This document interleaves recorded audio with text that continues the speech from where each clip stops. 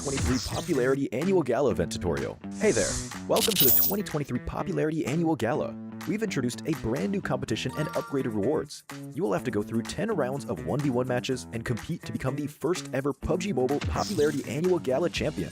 So let's get right to it. New competition, ladder competition. The Popularity Annual Gala event will be utilizing a new ladder promotion system. Players' initial ladder grade will be determined by their battle points at the end of the first round. Ladders are divided into 6 grades: Triple S, Double S, S, A, B, and C, with Triple S being the highest. Ladder promotion rules. Players are ranked based on the popularity they gain during the battle period. For rounds 1 to 9, the ladder results are settled at the end of every round's battle. Apart from ladder grade C, each ladder has 100 spots, with the top 20 promoted, the middle 60 retained, and the bottom 20 demoted. If you're trying to move up the ranks, be sure to stay within your ladder's retained threshold or higher before each round is settled. Additionally, ladder grades can only be promoted or demoted by 1 grade at a time, so your performance in the assignment round is crucial. Be sure not to miss it. Final showdown. Based on the rankings from the previous 9 rounds, round 10 will be the decisive showdown to determine the final rank and ladder grade placement, including the champion of the 2023 Popularity Annual Gala, who will emerge as the ultimate winner. New exclusive rewards. At the end of round 10, rewards will be issued based on the player's ladder grade and final rank. For outstanding players, they will receive exclusive rewards that can showcase their supreme honor both in and outside the game. In-game rewards include the honor title, honor name tag, and honor avatar frame, which are sure to make you stand out. Moreover, there are also physical trophies, interviews, custom-made popularity gifts, official social media promotion, game exposure, and other exclusive honorable rewards. Gain global renown both in and outside the game. What are you waiting for? Participate in the 2023 Popularity Annual Gala now.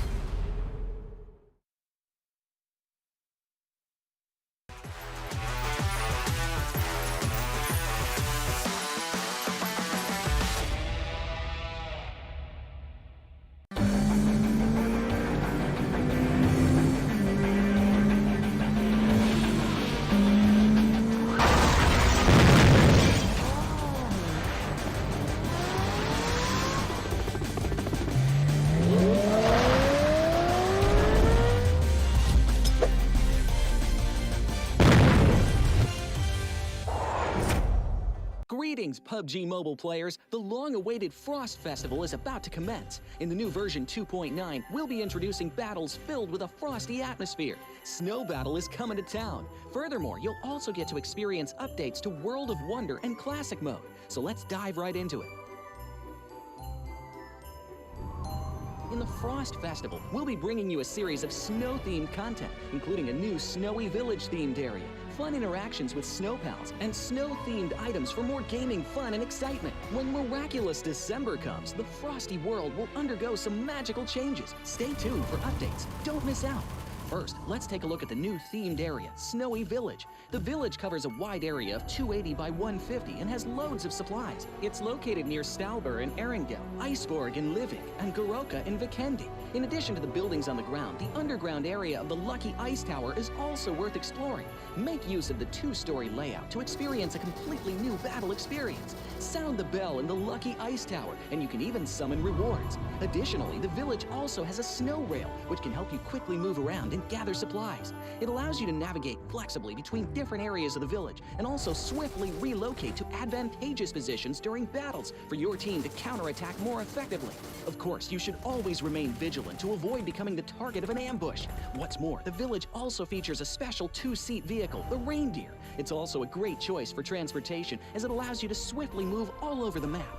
For intense battles, we've also prepared festive and practical battle equipment for you, the Snowball Blaster and Snowboard. The Snowball Blaster can be used in many ways and has loads of functionality. When you aim it at the ground or a building, it can create a snow pile cover for you. When used on enemies, you can temporarily transform them into lively snow pals to restrict their movement. When facing bodies of water, you can use the Snowball Blaster to freeze the surface so that you can walk on it. It's definitely a practical yet entertaining weapon. After transforming into a lively snow pal, you will be unable to use firearms to do battle. You'll only be able to rely on basic actions such as walking, running, jumping, and swimming to evade enemy pursuit. It takes some time before you can revert to your human form. Let's build a snowman together. The snowboard will also bring you a whole new experience. Apart from helping you glide and move on various surfaces, it can also be used with the Snowball Blaster. Explore the many possibilities and use these two items to have all kinds of fun. We've also designed various interactive mechanics, such as searching for snow toddlers, lucky ice, and the snow blast zone. When you encounter a lucky snowman on the map, don't be in a rush to leave. There are 4 lost little snowmen hidden near the lucky snowman. Search for the 4 hidden snow toddlers and bring them back to the large snowman. You'll then receive a token of gratitude. There are lots of lucky ice scattered across the map. Shatter the ice to get the supplies inside. Try using a melee weapon to break the ice more easily. Furthermore, you'll find that snow has engulfed some red zones on the map, and the falling snow will bring about many interesting effects. Players within a snow blast zone will be transformed into a lively snow pal if they're hit by the snow. If the snow lands on the ground, a snow pile cover will be created.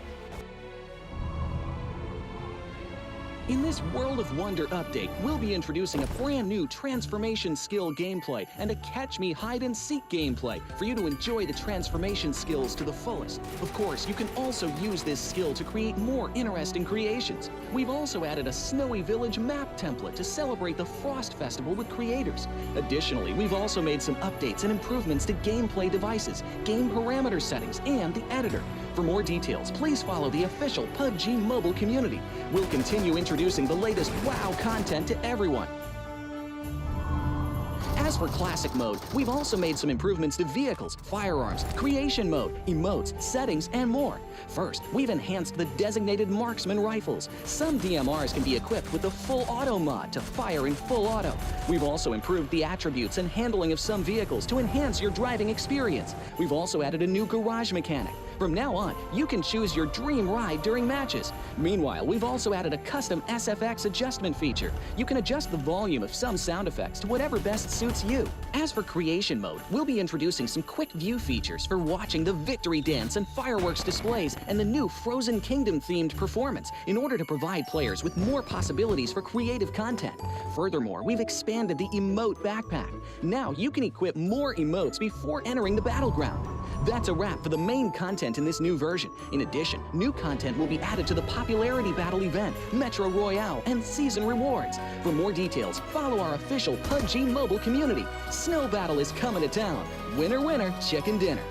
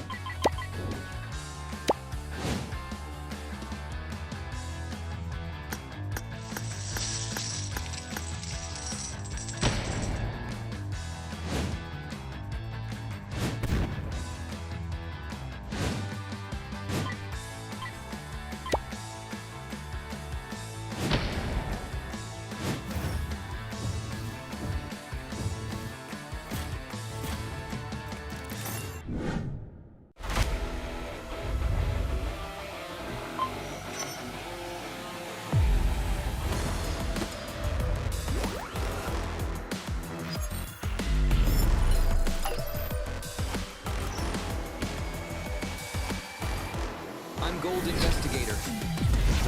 Join the Investigator team and let's protect the game's fairness together.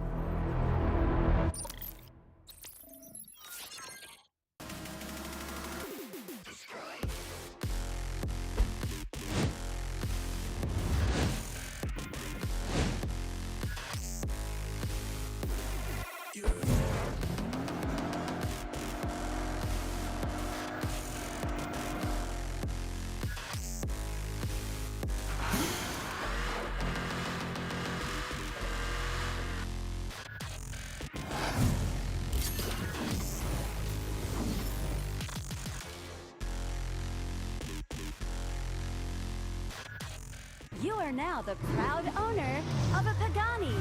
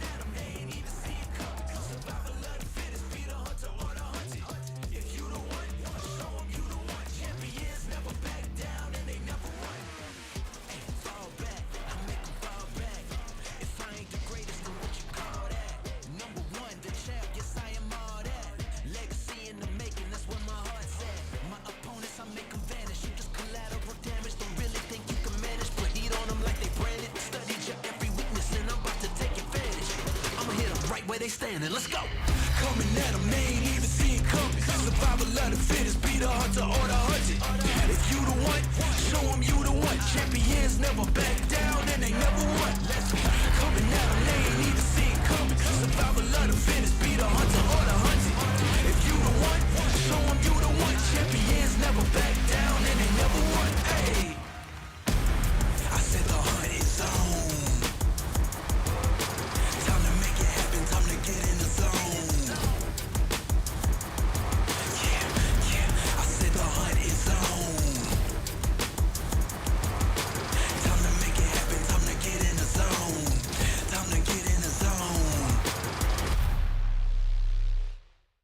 S2G stand for what? Stay to stay. Stay to stay. Bence bu sene diğer seneye göre daha kolay geçecek. We will smash you in PMGC.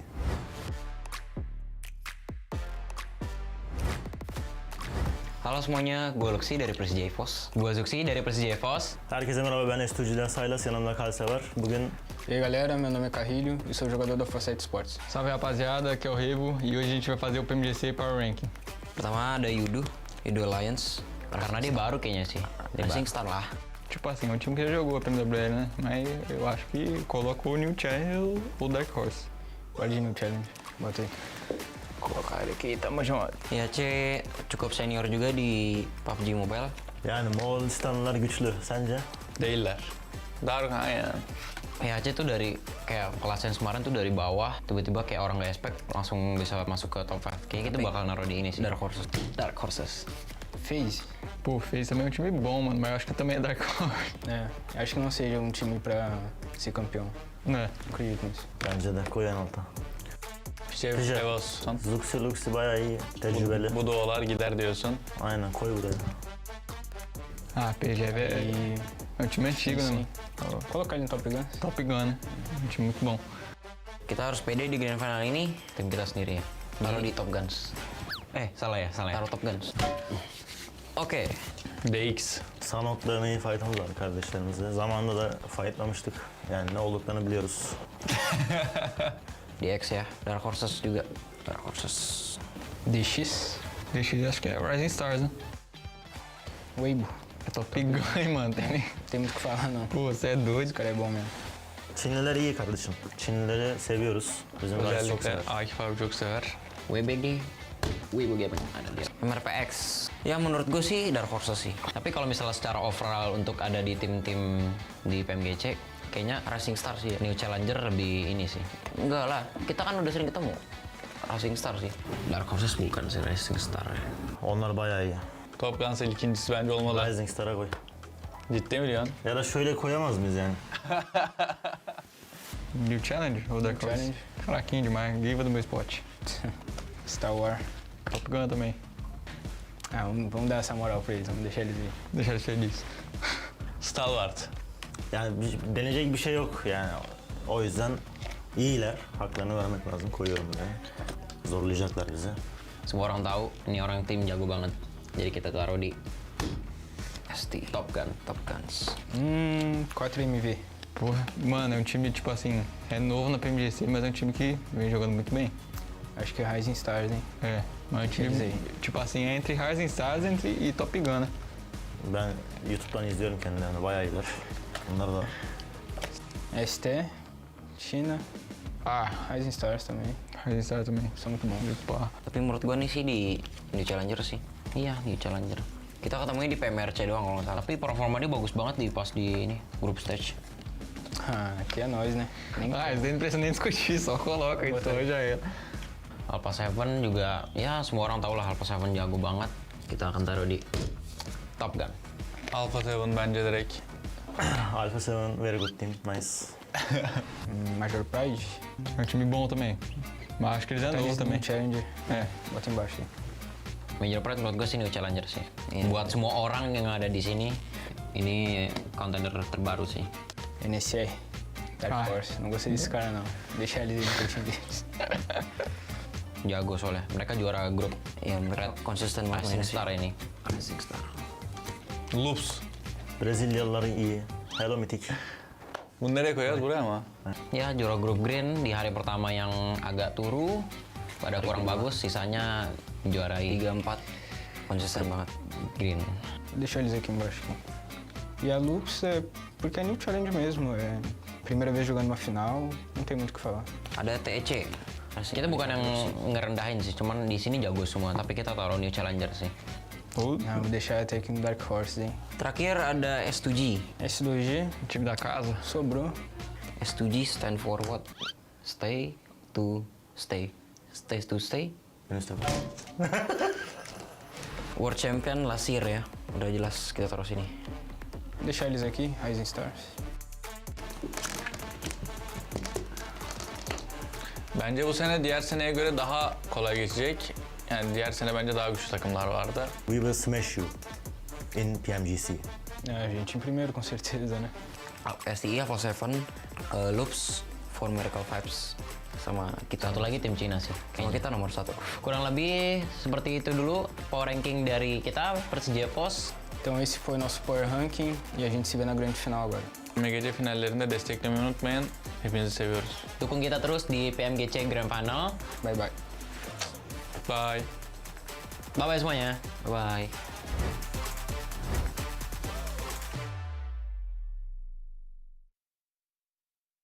The all-new PMGC Road to Glory event is available now. Come and support your favorite team and stand a chance to win the rare Esports supporter title, champion lobby theme, exclusive commemorative team cards, and more. You can choose a team participating in the PMGC finals that you wish to support at the start of the event. Once chosen, you can carry the team flag towards the 2023 PMGC finals venue. Each advance requires a PMGC memento. Don't worry, we'll explain how to get them in a moment. While advancing, you have a chance to trigger a Q&A challenge when you advance to a special space. If you win, you can advance one more time for free. During the event, each player has up to 5 free chances. Don't miss out. Please note that the likes you receive from friends will increase your chances of advancing more than one space per day. In this event, there are 2 main ways of getting PMGC mementos. First, there's a chance to pick them up in the Frozen Kingdom themed mode. You can get 1 per match and up to 5 per day. We heard that it's easier to find them in Snowy Village. Second, you can get 1 free PMGC memento by using 50 UC on the PMGC Lucky Spin. Every time you reach the destination, you'll earn points. Tap the gift box on the left to enter the event shop.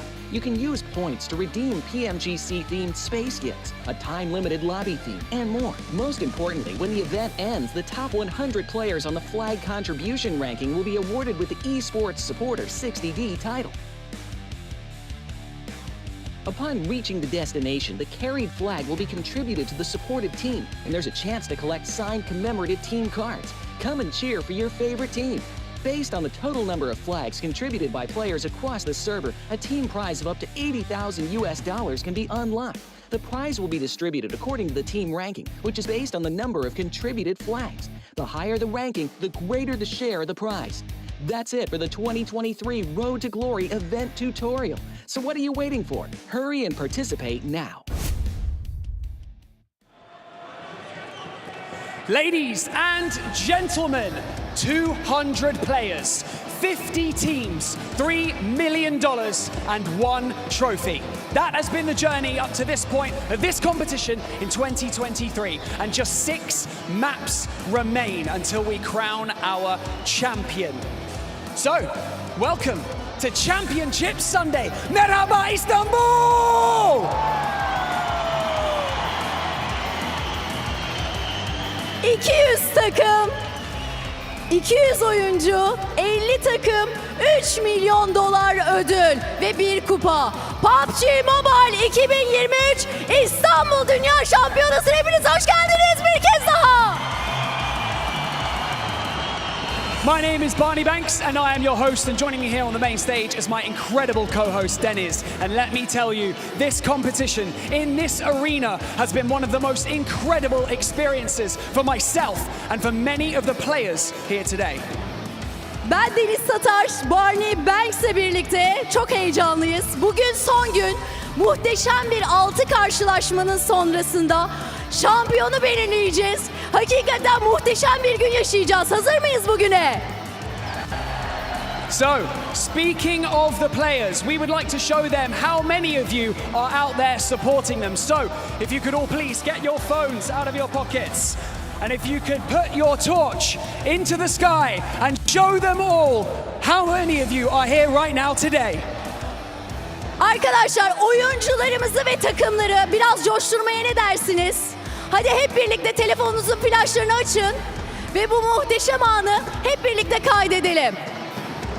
Players, this is how many people you inspire and bring joy to.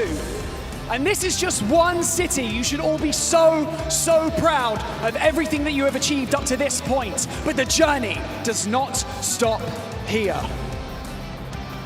Takımlar buraya gerçekten büyük bir çaba ve büyük bir mücadeleyle geldiler. Hepsi birbirinden değerli, hepsi birbirinden güzel mücadele eden isimlerden, oyunculardan oluşuyordu. Bu 3. günün sonunda biz artık bugün şampiyonu belirleyeceğiz. Keyifli bir gün bizi bekliyor. Ne dersiniz? And so, for one final time, 6 maps, $3 million on the line. 1 champion. But which team will be the one? Let's find out. Be the one, yani bizim sloganımız bugün o zaferi elde edecek takımı biz de sizler gibi merak ediyoruz. 6 maçımız kaldı. 6 maçın sonunda bir kupaya ve 3 milyon dolarlık ödüle hak kazanacak takımı heyecanla bekliyoruz.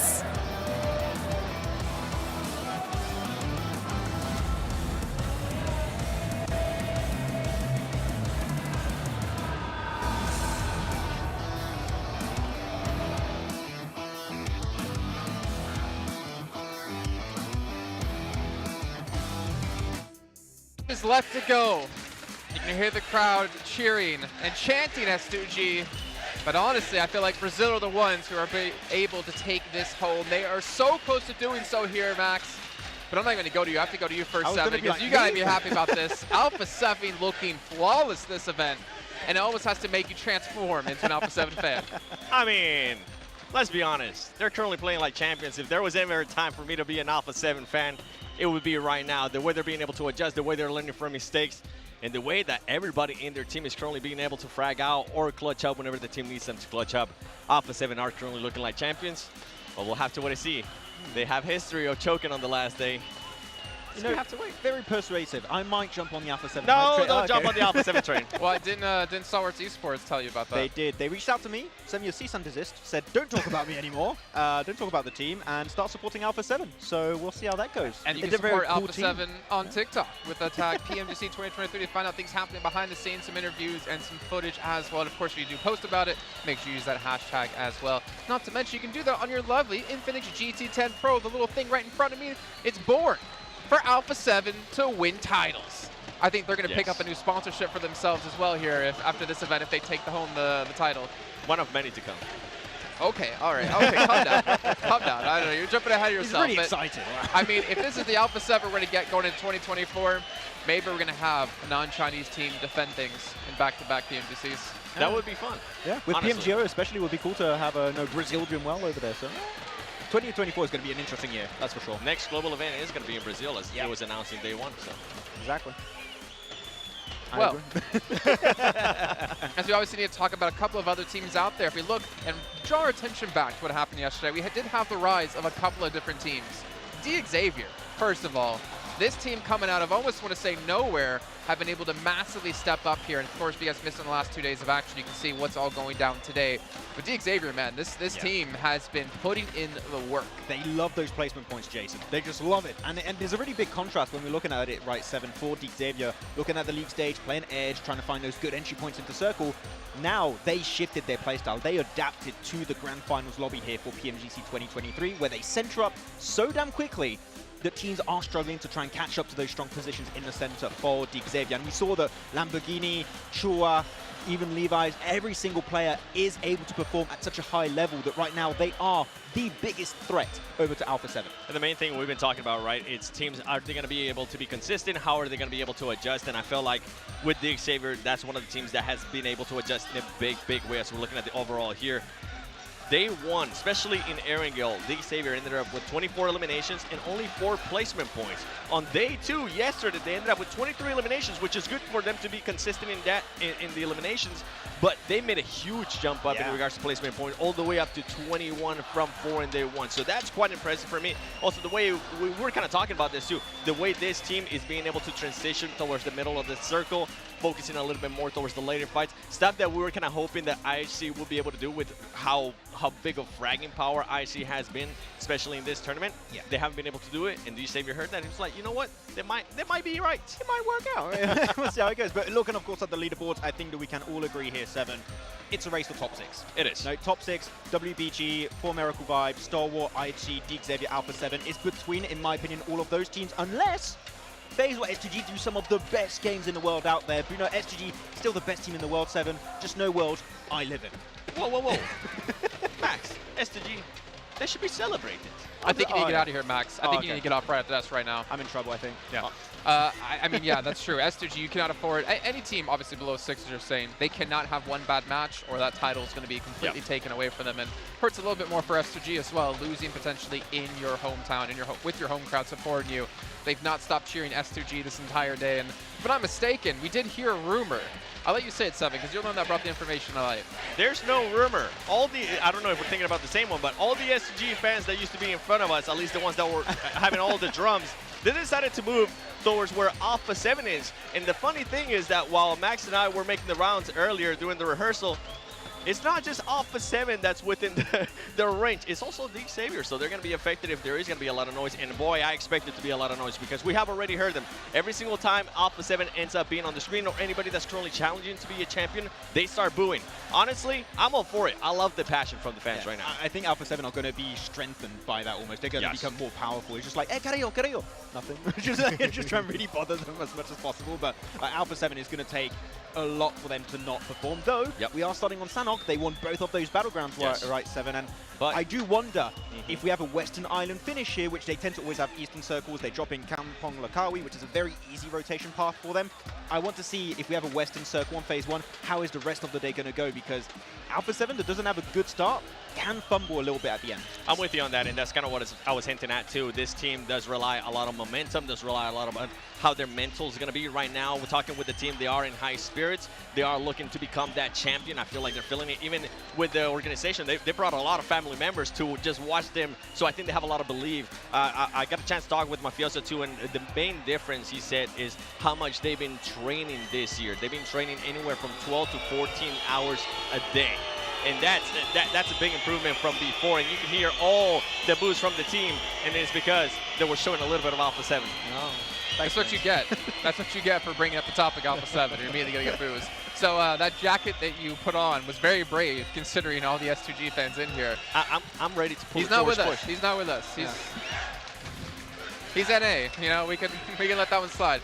But obviously, looking up ahead, as we do have before we kick off our games, of course, a show match. It's going to be over on Livik, and I think it's a nice way to get things started, get some sweet action, hopefully some Panzerfaust thrown in here as well, here or there, something going on. And it's going to be thrown on over to John and Blink to bring us all the action. Don't know about you, Blank. I'm feeling a little bit chilly. Oh, I think we're going over to some winter action. Yes! I love Livik.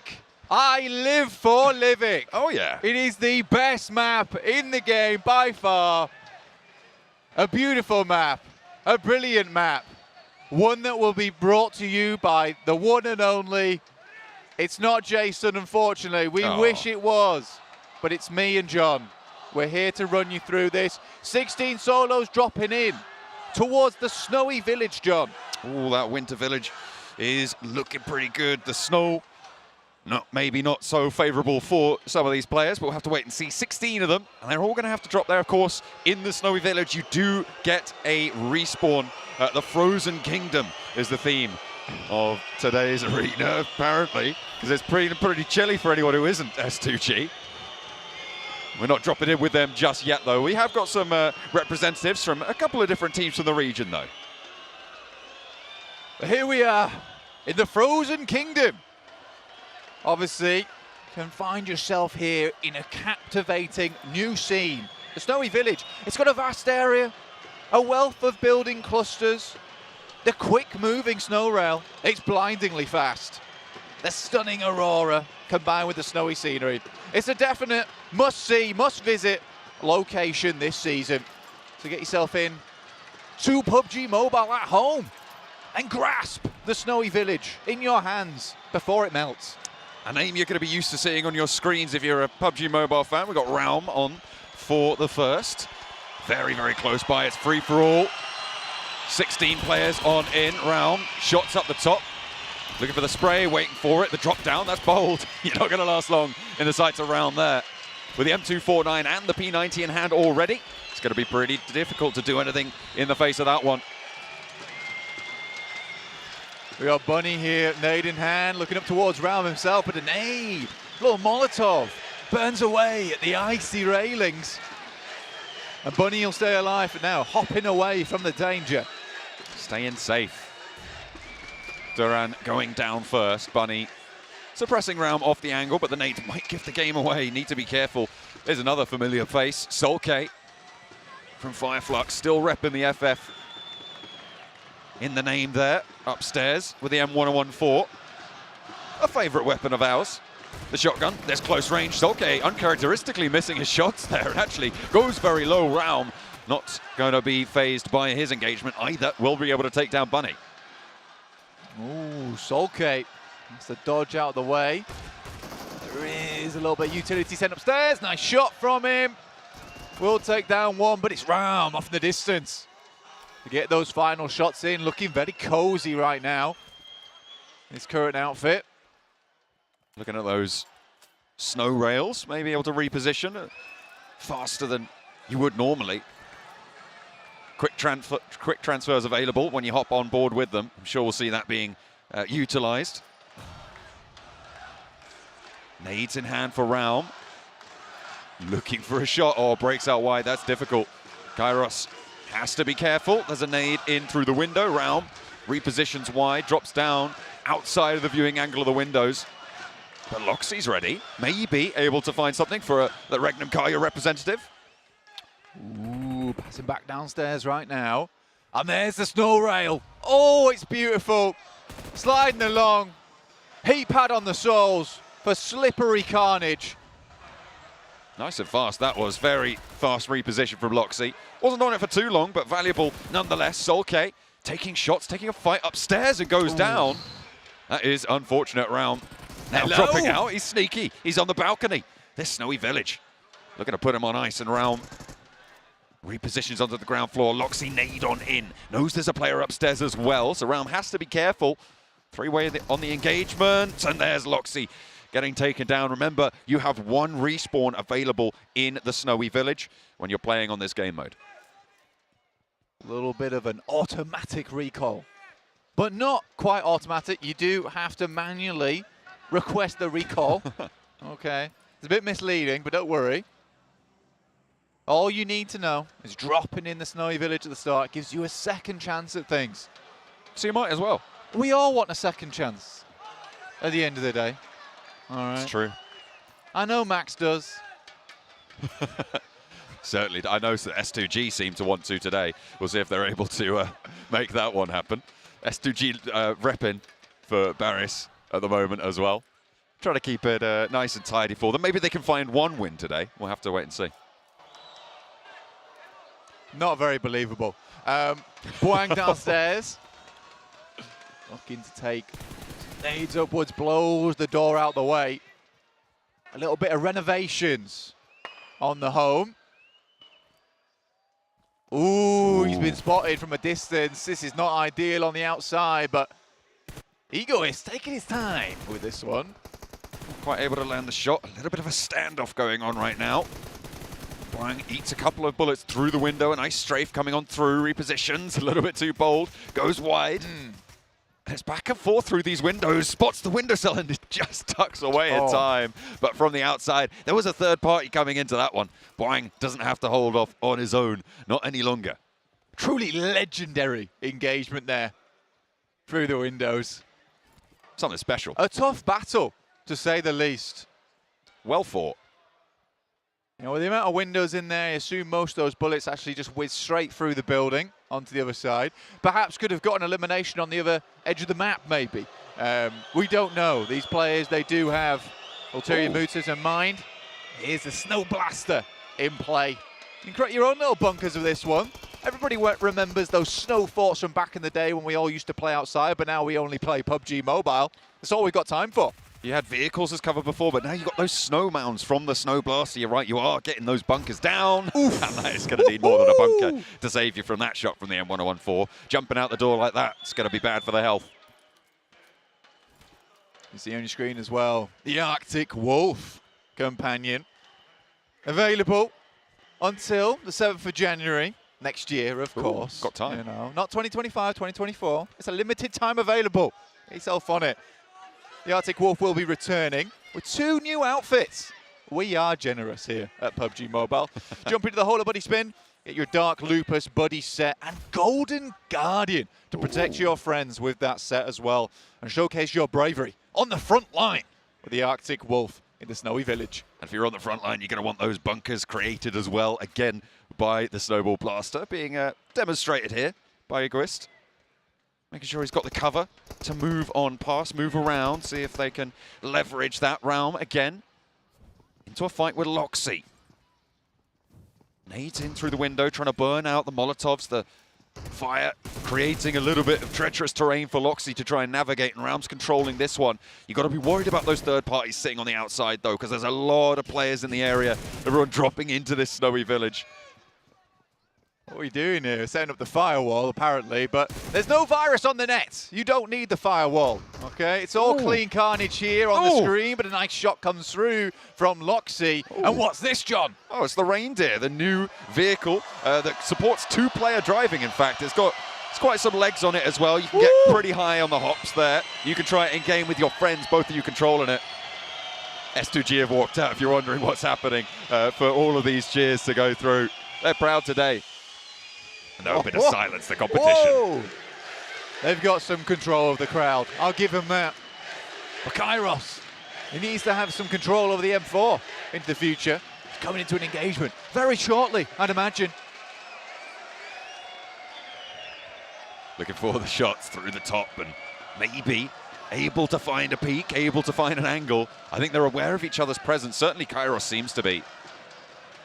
Wants the vault up onto the rooftop. Will he be able to find the angle? The player hiding out for the time being. Just staying on in the building. There's 6 players left. Blank, you've got to be a little bit bolder than that. You could see the Snow Blaster bunkers holding on for a while there on the side of those buildings, covering off angles and covering off sightlines as well.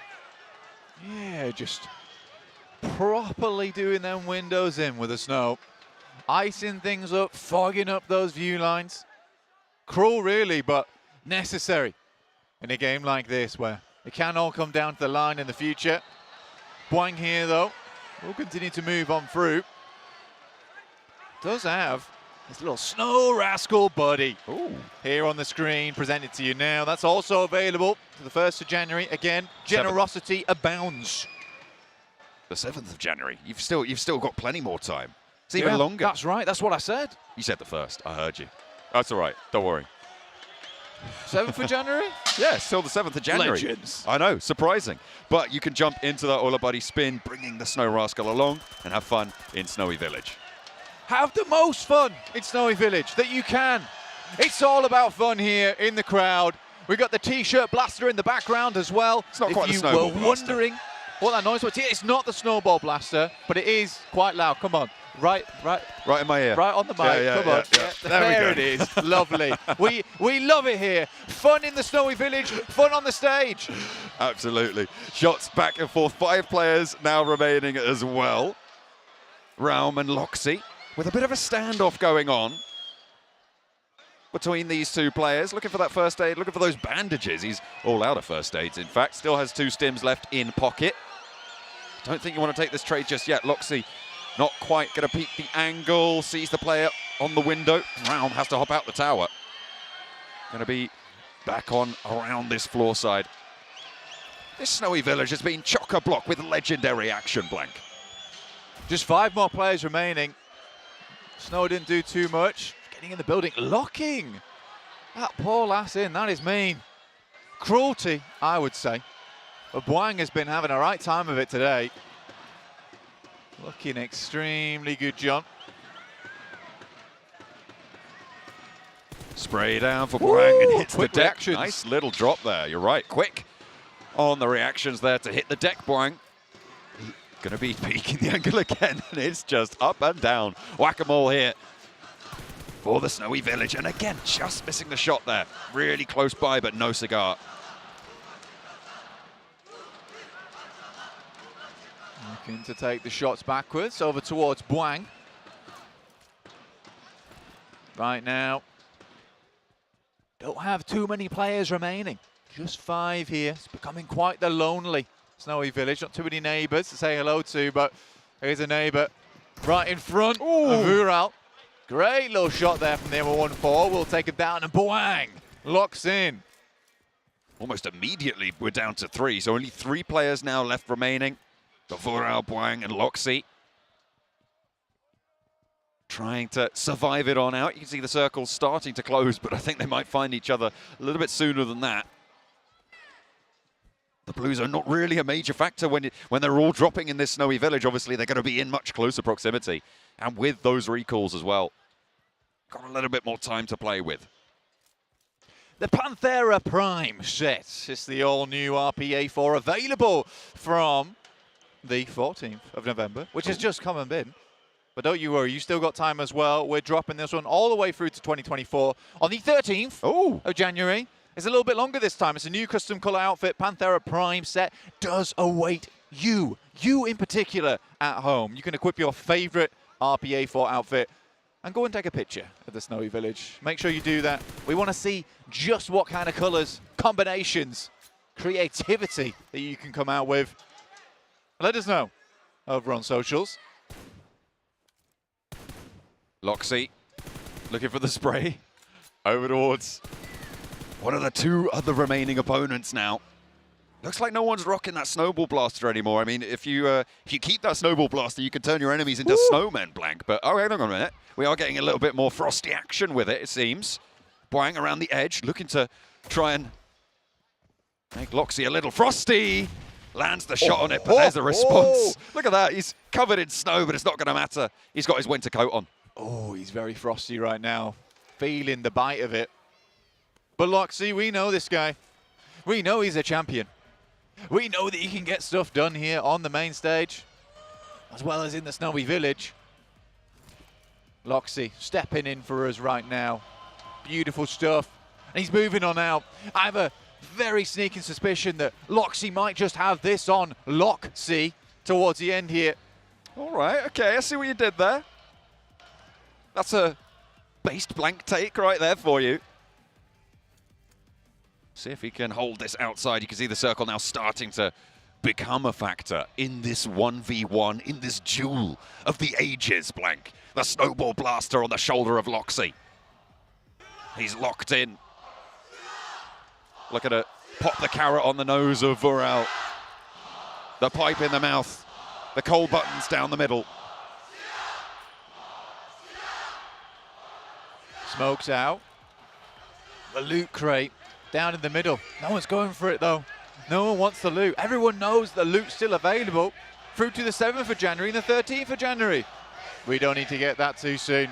We've got time to watch the conclusion of the PMGC and the conclusion of this momentous moment in the show match of Livik. Never mind, Vural, he's on the ticket early. I respect that, you know. He's gone in there with the pre-order. Fair play to him.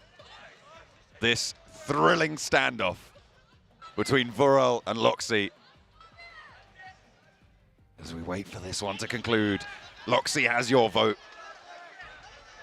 I'm beginning to believe as well he's got the circle. Look at that shift all the way over. There's no way Vural makes this through, right? Not with the snowball blaster in Loxy's arsenal.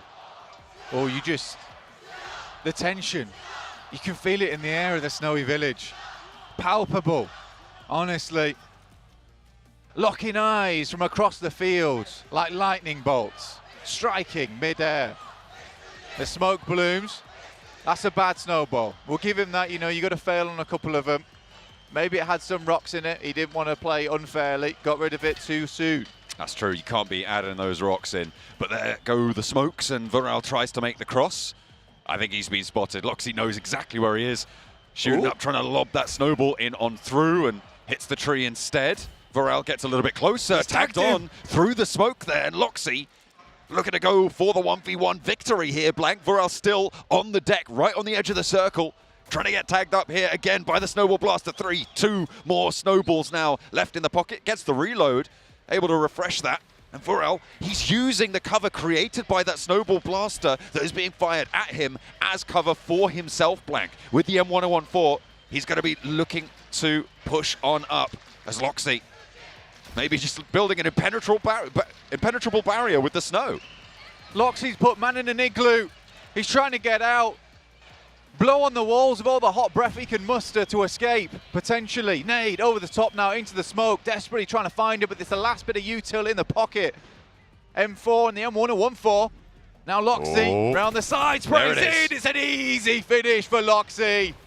We felt it in our blood, in our bones. And he does us all proud. Excellent performance in that 1v1. Incredible stuff from Loxy to be able to close that one down. The champion of the Winter Village. Look at him, ice cool in the veins. He's ready for it. Regnum Kaya going to be happy with their representative here. Absolutely, but we're going to head back over to the analyst desk right now.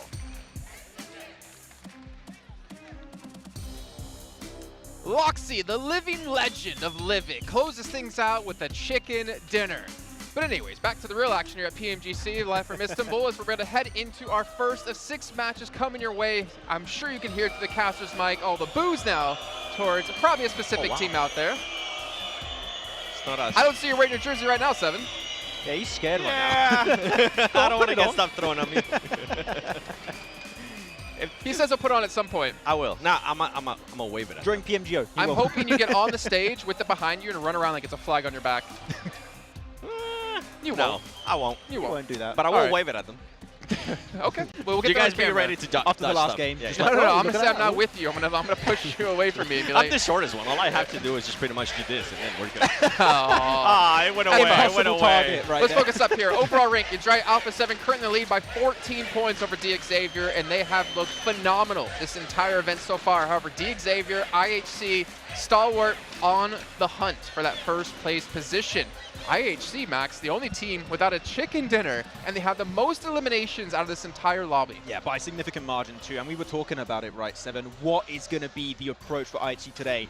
Are they still going to continue that playstyle of do or die, go for high elimination games, but still take the risk of losing players, and then your odds of a chicken dinner, as you can see, they haven't got a single one this tournament, is going to go down significantly? Or are we going to see adaptations? Are they going to try maybe pull a DXavier and just center up a little bit faster and maybe get themselves the high elimination chicken dinner? Because right now, I feel like without placement points and Alpha 7, how they were looking these last 2 days, it's going to be so hard to catch up. Yeah, we'll definitely talk a little bit more about IHC in a bit, but this is the main matchup for me, I feel like, especially for today. It's going to be between Alpha 7 and DXavier.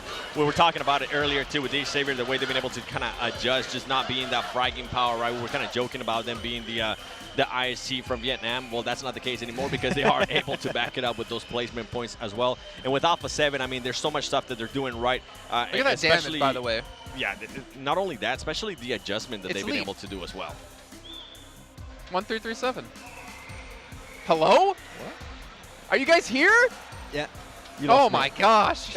You guys disappointed the hell out of me there. How do you not know 1337? Whatever, move on. Let's take a look here at IHC up against Stalwart and a head-to-head as well. 2 other teams on the chase, and you can see the average eliminations for IHC has just been phenomenal, with Giola being the lead in the charge. However, the top 4 rate is almost abysmal. Yeah, it's a rough time, Jason, right now for them. But when you're looking at it, Mongolia here, 7 has been just so dominant at this international stage in the grand finals. Though we talk quite a bit about IHC more extensively. For Stalwart, and this is a point that you were bringing up, 7, is that they're not being given those kind of good circles that they can easily rotate into, which has been hindering them throughout yesterday. And I felt like it was something that we've been pointing out with them, especially since day one. We saw them whenever they are able to position themselves, they are just such a strong team, and they are so good at being able to actually position themselves, but it kind of has been backfiring for them because they haven't been able to position themselves. They have been forced to make those hard shifts. They have been forced to rotate late.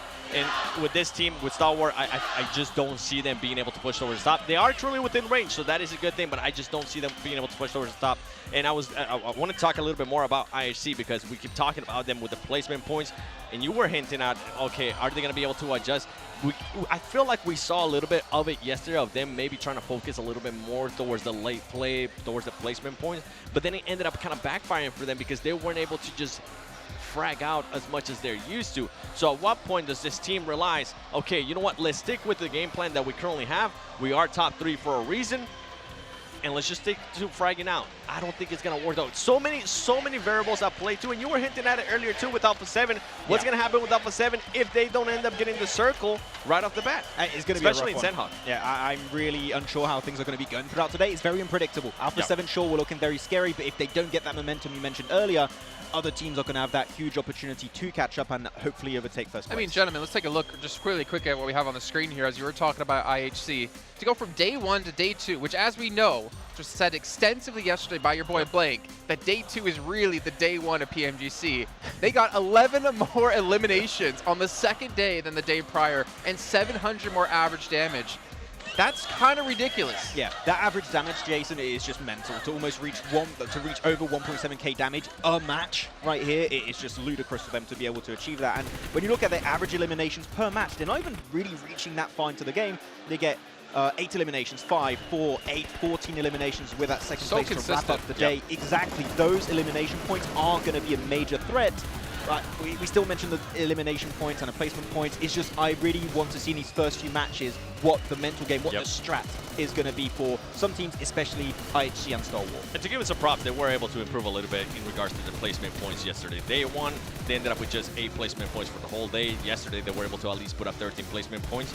It might not seem like a lot, but for a team that's for a team that's just so focused on being able to get those eliminations, that is a lot for this team, and that's kind of what we were talking about in regards to this team trying to adjust a little bit more, trying to do what this Xavier was able to do yesterday, which was focus more on those placement points. And we're looking at this Erangel game in particular in the highlights, and now it's Miramar. But before that one, it was some of the best display of terrain knowledge from the Xavier that they put in full display. They know which fights make sense, and they can, even when they're not playing center, they were playing edge a lot of the time back in the league stage, and they can easily pivot between these two kind of approaches, which makes them such an issue for these teams that still reach the late game. We know the Xavier have a chance to still be lingering in the background for those placement points. I mean, the thing is, our battlegrounds are going to play such an important factor into today's matches as well, considering if we think back to yesterday with our triple Erangels, going into that first one, we saw Xavier and IHC had the most eliminations by far on that map, almost doubling the second, or the third, I guess the team behind them, right? Then you go over to Miramar, where I guess they would typically fall off and you would see more of a normality in terms of elimination. So they would see like 30 plus on Erangel for those matches, and then we got to Miramar and you see like 15 or less. So when we get to Erangel, if IHC and Xavier, in my opinion, want to have a decent chance of taking this title, they have to perform on those maps, and they have to gain somewhat of a lead going into Miramar. Yeah, I mean, right now for Xavier is looking really good on Erangel. When you look at yesterday's performance here, Chicken Dinner with 13 eliminations, third place with 3 limbs, a little bit of a lower match here on their side. I think it was Chua trying to just swim across the water. That was a horrendous circle, by the way. Let's just forget that game ever happened, and then followed up with a second place with 7 limbs, and then a Chicken Dinner to wrap up the day. This is my big question for Xavier. Are we going to see a repeat of day 1, or are we going to see that continuation of day 2? Because I feel like that mental game is going to be at play for Xavier, that if they play even slightly close to what they've done, and Alpha 7 maybe don't have the start they expect, it could be a complete change in the leaderboards. And for me, the biggest question for Alpha 7, I mean, not only is it the Sandhawk, if they do end up getting the circle, is actually the first Erangel, because the first Erangel on both days, they just have not been able to get those elimination points. And if for this team, if for some reason they have a bad Sandhawk, and on top of that they continue to have a bad Erangel, that mental state is just going to start messing with them. The one thing that I do have to give them some props is how much they were able to improve in their Miramar from day 1 to day 2. And this is something we were kind of looking whenever we were watching the map feed, whenever we were looking at the review of day 1, is Mafioso learned from S2G. He ended up getting eliminated on day 1.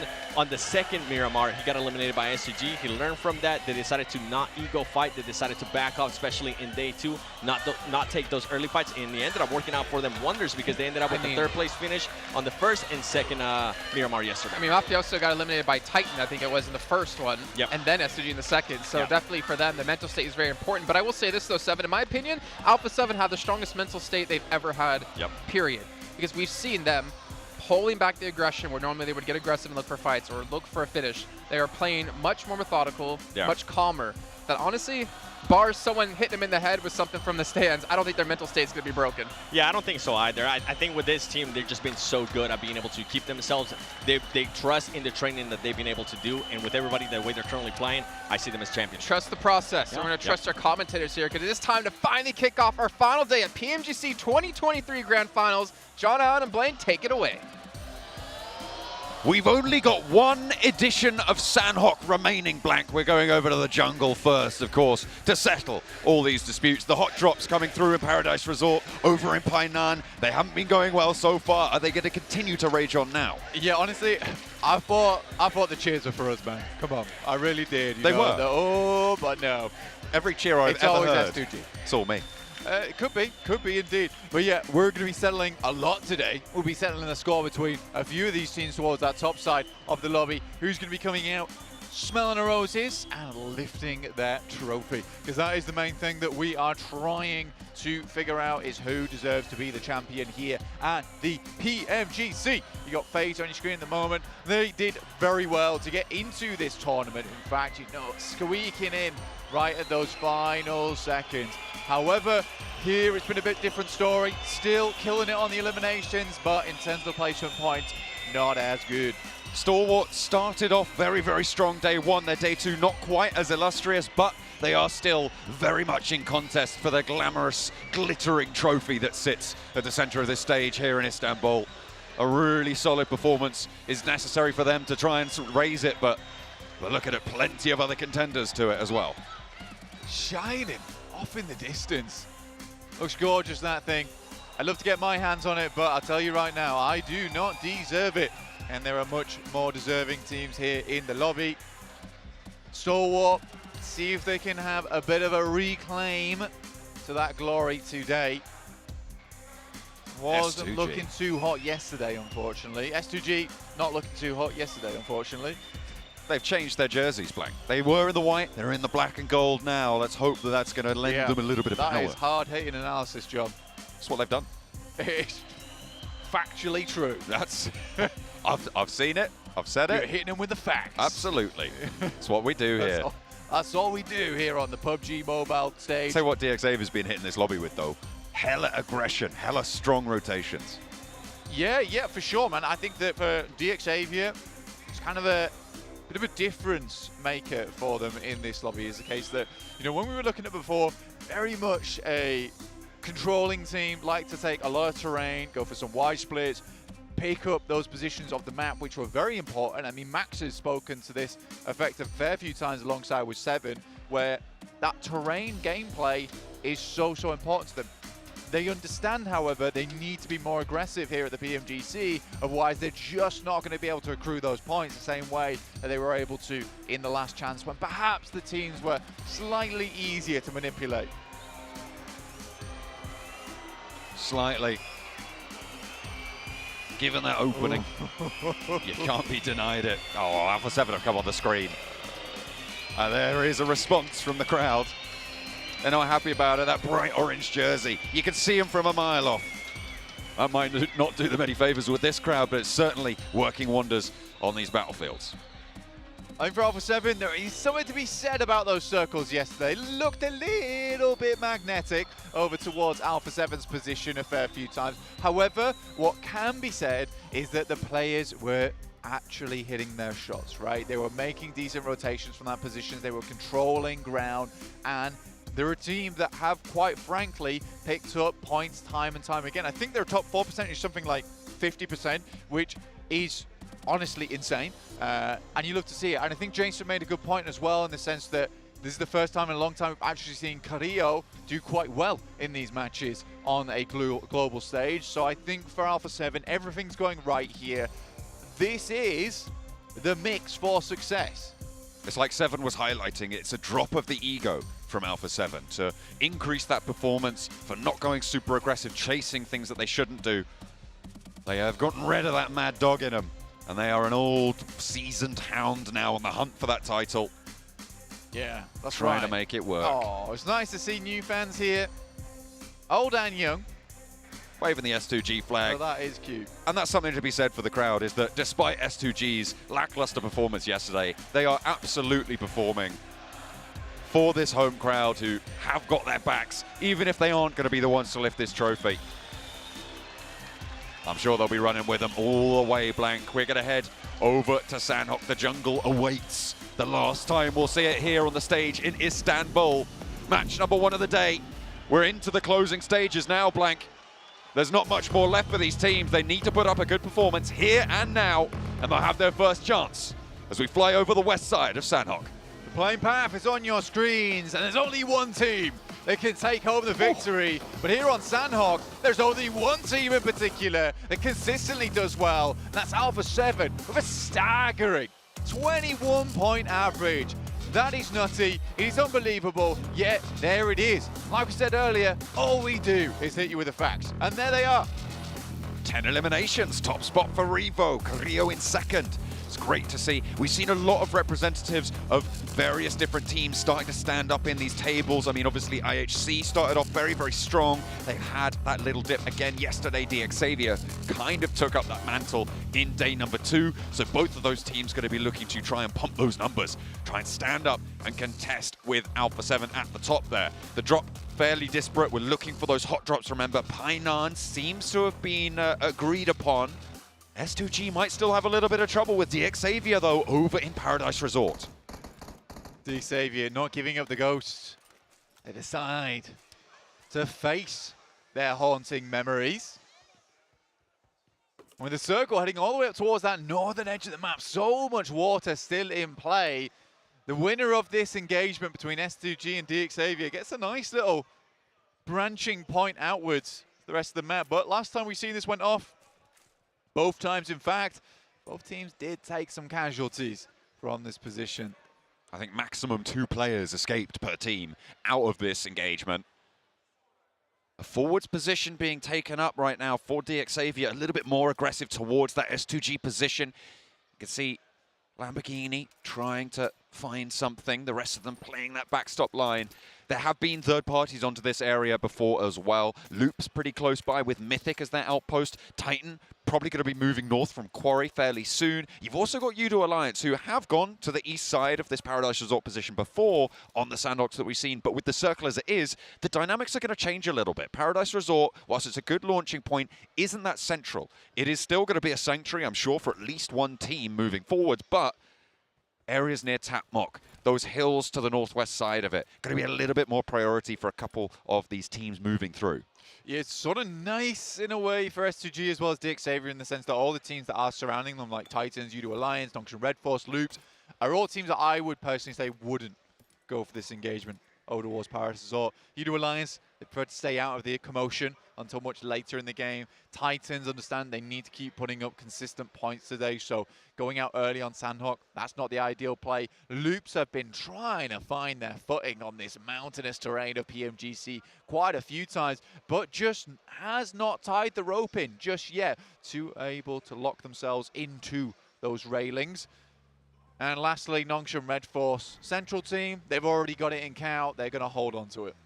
A good central spot for them as well.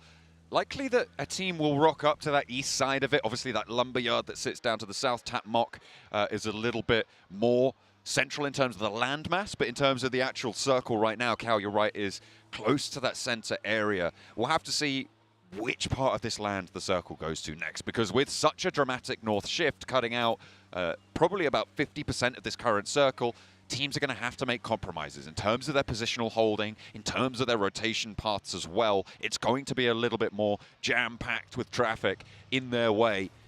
And they've just met the rush hour, so they do not want to come into too much conflict too early, or if they do, they want to finish it quickly.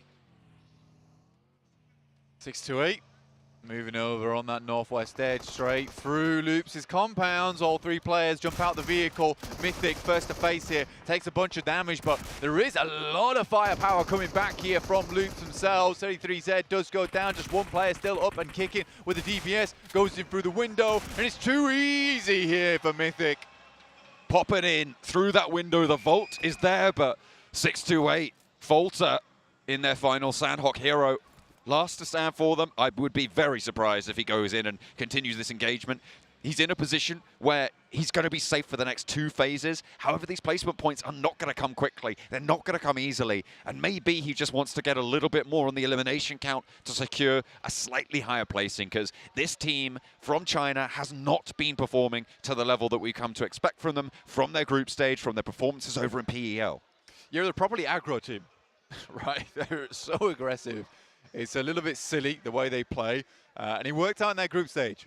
mainly because a lot of teams couldn't handle the firepower, the force, bearing down on them. But it's the teams here, strong like Atlas, able to hold on. IHC, though, getting the cheers from the crowd as they take down Alpha 7. Another nade over the top. They're looking for the rares, sticking it. Could be important here. Mafioso back up and the nade is there. It's right on top of Revo. Is he going to go down? No. He evades it. A dash across from Mafioso to get some new cover now. And Alpha 7 looking to keep themselves up as 4. A good bouncer and a follow-up nade as well might be able to do the trick. Revo in danger, but he's able to weather it yet again. Popping that first aid off, and now Alpha 7 have the chance to take the momentum of this fight back into control. Ziol rolling around now, trying to get an off angle. Godless spotted in the smoke by Senab. Mafioso forwards, Revo with him, and they are surviving blank for Alpha 7. Holding on by a thread at this point in time. Gets a heal through too, stitching up the wounds in the process. Nice stuff from Alpha 7.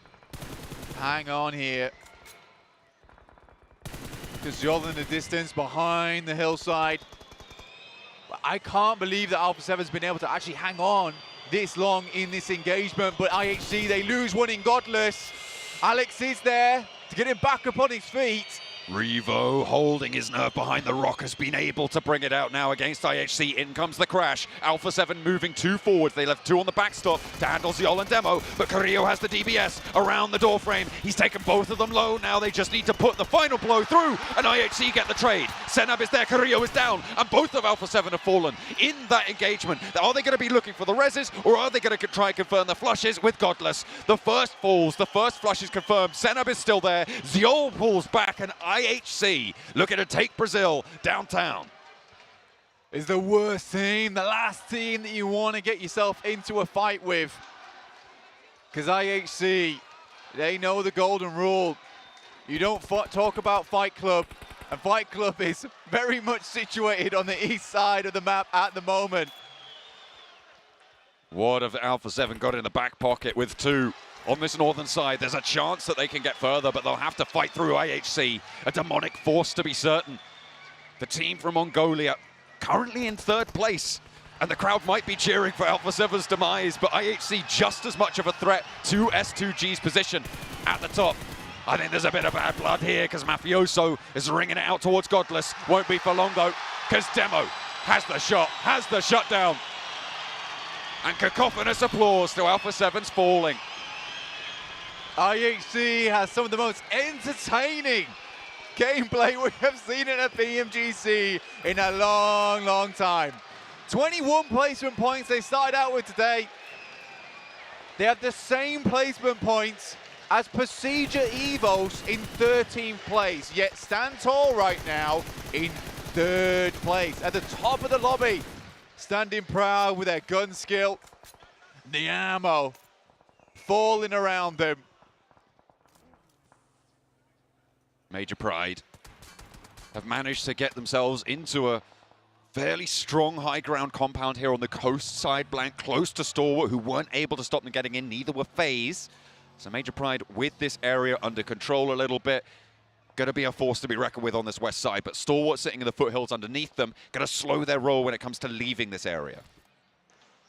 Yeah, for FaZe, honestly, from this type of position where Major Pride is sat, you need to, as FaZe, either go for a little loop-de-loop up towards cow side, or you go for the very aggressive push up towards Major Pride's compound. There is a possibility to make that one happen. As you come up the hill, you deny sight lines, you can get up there. A lot of times, that is a possibility to take the fight. And I think for FaZe, who are, to be honest with you, fairly decent at taking engagements. They're currently 7th place. They're not doing too badly at all in the grand scheme of things. They can take those fights with the teams. Major Pride certainly needs to be careful of that aggressive push pulling up towards their spot. Stalwart on your screens right now, over towards the western side. A team that has now had a door open up for them. Alpha 7 out in 15th place, which is extremely surprising considering this is the team that's taken 1st place 2 days running.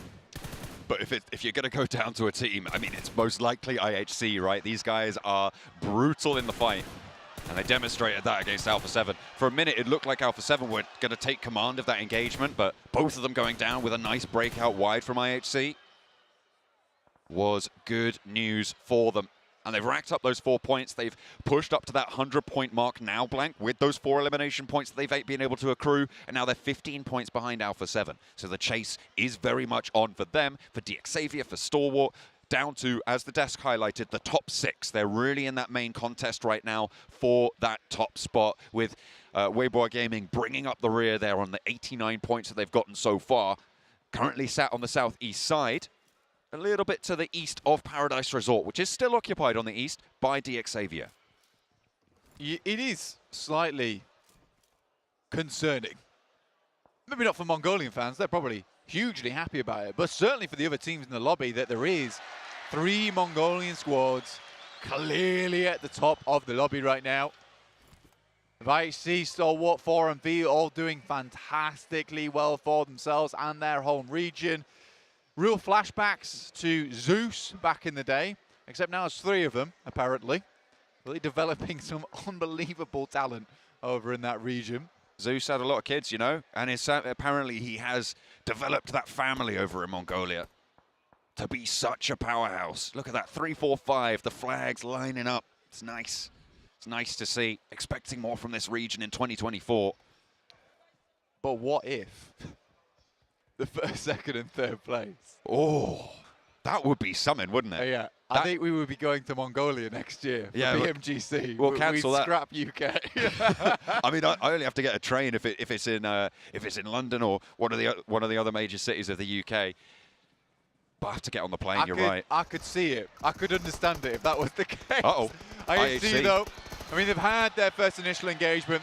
Sort of makes sense that, you know, they get the beast out of them and then get taken down by another team. Nongshim Red Force versus Godless, who has had a very lovely run yesterday. They will be taken out in 3rd place. Only 4 eliminations on the match. Not enough to catch up to DXavier. But it certainly closes the gap. And the crowd flips on a dime for cheering for IHC's demise after they take down Alpha 7. And to be honest, that's probably one of the better situations for S2G fans in the audience, because, of course, now that's 2 teams that they're going to be less worried about this match. We'll see if they can go the distance, because the Circle has given them a little bit of their blessing so far, but it's still going to be a very hard-fought victory for them should they be looking for that chicken dinner. DXavier, they've got company on the south side of Paradise Resort now, Blank in Pasija Evos, who have managed to find their way on through. Pasija Evos playing with 3, though, so a little bit down in force. They've lost Luxie already. They were not so fortunate as to keep that one together, with Titan out to their west as well. It's going to be a little bit tricky to get through on past Paradise Resort. Yeah, that position's a bit awkward right now with the rocks over towards the western side. I mean, DXavier will be leaving. S2G took their chances. They took the northwest side of Paradise, held in that building, expected DXavier to move a little bit sooner, but instead they just say, you know what, this is not worth it anymore. Let's move out towards that western compound alongside the road. It's actually a very good compound to play around. Right now, Loops have a good spot as well on the other side of the road, but it is Nongshim Red Force with that hefty cluster of buildings to keep them very safe for a very long time. My big players in this match at the moment. On our screens, though, it's going down from FaZe and Major Pride. Expect this to happen sooner or later. Nice initial shot with the DBS. Looking for more through the smoke. Ventores can't quite find the last shot there. Does finally put it to bed. And Major Pride will fall down 13th place. Not going to be able to do anything in this match. And that might draw any hopes of them getting towards the top to a close, with their first match going poorly. Pasija Evos still as 3, having to hold out for MV right now, who are approaching on the south side. Lynx with the first crack at it. Apex is behind the rock, and I think he knows it. They're going to be aware of each other's position. East, a lot closer by. It was East and Doc who were really standing tall for 4MV yesterday. And hopefully they can pull it back together here. Doc making his way out of the blue. Morph over on the east side. They've taken the knock onto Rocky, but they've got the smoke cover there that's just about to fade. Now they've got the rocks to cover them off. They'll try and stay as 4. As Udo Alliance have got a cheeky little angle, and Weibo Gaming down to the south side of them as well.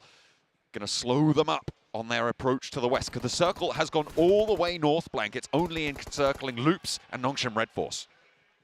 Udo Alliance, backstab from behind here. Pepenk starts things off.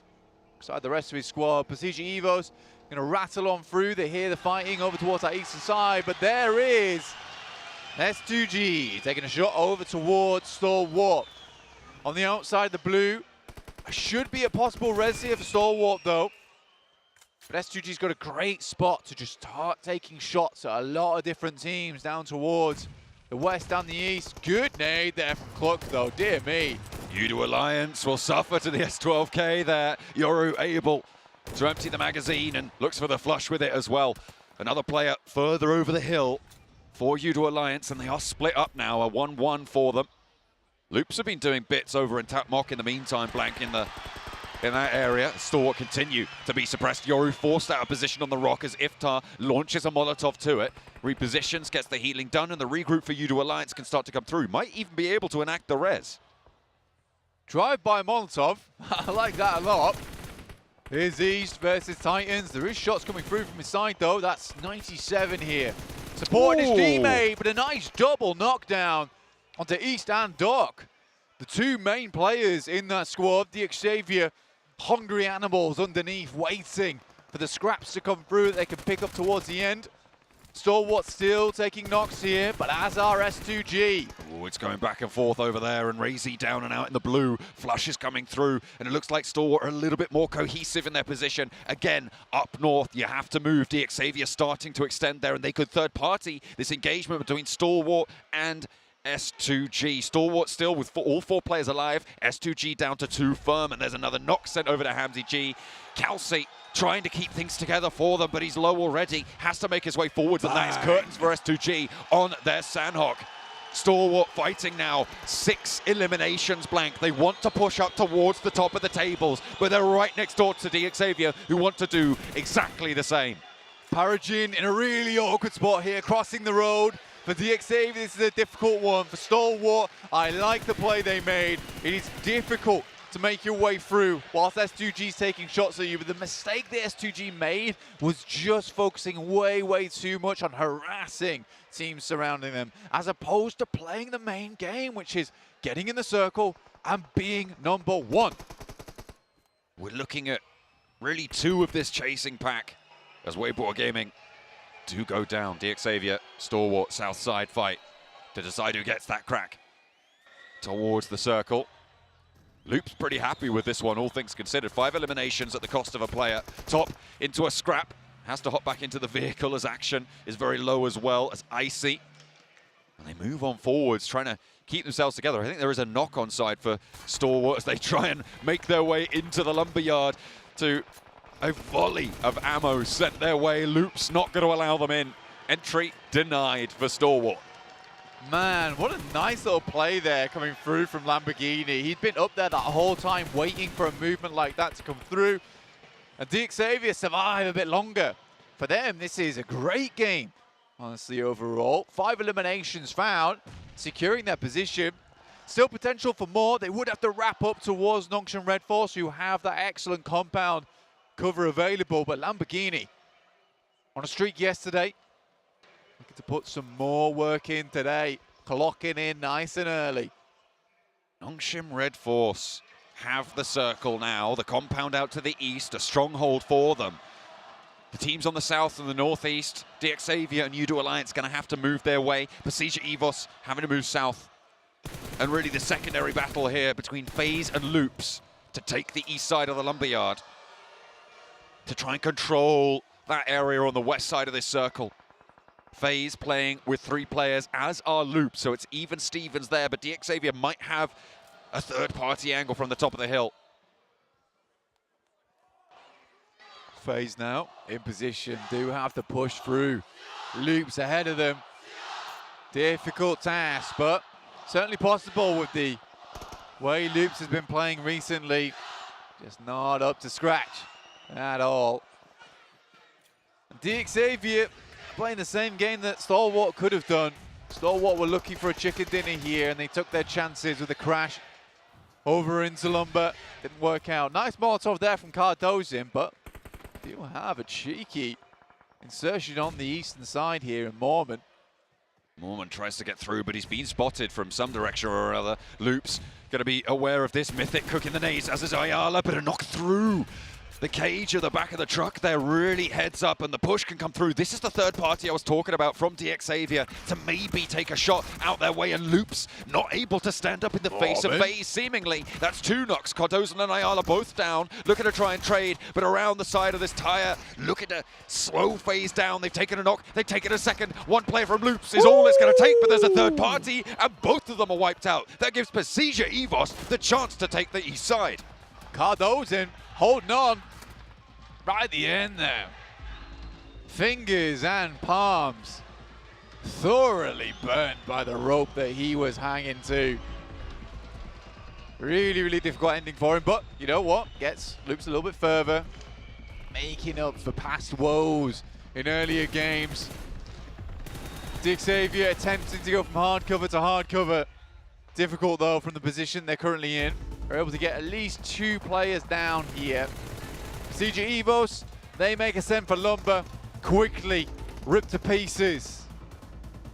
Only that one elimination point. Udo Alliance mounting their assault onto the side of the Nongshim Red Force hold. They go straight on through. Flax has managed to get on into a building there, but I don't think that's going to last long. DXavier taking the opportunity to move now as well. Try and get down with the players that they have remaining. 2 of them up and active. They'll need a res to get back into it. Udo Alliance playing with 2 as Nongshim Red Force have taken a knock. It's a 2 versus 3. Olio low, trying to get across here, but thinks better of it. Doesn't want to get out into the open just yet. XZY looking to try and take down the remaining player of Udo Alliance as they are just down to 1. Paragen's out of it, but Udo Alliance are out of it first. DXavier play on with 2. There's a chance now, but Nongshim Red Force down to 3, but no flush came through. And they're up to the building now. And Levi's got 2 nades. Start sending them in. The blue will push in Nongshim Red Force towards the boys from DX. DX equally have to leave. Nice shot from Lamborghini on the side inside the blue, a 2v3. Now begins to ensue. They got the shot under the stilts as well, and Lamborghini up to the building. The Molotov to send him off the cover, and a close range push. Levi steps out wide, and he gets completely torn to pieces. Lamborghini's next, and it's Nongshim Red Force. From the center of their compound, they held strong. And the South Korean team with a chicken dinner on the final Sanok of the grand final stage. It's nice to see that pan out as well, because honestly, you think back to what Max was talking about on that start of the second day, which is a case of Nongshim Red Force, they want the center of the circle right. However, they weren't able to get it over this past day, just purely because so many other teams were there much, much quicker than them. They're given the center at the start of the game, purely by chance. They're able to do so much with that. And it just shows you that they are a good team, but those rotations, the fights to acquire those compounds, that's what's lacking on this side. And it's not something that you can be lacking here at PMGC. Certainly not. Given the opportunity, they know how to play it, but you've got to have more in the back pocket. You've got to have a little bit more versatility to be able to bring to the table if you want to take that top spot. However, that will see them a lot further up the tables. We also saw DXavier getting in late to that match blank. That's going to be great for their chase for the top spots. Towards the top of the tables. Remember, they are one of the few teams. Sorry? That frightened you? Yeah, a little bit. Me too, bro. We got a little bit there by the... What are they, smoke cannons? Let's go with that. It's a nice win for Nongshim Red Force, so either way. But a lot of those top teams still really need to win it. The major talking point, though, Alpha 7 going out as early as they did, really opens things up. It is a massive battle towards the top side of the lobby. Really, no one has moved that far ahead. No major moves, but as I said, DXavier getting in late, getting that second place, maybe a chance to get closer. But you're right, there is no clear top of the tables right now. It is still very muddy waters. Everybody still looking for something, looking for anything really that they can find. And what a way to kick things off, to deny all of them really that major glory that would come with a chicken dinner early in the day. The last day of these grand finals. S2G doing something a bit weird though, I'm not sure I completely agree with, which is this case of sacrificing position for elimination points. I think you can see the difference between them and Stalwart quite clearly, in the sense that Stalwart is at least attempting to cross into the circle, which allows them to win that fight against S2G in the end, whereas S2G is just so focused on taking the shots and not on what the Blue's doing.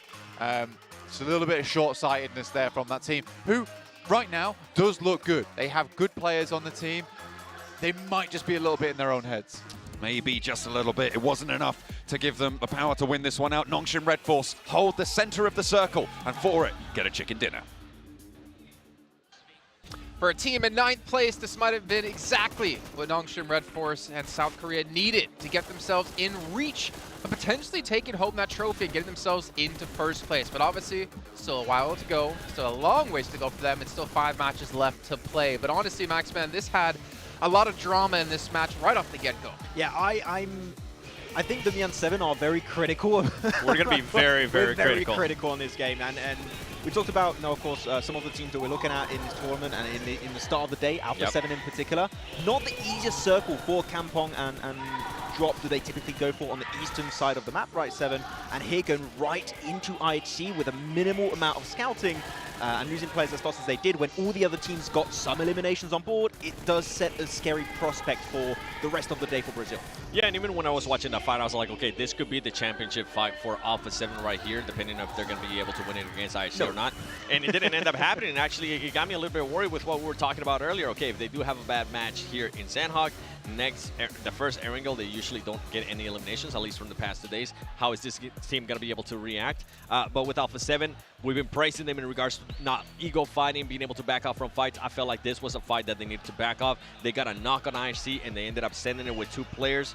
Not sure why they decided to be a little bit more aggressive there. I wonder if maybe the championship is going to start getting to them, and that's something that I'm a little bit worried for. Yeah. But and on top of that, whenever they did end up going on a 2v2 there against IHC, the players were lining up for him, and it made it super easy there for the last player of IHC to be able to pick him up. So overall, just things that we've been kind of highlighting for Alpha 7 that they've been doing good, that in this first match, they did not do good. Gentlemen, Xavier, 13 points. Yep.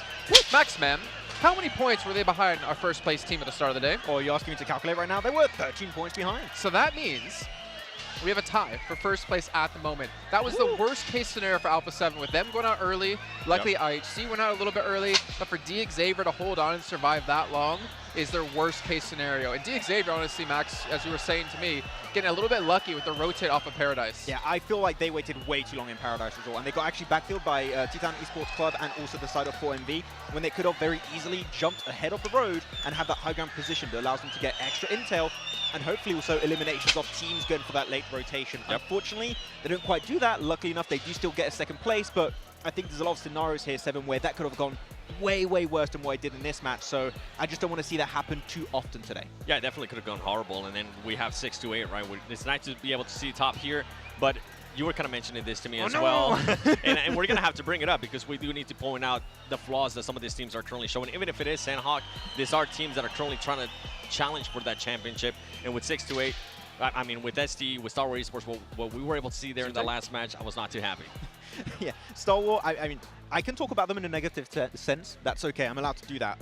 I don't know what that rotation was in the late game, 7. They are on the southern side of Tapmok, across the road, on that high ground position. They don't fight Xavier, send it down. Not too sure why. No, okay, actually, this reminds me, I was looking at, why does Alpha 7 have 1 more point? Actually, I forgot to mention at the top of the show, there was a miscalculation in the total points Alpha 7 did have. They got 1 additional point from an elimination that Koryo got. So they got added on. So Alpha 7 still technically in the lead right now by that 1 point. However, it is too close to call for now. It is. But something I do want to point out with IHC is we were kind of intrigued what was going to happen after they won the fight with Alpha 7, right? But then, for some reason, a team that had a perfect chance to actually be able to scout and see where they were going to be going with how much space they had to work with, they decide to end up sending it into Nongshim Red Force, which is a team that's set up, which is a team that was waiting for somebody to try to crash on them, and Nongshim Red Force just made easy practice of them, easy eliminations. That compound was taken over, as you said, by Nongshim Red Force. Get what was open at the time. Guess what was available?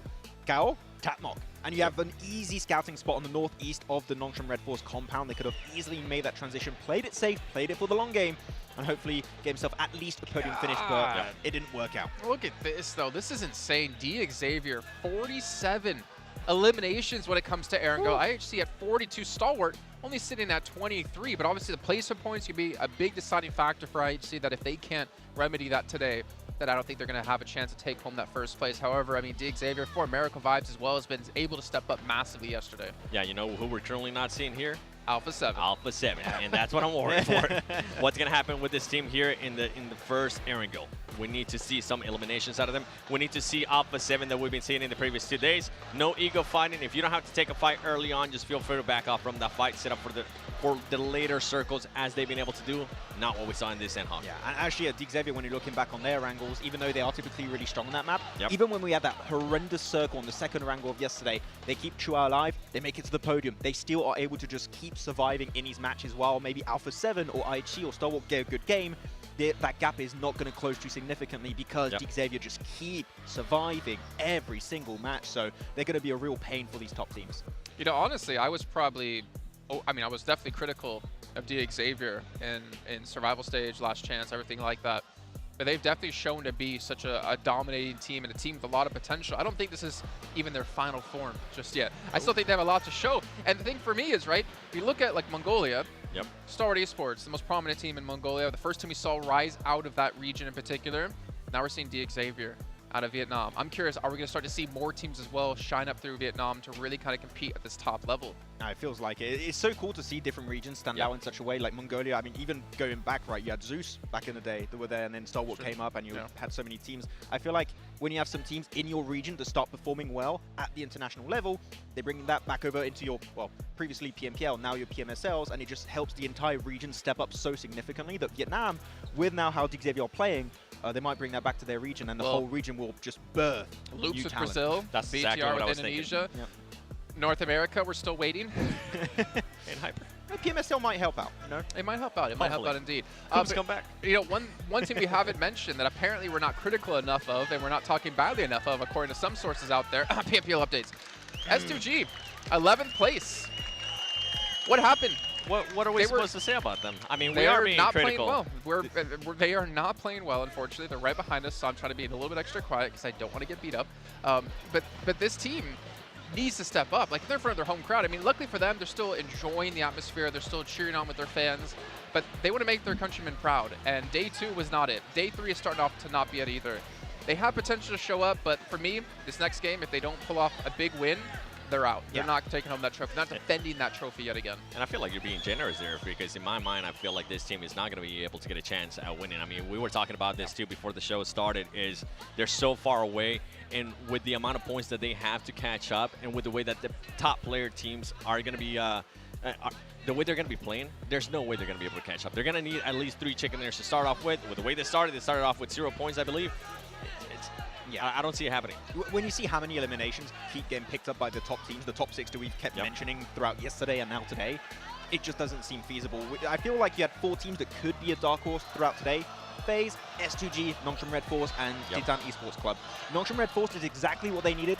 Chicken dinner with decent amount of eliminations to be back in the conversation. But I feel like the first game is when you have to do that. I feel like it's too much of a stretch to do a comeback at this point for those teams. I'm glad you mentioned that within the first games, because as we get to the later stage, especially the teams that are on the second page of the overall, pretty much 9 through 16, those teams have nothing to lose.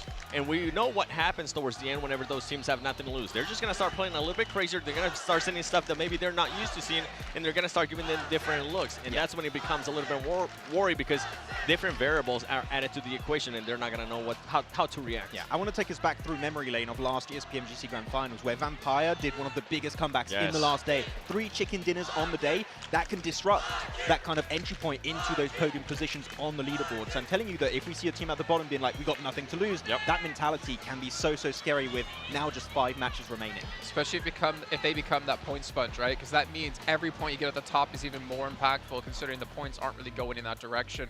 But it's going to be tough. Again, a lot of teams out there, I think they have a lot to prove to themselves, a lot to show. One team for me, Procedure a little bit. I want to see a little bit more out of this team. Obviously not in the running for first place anymore. Even Morph, UDO Alliance. Like, UDO Alliance, we still have some, pretty decent play when it came to our group stages, but not really leaving up to it right now. But right now, we are going to be heading over to where, Max? To the casters. Let's go over to them. Kick off our first angle of the day. Send us on over. We're only right next door. Thank you very much, guys. We are getting into our first of the Erangel sandwich. It is 3 maps on the cards for this map, and we are going to be going once over the grassy pastures to kick it off. Yeah, I think that there is a lot to be said right now, and it's difficult to say all of it, honestly, because there are so many teams that can do it excellently well going forward. I think that the Mongolian teams have really done their nation proud right now, because this has just been back-to-back powerful games. One team that's basically relying all on elimination, something we've never ever seen before in the esport. It's like such a big change up in terms of playstyle. We do also have teams like Stalwart who have been trying to grasp at that trophy for such a long time, yet never really quite at it. There's definitely still a chance for them, but also Xavier towards that top side, catching up towards Alpha 7. I think it does have to be stated again, though, that Alpha 7 has played a blinder this tournament. I think from some of the other teams like Xavier, perhaps, first day wasn't as massive. However, Alpha 7 has just been that consistent train, making sure they make all their stops along their way on their journey towards that trophy. Trying to keep up that pace now. The Sandhawk didn't go great for them. That fight with IHC panned out less than favorably for the Brazilian team that everyone's talking about. And they went down very, very early. 15th place it was, with 0 eliminations. The first time they've underperformed on Sandhawk this tournament. We highlighted it, right? But at the start of the game, 21-point average on that map. Now that's been reduced somewhat with that 0-point entry. I think for Alpha 7, there is one thing that can be said about that last match, is that it's something they won't have to deal with again. True. For the rest of the day, right? Because it's a specific rotation they have to make on Sandhawk, which passes by IHC and Udo Alliance on that eastern side. Udo Alliance was far more concerned with getting into the circle. I think Alpha 7 wanted to go for a large wrap. Pretty cool rotation, in fact, I'll hope to see from them heading up towards Cow side of things. However, you do run into IHC doing that. The first of the Erangels, map number 14 of 18. As the end draws inexorably closer, Blank. Erangel, a major points earner for the top of the tables, trying to keep that consistency. A Mongolian specialty, it seems, with the top teams, 4 of them being from that Mongolian region. Xavier trumping it all, though, from Vietnam. Very, very interesting. It's kind of weird to see that we do have a lot of the regions all clumped up over on this side of things. You've got Vietnam at the top, Mongolia, into Brazil, you got Indonesia, South Korea, and then after that it's 3 Chinese teams. So pretty weird, but also curious in the sense of, like, is this just, we actually are seeing the power of these regions translated quite nicely onto a leaderboard. Obviously, very much Western-leaning playing here, so getting over towards that eastern side slightly more difficult. 16 limbs there for Levi's from Xavier. Certainly expected this guy to step up in the PMGC, and he has. It's nice to expect something and actually deliver. I'm looking at the teams right now on the military island. We're seeing a lot more residency there than we have done previously. 3 teams, in fact, dropping out over there. For MV, they normally drop on Sosnovka, so that's fairly expected, but it's Stalwart and Udo Alliance now to look for those south positions. Udo Alliance and Stalwart both going to be vying for the areas around that, but with the circle going up north, I wouldn't be too surprised to see Stalwart just grabbing vehicles, as they have started to do now, and not even go for Novo, just go straight up towards Milta. An early knock onto Xavier by Weibo Gaming, and they're looking for the flush. They've been able to find it. A great start for Weibo, who are trying to chase for one of those top spots. They're 93 points right now, and they're not too far out of the question for that first place. Yeah, nice beginning of the game there for Weibo Gaming. Again, it's slightly inconvenienced for Xavier with the plane path, forcing teams that wouldn't necessarily be over on this side of the map too early on to be able to find you on the crossfire in terms of finding vehicles to move through the rest of the map there. So Xavier losing a player right at the bat, and of all the players that you could lose, I think losing Levi's there is probably your least favorite one to go.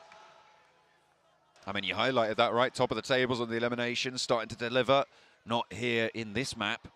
Not this time around. Xavier have Pachinki, though. And they'll be plenty looted up for the time being, despite being a player down, although that's going to be small compensation for that loss of life. Central positions on the circle sit around that North Pachinki area, those headshot hills that are traitorous to movement, to holding those positions on the hillsides. Very, very difficult terrain. We talked about it a little bit yesterday as we went out there for some final circles. Going to be equally tricky, but if you move through it early, there's going to be fewer teams looking your way. It's going to be a little bit easier to navigate. You're going to have less sight lines to worry about, and as long as you're trying to get to the other side of it, it's going to be a little bit easier. Bit of a player performance here from Godless. 13 limbs on that day too. But honestly, fairly similar average damage, so it just feels like that contribution rate and also translation of that damage into eliminations looks to be a lot better on day 2. Getting their footing of which fights they want to take, which they don't. Godless has done a huge amount of work for that team. Boys better be proud of him. Him alongside with Alex. Real heavy hitters on the team, considering we do have players like Xiol. Such powerhouses. Take a bit more of a backseat role, in quotation marks. I don't think anyone on that team is taking that much of a backseat. Everyone wants to be in the front of that 4-seater. I feel like a more mature approach to being a part of that team rather than being the hot shot, right? That's what a lot of these players start to be maturing towards, which is great to see that development coming on through. On board with Nongshim, after their chicken dinner in the previous map, they're on 84 points blank, which sits quite far behind the first place. But if we're talking about 4MV as being a potential to be able to conquer that top spot, one of the Mongolian teams, we kind of have to consider Nongshim if they're able to complete another strong game here. But it does rely on this match going well for them. At this point, if it's a bad match for Nongshim, probably for 4MV as well, I would start to be trimming that 6-group team that we were talking about at the start of the day down to 5. Yeah, there's certainly possibilities still. I mean, 24, 25-point games have been coming through fairly regularly. For 4MV and Nongshim Red Force, that does take you towards the top. You are relying on some of those top teams starting to do badly, and I think that the consistency that we've seen from some of these top squads has been fairly alarming. Quite a few of our other squads within the lobby. But it's still very close. I think that's what always makes PMGC so exciting, so fun, so delightful to watch here. With really those points dropping by a mere margin as you head down the lobby. I think realistically we will see in most other tournaments, like some certain teams towards that league stage, around 180 points at this point in time. So it's nice to see our first place team with only 115. Really shows us how fierce the competition here is. PMGC 2023 live from Istanbul. Making sure it's keeping us on the edge of our seats right until the closing moments. Only 5 matches left to play. 14 out of 18. Goodness me. Feels like just yesterday we started this tournament, but it was in fact the day before. Yeah, you weren't far off, basically. Yeah, for Nongshim Red Force, I would like to see South Korea, their single representative here, towards the grand finals, have a, bit of a flair finish, right? Yeah. I think it's to be said that some of their games have been pretty poor, right? I think that the few games that they have won, it's been a little bit of circle look. Okay. Being able to get towards that center side, trying to prove me wrong, apparently. Fair enough. I'll take it. There's the rundown. Onto Bamboo. Titan trying to just get away from this one. This is just over towards Potato Hill, east side of Pachinki, of course. Titan moving out further east to get away from the presence that sits atop it. Nongshim Red Force with Potato Hill. It is already a central position on this first circle.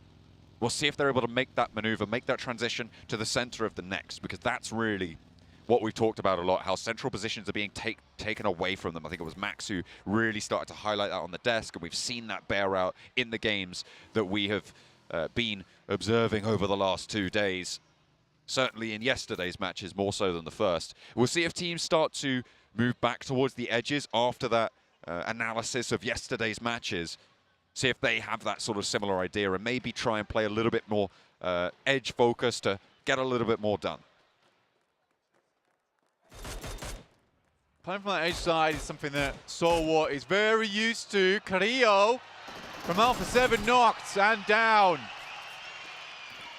7 talked about this frequently on the desk. A bad start means a bad day for Alpha 7. And day 3, the day of chokes coming through apparently. For some of these teams, Alpha 7, I'm worried about them now. This is where they let things slip out their grasp so quickly. They said, they talked about it, that they've addressed their ego about when they're winning, about when they're on that hot streak, keeping themselves in check, but this is the true test for me. Yeah. Keeping it in check when they are not doing so hot. It's so easy to let it get away from you, to get frustrated, and that is the major challenge that we've seen for Alpha 7 over the years, as this roster, as these players as well. So it's now or never. Keep it together, keep your cool. Brazilian fans hoping that they're going to be able to do so. But that fire in the belly of these players, man, sometimes it just bubbles over. Yeah, I think it's difficult to really put a pin in it, right, of who's going to be able to come first in these games. Precision Evos, though, onto Xavier. Nobody is safe towards that top side of the lobby. Alpha 7 taking cracks. Xavier taking on water. But the ship is far from sunk. Only a small hull breach. Scratches if that. Check the paintwork, you might be all right. If Alpha 7 also are having a bad game, though, it's not disastrous for Xavier, but it is one less opportunity that they'll have in order to jump up to that top spot. But for Stalwart, now is an opportunity, right? This is where Stalwart needs to put their best foot forward. Realistically, there have been so many chances for this team, so many backers of them as well, right? But I think at this point in time, this is where they need to show us that they can do it. Playing from Novo, they realistically, on a angle, never get circle lucky, right? There has been one game where they've had a very, very odd shift on the circle down towards that southeast side that they're able to take advantage of. However, other than that, Stalwart's had to fight for these angles. But they have the presence to do it. And now is the time where there is that slight appearance. In Fate, Alpha 7 down a player, Xavier down 2. There's a chance to catch up here. 2 eliminations found, 2 more points on the tally. Mafioso, Senab, Revo. 3 players for Alpha 7. They're going to be moving in around that north side of Yasnaya. We saw them pick up those points onto the front. The back 2 of Morph. 2 players now remain for Morph. Over towards that God compound, you've got Yoru and Boboho trying to hold on out. In the meantime, Stalwart, they're pushing up. They're near shelter right now, and they're taking a fight with 4MV across the way. They've got that first knock. They're looking to try and keep this under control, but the smokes bloom, and unlikely that Stalwart crash out of this one with a circle pushing up northeast. It keeps a lot of those Yasnaya fields in blank. We're going over to the east side of the map. Goodness me, action. I looked down on my map for a second, and he's already getting involved. Whoa, okay. And some more. I felt like there was going to be another one coming through, gets the double, and then heads over towards Nerzed. Baron will take some shots, but Doc is low. More reses start to come on through, but in comes Top. He's right up and close as well. Hops out the vehicle, nade in hand. Same for Doc as well. The res came through, so 3 cannons on the arm. 4-4-MV. Top has to get out of there. Timely reposition. He knows those res timers like the back of his hand and knows he has that disadvantage now. Apex is still knocked for 4MV, which means that Stalwart are still in a 3 versus 3 after losing one of their players. They are going to try and continue the fight. Action once more. Goodness me, this man in a buggy. Give him some rope. He's going to roll on around there as long as you'll let him. Action is certainly coming here over towards 4MV. Nice reposition from Top here, straight up towards the roofs. Try and get a little bit more of an angle. Taking time to do this, though. 4MV will be pushed by the blue first, so Stalwart hoping to make this one clean battings over towards their side. Nongshim lose wings as Major Pride find that tag. Nongshim, they're trying to make a transition into that central area. That's what I said I wanted to try and see from them, to be able to convert onto this match. It's just not working out here. They've moved into a strong position, sure, but there's just too many sightlines around them. It's too early to be able to take control of this with the number of teams that have freedom to take those peaks out towards your direction. It's not going to be the best of times. They're finding out all about that. S2G lose Silas in the meantime.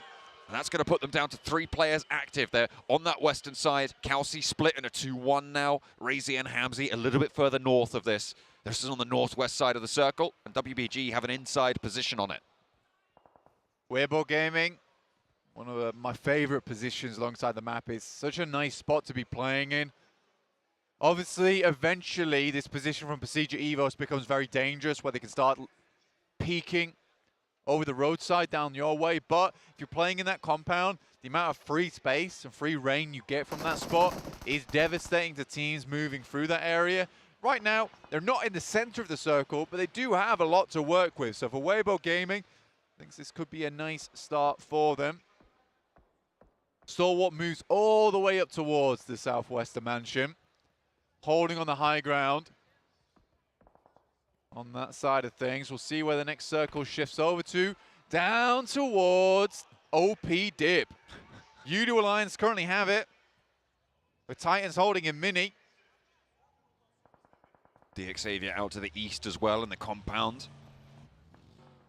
Trying to hold down the east edge. There are only 2 players, though. That's what we've seen from, well, now the top 3 teams, right, have all lost players. They've lacked a little bit of momentum into this one. IHC with an opportunity, but they are all the way on the north side. A parallel rotation between Alpha 7 and S2G as well. Senab wants the challenge. He's hopped out for the fight, and Hamzy gets displaced by the buggy, but he's good for it. Swings out wide, but there's a player on the back line getting lost here. It's caught up in the mix of it all. Alpha 7, they're down to 2. But so are S2G. Revo ran him down. Now just 2 players here, Kelsey and Hamzy dropping the smokes, attempting to live out in the shack here. Stalwart attempted for something a little bit similar. Sent out a scout, they lost a player for it, but at least they have information. No limits on the game so far. Alpha 7 and DXavier now both down to 2, but at the very least, Alpha 7 do get 3 eliminations off the back of this game. Maybe looking for more as they continue to take pot shots down towards S2G and have done a hefty amount of damage here. I'm looking on the north side of the map as well, and IHC is starting to push on in towards Major Pride. Alex with the nade. They're crashing down the hill close by now. Ziol trying to move on back. Demo breaking wide. Is Alex going to follow suit and get into a vehicle? No, he's going to get in amongst it. Around the edge, he's looking for another nade, a cheeky angle, a cheeky arm on it. And looks for a knock, but can't quite find anything just yet. Godless on the high ground, Demo on the off angle. Alex and Ziol forwards to try and keep that pressure on up, and Alex finds the opening knock over towards Naomi here. Ziol now on into the building, trading these nades back and forth, and Effect goes down next. Dino on the staircase wants that DBS to shred through them, but Godless is up into the wall now. Nomi's angle, I think he was spotted there with the door being opened. And Dino bides his time. He's being quiet, Blank. He's being sneaky. Can he get anything back for Major Pride? Godless moves into the firing line, but just through the smoke. Doesn't quite get spotted, and Dino doesn't pull the trigger. Dino, perhaps looking for it now, will unleash the first bullet. But the bookshot's not on target. Oh no. He's missing absolutely everything. He's joking. Finds the final shot just about there, gets the first knock, but Demo can now start to move in on the off angle. The spray, the suppression, and Dino gets a second. He looks for 3. Dino in a potential 1v4 situation now against IHC, a brutal team in the fight, but not this time. It looked a little bit shaky at the start of the fight, Blank, but Dino for Major Pride to maybe take down IHC. The top of the tables right now, Blank. They just can't catch a break. Prehistoric madness brought back into frame by the dinosaur himself. Looking to bite down. And the 2 players outside, a quick nade. Perhaps looks for the finish here, the 1v4. Is it on the cards? He pulls the pin on the smoke, trying to bait out a peek. Dino, he's close to danger. Does he know? They see the res up and into the window, but he gets through the door just in time. The blue zone's here to play now, and you've also got to get that re-knock from the zone into the vehicle. And Demo has to get out of there. Will he be allowed there? As Dino looks to fossilize IHC towards the top of the tables, misses the shot, and it's a breakout wide. A survival instinct kicking in for IHC. Dino sends them running, packing away. In the vehicle, the glass of water in the front, trembling in the footsteps of the Tyrannosaurus Rex Dino himself. A nade to trade and Major Pride go down. Unfortunately, he's going to be nothing more than future coal on this one. Get him out of this, Erangel. Major Pride have done damage, though. IHC, one player to stand. That is the top 4 teams now blank, down on their luck this match. The good news for IHC is they've got 4 eliminations already. Alpha 7 have 3 eliminations already, but we're going to be looking at Weibo Gaming and 4MV this match to see if they can close that gap. Weibo Gaming have taken a knock. They're on that north side with a struggle position to get on through. As S2G keep getting these pickups in a central location. Yeah, from that shack, it's got some really nice sight lines, in fact. These cheeky little planks that you can peek between do make for an unfortunate way to play this game out for some teams. FaZe with the nade over towards Boboho, but it's not going to make its way through the window. Another nade goes forwards, and there it is. Picks up Morph, they will go down. Hang on a minute, that was Hamzy. To be able to pick up another point for S2G. They've got 3 on this match so far. FaZe. Venturas goes down, Mela's already out of it. Demo's still active for IHC. He was able to get away from the terrifying presence of Dino for Major Pride. But they have been cut down to size. Demo open ground against FaZe. Not going to last too long there. Onzen's able to take him out, and IHC fall first of the top 4. Xavier versus Stalwart here now. With Nerzed unleashing grenades. That one looks pretty on target to me. Paragin's down. The top floor brought hurtling down back to earth. That is a resounding ego check there. Nerzed nade in, tries to post it, doesn't quite manage to get on through the slit there. Chua trying to hold out around the side, taken almost down entirely. Nerzed still wants the challenge with the SK-12. Oh, this is bold from Chua, but it pays off. Xavier still going. It doesn't matter how much HP you've got. You've still got a DBS in hand, and that is brutal, but finally it's put to bed. Stalwart, though, suffer. They pay the price as Nerzed has gone down. They'll need that res. In the meantime, Weibo have been looking to try and take that aggression, but Wymao's down. FaZe are starting to roll through this one. 3 players alive. Ming close with that DBS again. But back into the smoke, has more to deal with. More man up the top, goes down, and now it's Onzen's in the vehicle. Ming wants to challenge, out into the blue zone. He has to roll around, and here comes at 6-2-8 for the third party. The blue zone claims 1. And the gunshots claim another. Weibo now under pressure by 6-2-8. 6-2-8. Up to a solid elimination count of 8 here. So their countrymen in Weibo Gaming are starting to find themselves some purchase on the rankings. They don't want to be left behind here and push further forward, but it's S2G consistently getting the circle still. 4MV, who Stalwart left in the dust earlier on, now attempt to make their way in. A lot of teams taking heavy punishment. The only team currently with 4 is 6-2-8. Over on that northwest side, who have been sweeping. Titan are going to be looking to try and move on in, but against Yudu's Alliance's position, it's going to be very, very tricky to make that move. They're more than likely going to have to crash onto that S2G shack in the very near future. A 6-2-8 move up towards Revo, who is still alive, and with 3 eliminations, if he can rack up a couple of more placement points, Alpha 7 are going to be happier with this performance than maybe it would have seemed towards the start of this match when they were down on their players, when they lost quite a few. Stalwart, in the meantime, getting their heads bowed down by Cluck, who's going to sit top.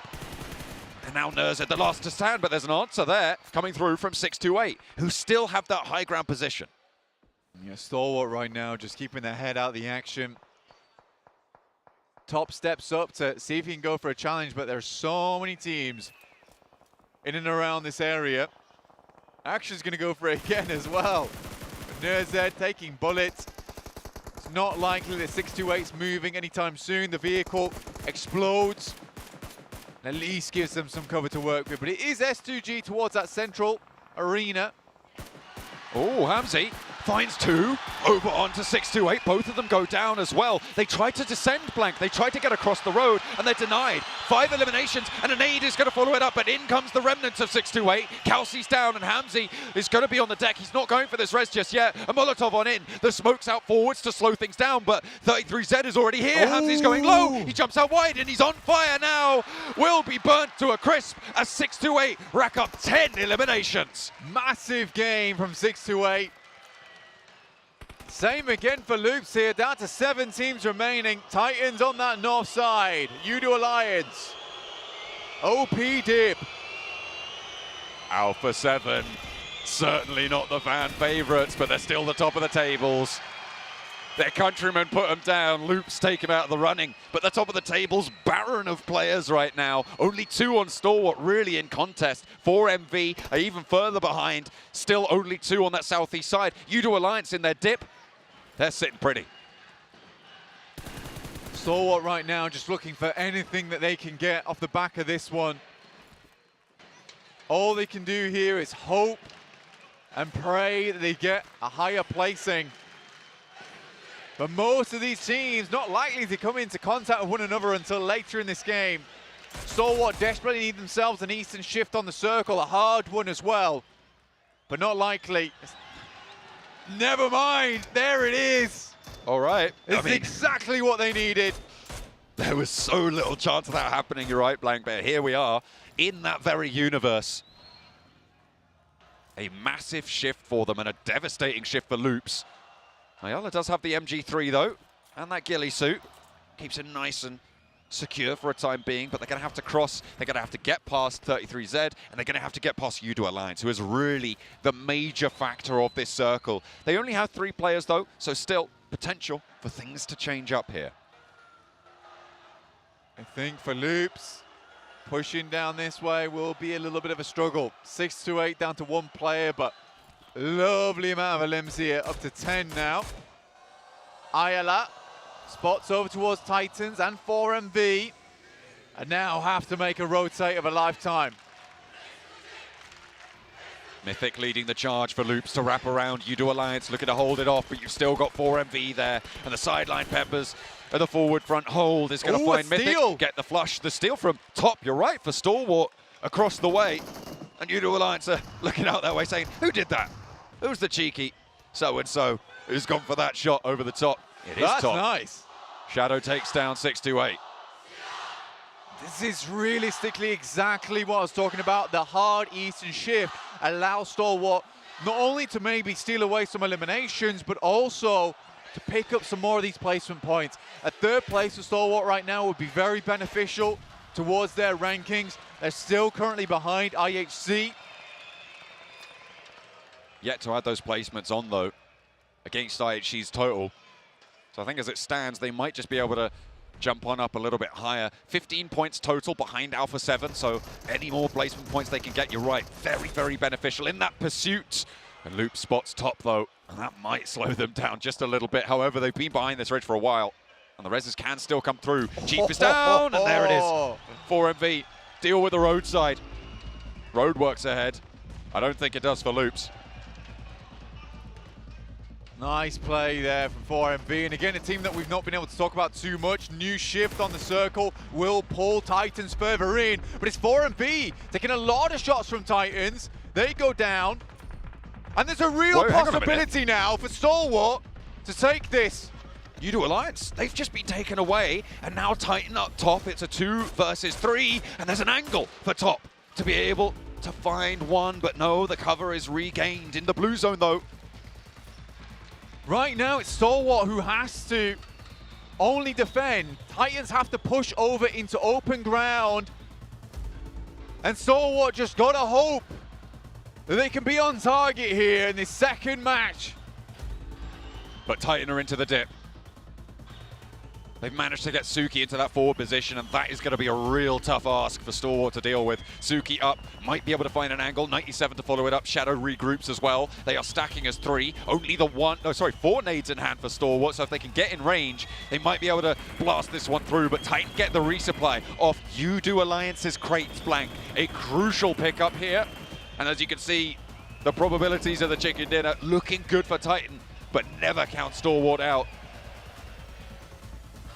Realistically, I think for Stalwart, they have a good idea of where Titans will be. They have to wait for this next circle, though. The move. What a move from Top. Gets to the shack. That's massive. Nurzed. Top is closer to the center of this next circle blank. That is really, really big because it is going to force Titan to move first. That smoke train being laid out indicates that they know that. They know they have to deal with this position. Nurzed, what can he do? Manipulate the terrain. Crazy Top takes some damage. He needs to stay alive for them. For Stalwart, Suki moves further forward, but Nurzed can cut that gap. You see the gap in the smoke train. Nurzed's got the majority of the nades here on side. He's got 3. Top's the distraction. Nurzed's the firecracker. He's got the cover as well from the terrain. It's sloping on the roadside. The first is unleashed. It's going to go into the first smoke and find Suki. Now towards the backlines, Titan are looking for it. Top takes some damage, but he can suppress. He needs to spray into the smoke, and they're still worried about the shack. I don't even know if they think Nurzed's here. Shadow is there, looking for the angle, but they're not finding it. Suki crawls back for the res, but Nurzed's got another nade, and he's looking to do them dirty now. Pull the pin, get the cook, and there he is. The damage, the forward throw, and it's going to be 97 Last down nade. low. Top looks for it. Another nade. It looks good. There's a knock. There it is. Oh my God! And a resurgence for Stalwart. A crucial juncture here in the finals. They break their way forwards. They are on a mission to give Mongolia the victory, to give them such a long-denied first place finish here.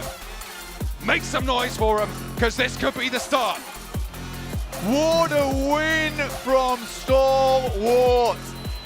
Stalwart to the end here. Resilience incarnate from this team. Holding onto the edge. What a circle shift for them as well. I did not see that one coming. I don't think Titan did either. An unbelievable play as well. Top as the distraction. Hands off all nades to Nurzed. All nades by 3 nades, I mean. Makes the run as fast as possible under the purview of the distraction of Top on the shack and hits all 3. The most valuable nades of PMGC. Made of pure gold right now, and that's exactly what they're chasing. Coach Senna happy, praising the duo, Nurzed and Top. Names to remember. It's a crazy thing as well, because for Senator to come out there, give him the high fives, be happy about that one, that means a lot to the team. Usually, Senator, after a big win from Stalwart, he comes in, he calms the team down. He said, look guys, it's not done until it's done. But for that one, I mean, high fives and smiles all around, completely deserved for Nurzed and Top. What a game. What a game. 16 points on that match for them. 6 eliminations in the chicken dinner. That's going to put them right up there. Alpha 7 were only able to get 3 eliminations. The start of this match, they were on 100. They are right on the doorstep now, Blank. We thought that this team was going to be a favorite for that top spot. We were worried after yesterday's games, but Blank, I feel like that passion, that confidence has been reignited with that chicken dinner. I'm pretty speechless, honestly. It's a perfect finish for PUBG Mobile there from Stalwart. And this is what I'm talking about, is that Stalwart, when they play at their A game, they are literally on another tier, right? It's a different level of PUBG Mobile than we see from any other team. To make those decisions in those last moments is insane. What a performance from the magnificent duo of Stalwart, Top and Nurzed.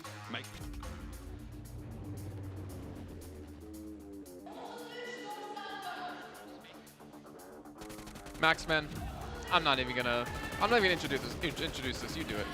Let's go!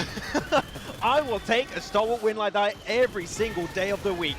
Nurzed What an insane play he's done, not only in that finishing moment here, Seven, but also on that breach onto the side of Xavier with that opening nade, so he's only have one singular player to focus on, and especially holding on to that utility when the entirety of Titan Esports Club were pinched by the blue zone in OP dip. No way to escape, Seven. That was potentially the game that we're going to look back at the end of this tournament and say that is what made Stalwart the champion. Are you on the Stalwart train, Max? Let's say possibly. But I'm with you. The way Nercea was able to be so patient, wait for the right moment, start throwing those nades. And I love that he didn't decide to get up and start shooting, which is usually what we see some players do, right? As soon as they get a knock, they want to be able to finish it. No, he knew that there was going to be more players there. He was able to rely on his teammate, kind of distracting the players that were in OP dip, and overall Nercea, yeah, I mean, he has to be applauded in a big, big way for being able to clutch that up for them, because that was huge. Yeah, and I do have to agree with Blank also sending Top on the other side of the road to serve as kind of that main threat to their position, and they're just so focused on clearing that position behind the shed, behind the Gitun, that it's just going to work out. And you even saw Senator just come like, another day in the office for Stalwart, we're looking good. And Top was so close to the other team as well that, I mean, they thought that he was the one throwing the nades. Just overall, great play there by Stalwart. And I love what you mentioned, too. I love that they decided to back off. Even earlier on in that match, they had a fight against 4MB. They ended up losing one player. And instead of continuing with that fight, they decided to relocate. They did end up pretty much threading the needle, which a lot of the teams actually did during this match. And talking about threading the needle, let's talk about Alpha 7 too, because this team, I was wondering how they were going to be able to do here in this second Erangel, and I'm glad to see that they at least are able to put up 3 eliminations, considering that in the previous 2 days they had none. Yeah, at least they're not getting a big bubble on their points right here. Though I do have to bring a more negative aspect here, is for Longsham Red Force. That was the perfect opener for the day with that chicken dinner over on Sanok. The fact they can't follow that through with another, at least semi-decent performance, means that maybe their run for the championship might also be over. Well, yeah, and another one is, sorry, I was going to be saying Nick Xavier, because this team, I mean, they could have had a perfect chance with Alpha 7 only working with 2 players, Alpha 7 losing players earlier on, either to FaZe Clan or S2G on their rotations. But these Xavier decided to be a little bit too patient whenever they moved east of OP dip in that compound. Waited a little bit too long and ultimately ended up getting destroyed by Stalwart, and on top of that 4MB. Binder's Edge. Yeah. Yep. Well, don't forget about IHC as well, running into major pride and losing out against Dino, just taking them down, chomping bit by bit, making IHC extinct. However, the last left did go the way of Demo as he was able to nade them out and actually solidify the eliminations onto them. The lead has grown between Alpha 7 and Xavier, but we have a new contender. Stalwart Esports, 3 points behind the leader. They're winning on the tiebreaker. It's a very close match. 3 teams at the top within 5 points of each other. Yeah, and there's even room for upsets like 4MV, WBG, IHC can all catch up here.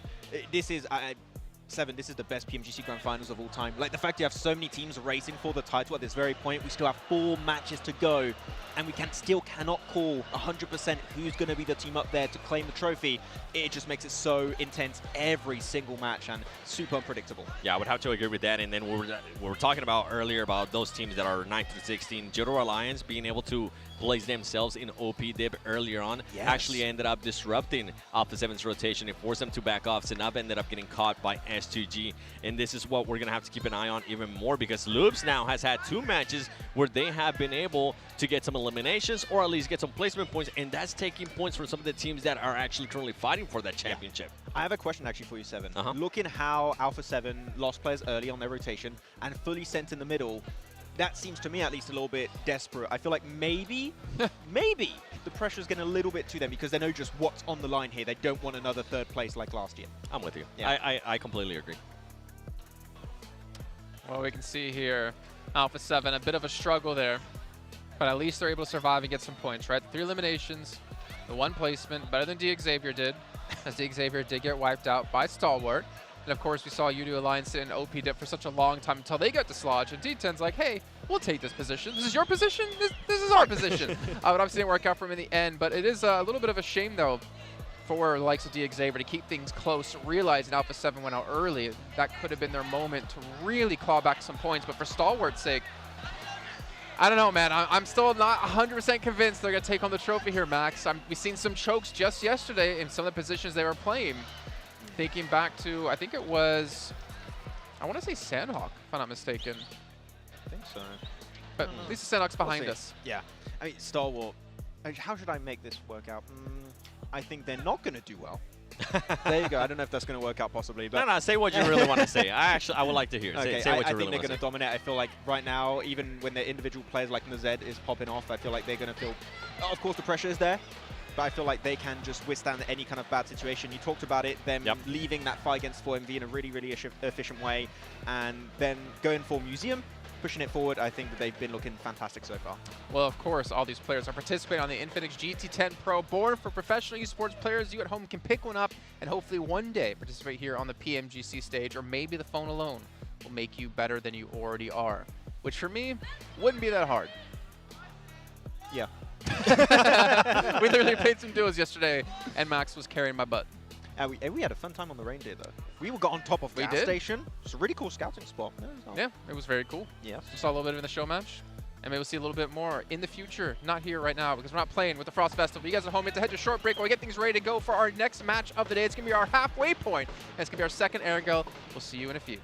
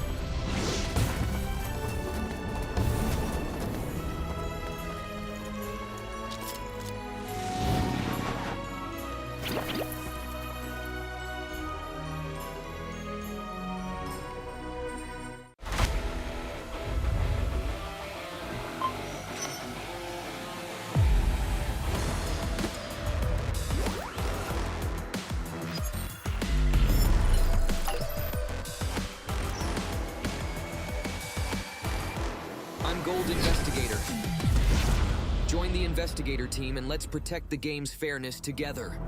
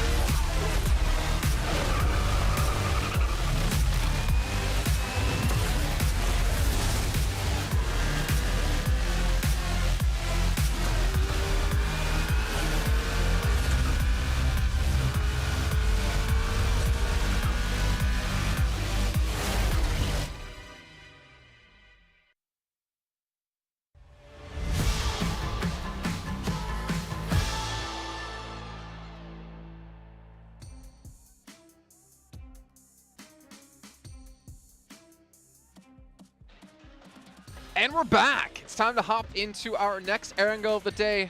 Stalwart Esports started off strong here with a victory on our last Erangel. Can they do it again, Max? And who are going to be the triplet of the team to carry it forward? It's going to be Top, Action, and Nazed. He's part of the fragging trio now. It's the fragging trio, not a duo anymore for the side of Stalwart. That's been the case for a while now, ever since the full season of 2023. But I feel like Stalwart, they're going to have one bad game, and they're going to have a good game after. So that's my prediction. They've been a bit up and down. That first game was a bit rough. So does that mean this next game is going to be bad? This next game is going to be going to 4MV. If he gets it. By the way, something that we do want to give props on Star Wars a little bit, and something that we've kind of been very critical in regards to how they've been playing is whenever the team is not set up, they usually don't do good. Yeah. In this last match, they weren't really set up to what we're used to, right? They were kind of fighting the edge of the circle. They were kind of have fights, as we saw, against the Xavier on the edge of the circle, and they were able to do that so well. So we know this team has it, but they need to start being able to do that more. They need to start to adjust a little bit sooner. Yeah. Even with earlier with the fight that I was mentioning against 4MV, they need to keep adjusting on the go.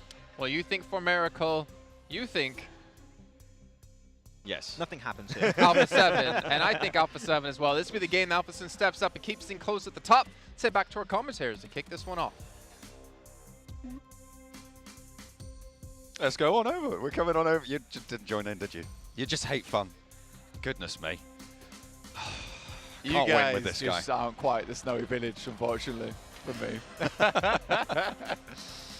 Max is really unhappy with me about this one. Yeah. I'm sorry. I'm just not bendable. It's unfortunate. I'm just not about Oh, that that was look. good for you. Well Yeah. done. You see that? You see that? I did. You've been practicing. Yeah. Well I done. practice that bend. Actually, I have to stay in this position all the time. I'm just rigid. Well, you know, hopefully, I don't know what to do with that one. We're going to go into this match. We're going to bend and wind our way back in towards our angle now. I feel like they're predicting Alpha 7 4MV. I feel like I'm going to read your mind. You're thinking DX Xavier. On this one, I'm thinking probably Alpha 7, honestly. Oh. More than anything because I think they've had 2 bad matches, and this is their chance right now just because they need to get back into things, right? Yeah. And this is the halfway point. They need to bounce back. If they do not, it's over. Could be. It depends what their teams around them do as well, remember. You've got Alpha 7, sure, if they don't do well, they can't open the gap again. Yeah. But we're looking to see if Stalwart can convert, like Max was saying, potential for a little bit of an up and down. You've got teams as well knocking behind, DX Xavier, for instance, who we've seen not do so hot sometimes. Yeah. So we'll be looking at those teams as well. I mean, it is so close, and that is just how a close table works, right? So that's what I'm really getting at here. That's what I'm describing. Yeah, well done. Thank you. Yeah. It's about as Chief Describer, John Allen. Chief Describer John Allen in the building with the investigator. Nasty playing path, by the way, guys. I've seen it. I've located it. It's on my screens for the 3rd match of the day. It's a nasty one. It's a horrible one. Starts down in the south. Ends up in Lipovka, of all places. It's close to 4MV's drop spot, so maybe Max was onto something, you know? Perhaps. Could be a little bit better for them. S2G out. Imagine they'll go back to their Gatka split. They can grab some vehicles, because with a plane path like this, you tend to see a few more hot drops on those vehicle spots. You really do. Honestly, I'm expecting there to be a lot of contention around this western edge. Peninsula down towards Sosnovka. That's where a lot of teams go for those vehicles in the beginning. So likely going to be a couple of early engagements here, John, which could sway, if I could sway, the leaderboards in a big way. That's true. That is true. Over to the far side of the plane path now. We are all the way through. Again, 3 entrants to the military island, but this time IHC have gone split. 2 north, 2 south. Demo and Alex taking up residency on that north side. Zeol and Godless down on that military island. The circle does go up north and will be split down the middle by the river. These are some pretty unkind circles and plane paths for this 2nd edition of Erangel today. It really is, honestly. It's a struggle to get up towards this northern edge, especially with the way the plane path has sorted itself out. Procedure Evo, some major pride currently coming into contact rather early here, and this is what you were talking about, John, is picking up those vehicles. With the SKS, a jump shot headshot from Dino. He's feeling pretty good after that last match, even though it did go down in the end. Had that 1v3 on the staircase. Be proud of that one. Zuxi for Procedure Evos, losing Redface as his teammate now. worried, biding his time with the micro Uzi up the stairs with a chance of a 1v3 of his own. 1 and 2, nearly 2 line up. Goodness me. But it won't go any further than that. Zuxi is out of it as well. Yeah, that could have been huge. He was doing an unreal amount of damage. Final boss Luxy on the roof. Yeah, he dropped in with the parachute. Oh, dear. So it is actually impossible to get him up here. There is a chance that Major Pride sends up the hill and spots him. I'm assuming they know he's somewhere in this location. They would have spotted the parachute, you're right. Well, they should have spotted the parachute. So if they've got their wits about them, it'll be good news. However, that's not always the case. Even at this level, you might have miscounted those parachutes. Maybe you're more concerned with spotting the weapon on the ground that you're trying to drop straight on top of to be able to get those early trades, to be able to get that early advantage in the scrap. Either way, Besieger EVOS losing 2 players early on, leaving 2 alive in a slower looting phase for Luxy as well. So be able to get on board with that. Not the greatest start for their match. And in 12th place, they really weren't in the conversation today to get towards those top spots even. I see scarily close towards S2G, 57%. Wow. Top 4 rate for DXavier. An astonishing result for the Vietnamese team. Guess who's not here though? Alpha 7 on those top finishing percentages. It's almost as if we got the prediction coming through from Mr. 7 earlier that this is a day where there's a lot of pressure on them, the crowd's against them. Does make things rather difficult on their side. Luxy not moving an inch or a muscle, just like me. We're both firm, rigid, stationary. Stationary. Still on as that top statues. side. Could have been carved by Michelangelo. We are just not wacky, waveable men. And that's fine, you know. All right, look, that's okay. Hey, you know, some of the greatest men. We're wacky and waveable, but not me and Jason. No, Jason is similarly stick insect-like. Yes, we both are. We're like the praying mantises of PUBG Mobile. Green. And long. It's true. And This is not getting any better, is it? Dino is still alive currently for the team, which is good news for them considering he did a lot last match. Besieger EVOS down to just Misery and Luxy though. And I think for them, Besieger EVOS' run comes to a pretty sad crawl now towards the end of the tournament.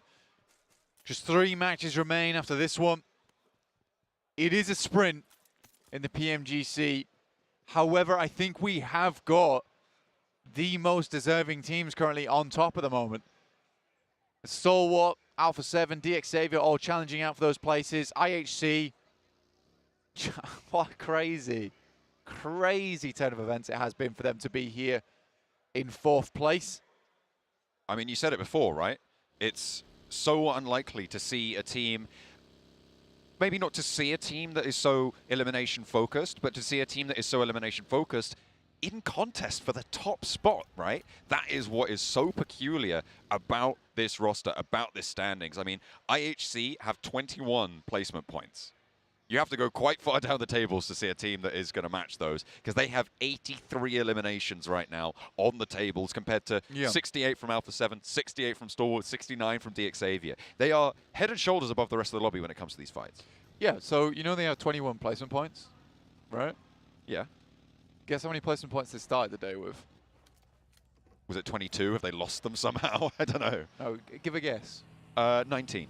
21. Oh, they have got 0. Right, okay. They've had 0 placement points on the day. Goodness me. It's very amusing the way this is all working out so far. But I think for IHC, it's certainly okay. S2G, though, it's not okay at all. 2 players down once again in the early game. 33Z does get returned onto. Some shots from Ray Z, but Hamzy G, Silas down once again, and Silas going out early quite a few times here. But we expected these early engagements, John. We thought they would come through. We assumed it, considering the way this playing path did give a lot of these teams a pretty cruel start. Udo Alliance have taken a knock. A standoff between them and Titan. The southeast side, Flax trying to spin a path through this one. We'll be able to divert attention with a couple of off-angle shots. Olio moving on up to try and look for the res onto Cluck, gets into cover and wants to find it, but a nade over the top might slow things down. Iftar trying his best to keep things together, but into the buggy they get. Udo Alliance just want to get out of this one with all 4 of their players alive. Try and move further north. The Malaysian team, though, might not be so lucky.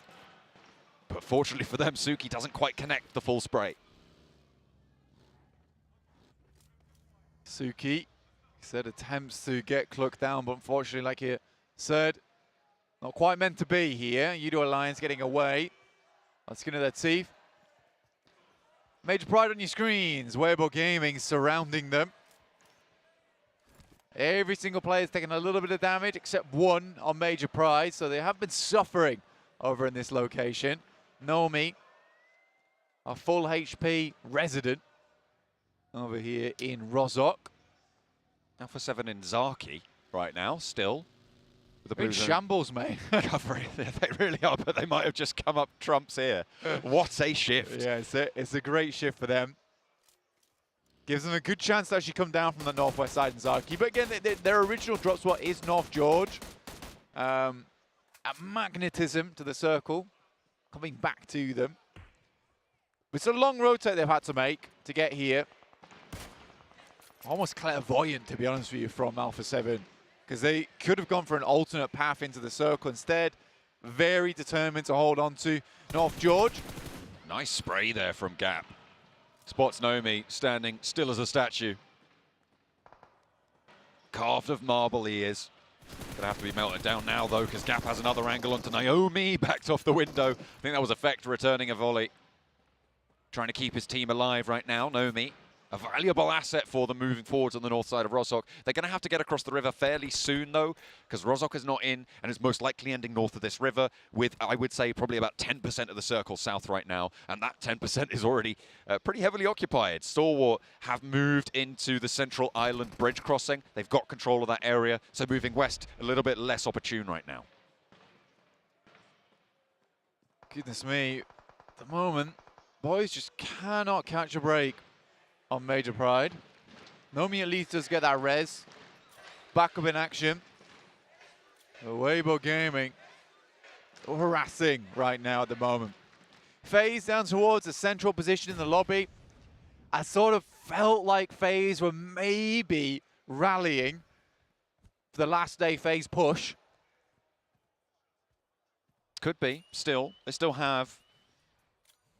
It would be difficult. Not that many matches. They've only got the 4 matches left to go for it. It would be certainly very difficult, but they could feasibly get up to get up to a 5th, a 4th, a 3rd, potentially with something miraculous. Weibo Gaming up for a challenge, and they lose a player, but they trade off onto Effect with a knock. Ming is close by to maybe be able to find the flush. Dino, though, wants to suppress the position, allow Nomi to move on forwards. Remember, they were able to keep all 4 of them alive. The fact that Weibo now has lost one of their players, maybe a little bit of an unexpected turnover in Rozhok after the res on Nomi. Effect crawling along the wall. There is an opportunity to take the shots. Gap sees it. There it is. And Effect's now more than likely falling with the blue coming in as well. Nice shot, though, over towards Gap. Let's bring him a little bit lower. Both these teams have had to move, and Weibo Gaming, they have not moved an inch. Set those feet down, planted them in, and they are not leaving anytime soon. Like a tree with its roots in the ground. And come on, you cannot be serious. The PMGC wants Alpha 7 to win. I'm not going to lie. If they don't win this game, though, we can call that a throw. A massive throw and a half. And they have had this sense of loss of confidence at the start of the day after that Sandhawk game. And being in the center of the circle, not always as easy as it sounds, particularly with a lot of teams looking your way. Here's the thing, though. These shooting range hills, very, very treacherous, right? You play it slightly wrong, even an iota out of position. and you just get shut down, you just get shot out, and there's very, very few opportunities to be able to try and keep control there. So any cover you can use, any cover you can get early for Alpha 7 will be very, very valuable, because Stalwart's trying to move in to this area as well, as is pretty much everybody else on the north side, past that shooting range area. Xavier maybe in an isolated fight with IHC on the west. Yeah, tempting to get over towards the crash plane and the ditches that lie in that area. Nice little bit of a defensible position. There is a scout out from Stalwart. They come back to regroup with Nurzed, who does pass some information.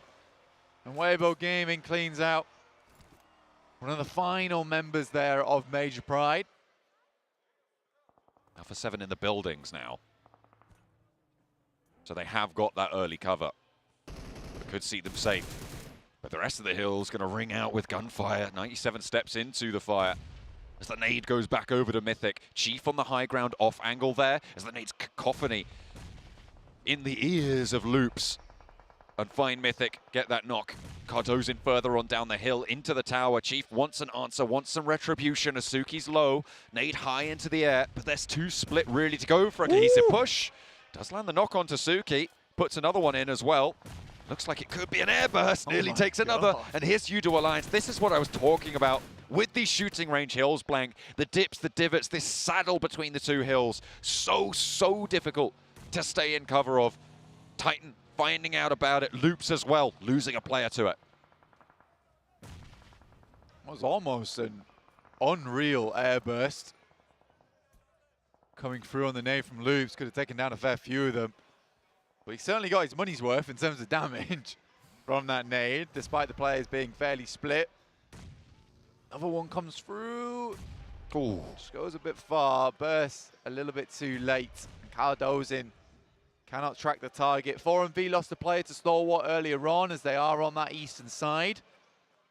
Currently trying to clear out some zone. I like the Stalwart play earlier, which was to send a player like Action very far into the circle, scout out where people are, where they're playing, and then give themselves an availability of change later on. Weibo Gaming, probably quite an unsuspected element though, over towards this eastern side for Stalwart, as they barrel their way in towards where Morph are currently playing. But nice shot from top, has cut their track short, and Nurzed rolls down on Ming. Getting another point for Stalwart with the proximity on the tables right now, Blank. They are now 1 point behind Alpha 7. But Alpha 7 do still have that stronghold building compound on the north side of this next circle. I'm looking at FaZe on the south.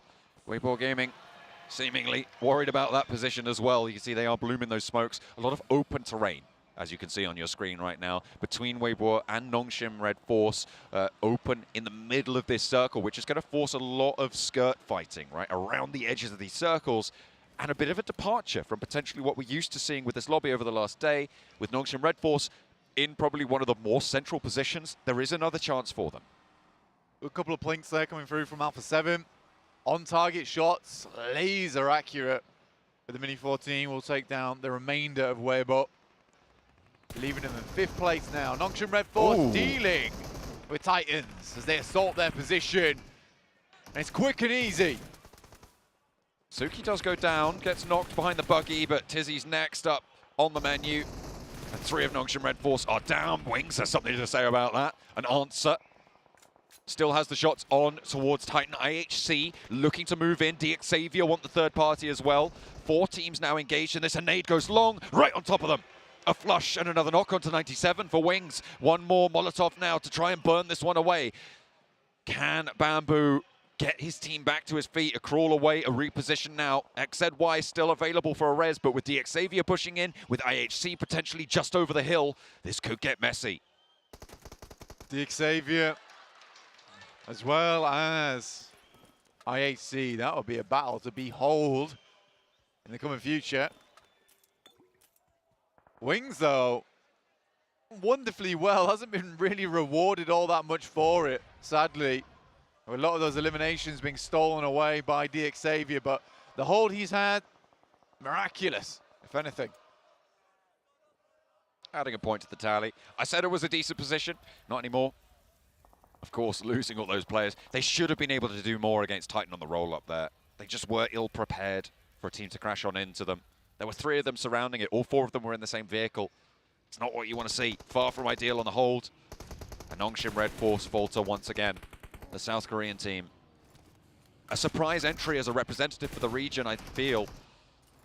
Well, they are denied here. Yudu Alliance in a fight of their own against Xavier, and it goes just the way you'd expect on this one. Olio down and out. Yudu Alliance down to just 1 player remaining. Cluck is ahead of this one, trying to get more central now as Xavier disengaged from IHC and moved further up north. Xavier takes some good shots. IHC apparently want nothing to do with it. Loops now up front on the billboard for Xavier. Looking to lay claim to this space. S2G get a bit of the circle, but not too many players remaining for them. Alpha 7 will be forced out of that building. A difficult crossing to make, but they can get into cover fairly shortly. There is a lot of tree line in this location.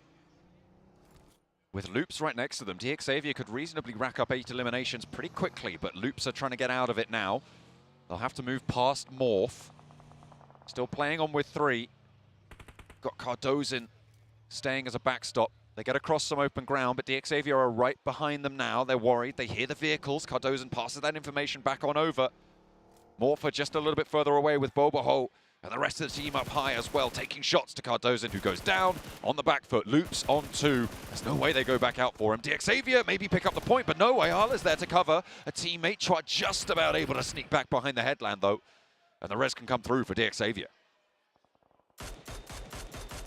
Xavier will get the res off, and Loops is unable to finish him off. 5th circle though, Xavier has to make a mad dash into the circle with the vehicle burning. Difficult times ahead. Cluck spotted by Lamborghini, but just has to send pass. Into the Doesn't have dip. too much choice. Xavier managed to get into a cheeky little dip there. Cluck stands up to try and harry the back lines there. Spots the rotation, Demo up on the high ground, but they divert Paragin and Chua in the same vehicle here. Slow down out in the open. You don't want to be doing that. Not with Demo right over the top. IHC will take those shots if they're given the opportunity, but the repositioning happening for IHC themselves. Not going to play into their favor. Doc nades out Lamborghini for MV, trying to slow this one down. The approach to the hillside going a little bit shaky now as Doc has more angles to go for. Doc holding it down all on his lonesome is pretty grim. Levi's, luckily, now looks to finish. Has to hit this shot with the DBS and does. A massive not coming through, dear. But it is Nurzed from Stalwart to find Levi's, and now Xavier in a very troublesome position. 2 players alive for them on the central hill here on the north edge. North are going to rock up and into this area. Stalwart close by, nading, trading. Back and forth, Icy looking to try and reposition away, try and get to safety. That nade looks good. It's right in amongst them. Can he find more? Loops are down. This is Alpha 7 moving on through as well. A Stalwart very, very low, but they're still alive, and they have 5 eliminations now. The top 3 teams blank with 3, 5, and 4 eliminations respectively. Cleon goes down for Morph. Senab attempts to pick up some more. We're already down to 9 teams, barely in the 6th phase yet. Xavier trying to hang on. Morph versus Stalwart. Players rather low here from the Stalwart side. There's a huge amount of teams all chiming in. A Molotov goes over the top. That will be Morph leaving the game with the help of 4MV there. Action sends in. And that's Doc taking a knock to FaZe. There is a lot of fighting in this area, John. So much contest for this central hill. Alpha 7 are up into it with their forward duo. It centers onto it as well. This hillside could be the winning position, but it just depends how many players you're able to get through it with. Stalwart have all 4 players there. Alpha 7 2-2 split. 4MV a little bit low on that player count. You can see Baron at the back line there. Xavier, they've been playing with 2 for a while at this stage. The nade over the top. Ooh. Nearly catches Senab, but only does damage. For the time being, another nade over. Top court on the back has to move on into the rest of the team. As the nades, the spray from Doc, who's been so brutal for 4MV, but he's backed off. Doc keeps trying to get involved with the boys on Stalwart, but there's some nasty shots that keep being sent back his way, and I think Doc realizes they need to start focusing on that south side as opposed to the beast Seems to lay over the top of the mountain. Ray-Z takes down another from Xavier. Stalwart want to convert on their previous chicken dinner, Blank. There's 6 eliminations up already. And Alpha 7 being the team to fight them. Could not be any more special. The battle for the top of the tables. And the top of this hill as well. Nurzed and Icy in position. Alpha 7 looking to defend. A nade from Mafioso. Could spell disaster, but he puts it away. They want the angles instead. Close range with a shotgun, the spray. Mafioso, that's found by top. Icy looks for the flush as well, and they'll find it. A nade over to the backline, crunches them towards the hillside, and Alpha 7 are starting to fall. A roll on forwards in the Bucky, and Stalwart want more. It's all up to Revo, but he can't do it. Damn. He cannot make it happen. And Stalwart put the double digits on the eliminations. Take down Alpha 7 and take off the top spot. 10 eliminations. IHC coming in, though, very quickly. They want a piece of this pie. They want the third party. They have got 4 players alive, but Alex is on the back lines. Godless is forwards. Demo wants to go even further. And the nade over the top for Godless to try and get a nade over to Stalwart. And top goes down. It is always Doc every single time. Nobody's been eating their apples because they cannot keep him away. 7 eliminations for 4MV, and Action wants to slow down IHC. It's not going to work though. There's an answering nade, and there's more for Action. Nurzed and Icy now needing to keep it together, but Demo has the angle, has the spray, and the UMP finds what he's looking for. Stalwart down to 1 and a sliver of HP. Icy just dropping the smokes, it's all he can do, but Doc once again from the back lines. This single player has done so much in this map to deny the chances from Xavier, Stalwart. Ridiculous, but it's still S2G kicking and screaming on the western side. We're looking at the main challenges towards the top of the tables in this final circle being IHC and 4MV. Those are the 2 teams who could potentially have an impact towards the latter half of today after this match concludes. We'll see what more IHC can do, because right now they're uncharacteristically only on 3 eliminations, but they've got a lot of utility here and all 4 of their players alive in a very central shift. The circle just about to pop and will decide a lot of the momentum, because Doc has been stitching up this lobby. IHC, usually in those final moments, that's when they start to decide that those placement points do be looking good. Mighty tasty, mighty fine. S2G, they've been fighting valiantly. There are only 3 elims this match. Suppressing IHC's position, but with the circle cutting IHC in, they're not going to have to move, and S2G is. Mongolia at the moment seems to be a region all in its own. Now, of firepower that's come out from this side is absolutely astonishing. 4MV, IHC in the circle. FaZe, as well as S2G, attempting to move on in. Tell you what, Blank, I'm thinking of something. Didn't Max call a winner at the start of this game? I think he might have done. 4MV. Oh, he did. Yeah. That's right. Actually, it's kind of crazy. That is kind of slick with it. S2G trying to get across the open ground. But it's not going to go well. They will fall in the face. 3 teams now remain, with 4MV in a middle position. Looks like that prediction is getting a little bit better, but IHC now freed up by the lack of that S2G off angle on the west. Gonna have a chance to move over this hillside in a way they couldn't before. And I think that the other thing you got to consider is the fact that IHC is not only picking up Stalwart's death crates, they're also picking up Alpha 7, so they have a huge amount of utility to work with. A lot of heals. Look at this, Damel's even running with a level 3 helmet, level 3 vest. He is stocked up. Just back from the supermarket. FaZe, though, I mean, you talked about this team, Blank, as looking like they might have a little bit of a resurgence. Maybe here's where they can find it. The team from Thailand. That's out right behind us. They've been giving it loonies, honestly. A last minute Andy. Yeah, they certainly pop off towards the end. And I think the nice thing about FaZe is that tournaments don't really seem to be all that important to them until the last 3 matches, apparently. And they do very well off the back of it, but it has been a real trek from this squad to get in. They're both the PMGC and now the top 5 position on the cards.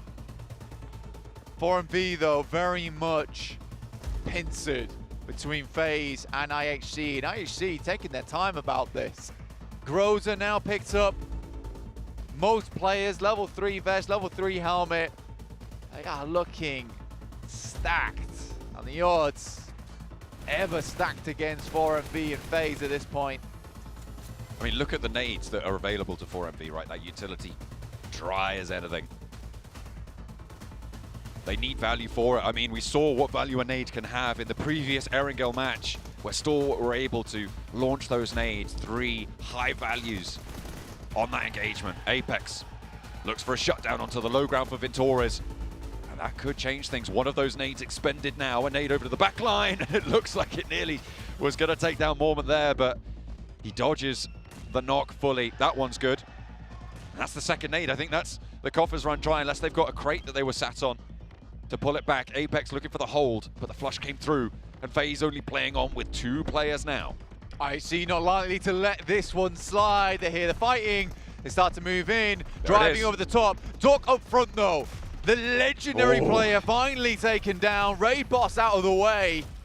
Joel looks over towards one of the 4MV players. That's all of them out. And IHC start to step up towards the top of this hill. They've taken a knock onto Demo. 3 players standing. They are going to go for this res with Godless, but the nade stops it. The flush is there. A little bit of damage is tickling at the heels of IHC here. It's going to stop them from rolling straight on forwards, and they move in with Mormon. A nade in the back pocket. Alex into the back of the buggy. Hops out high, and there's a nade. The vehicle goes up in smoke, and it's a 2 versus 2. At the back lines, it's a little bit low, but the first aid pops. Onsens with the nade right to his face. Now the last man standing for FaZe, and Godless wants to shut this one down here and now. It is IHC making their bid for the top of the tables. Stalwart claim it from Alpha 7, and now another contender steps back up from Mongolia. IHC decides that, in fact, you know what? Eliminations, that's a no from me. Placement points is where it's at. And they make it look easy as pie towards the end of it. It's just they weren't focusing on those chicken dinners before, but now they sense just how tasty they can be. FaZe getting late into that match as well.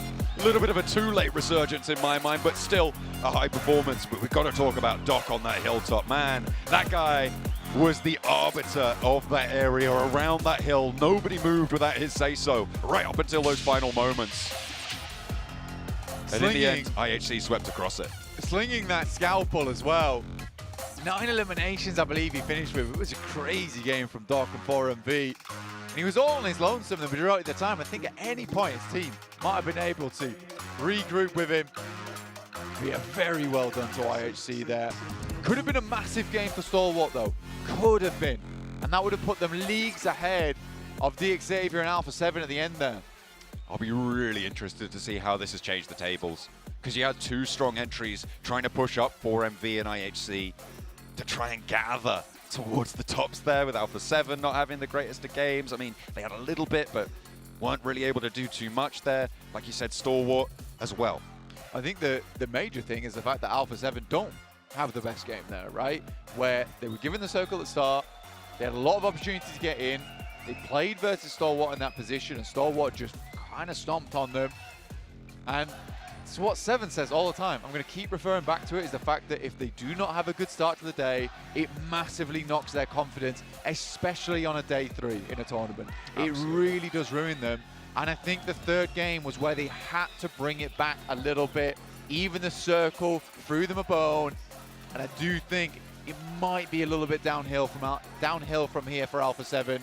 Likely not knocked out from the top 3, but that trophy, it's looking mighty tempting for a lot of these teams, and a lot of them put in a shift on that last match. The overall standings are going to look pretty crazy, I'm sure. I'm not going to lie, I thought I was hearing more S2G rants here in the stage, but it was IHC and Mongolia being spanned by the audience. And IHC, and not only them, but Mongolia in general here on this the second air go of the day, have been putting on a clinic. IHC have finally broken the curse here, Max Man. They've gotten their chicken dinner finally under their belts, and they put themselves now in contention for that trophy. Yeah, one of the best rotations we've seen from this team by far, this entire Grand Finals. Going for the Western Bridge on George Pole, and they know it's a very southern plane path 7. let's just wide wrap onto the western side, enter that way, and then play the terrain to our advantage. Very, very smart execution from IHC, and it goes to show. They have 4 players alive, they reached the late game, they have the fragging power to wrap up these matches and get these big chicken dinners, so IHC, this is one of the most important games possibly of their career. It is, but I have to go to Star Wars Esports because boy, oh boy, we're talking about this circle. Yeah, I might get on the hype train, okay? I might get on the hype train. But we were talking about that circle, we were saying how awful it was. But this is usually when we end up seeing who the champion caliber teams are, especially those teams that are currently fighting for it. Star Wars Esports being able to put up 10 eliminations and being able to do it in edge of the circle, not being able to set up, having to push on fights. We saw them being able to push on Alpha 7. We saw them being able to eliminate them very quickly without losing any players, and that was quite impressive. Sadly for them, IHC decided to time that out so perfect alongside with 4MV. Mongolia. That's the name of the game pretty much for this match in general. IHC, 4MV and Star Wars have been looking so good, putting on an absolute clinic here on this Erangel.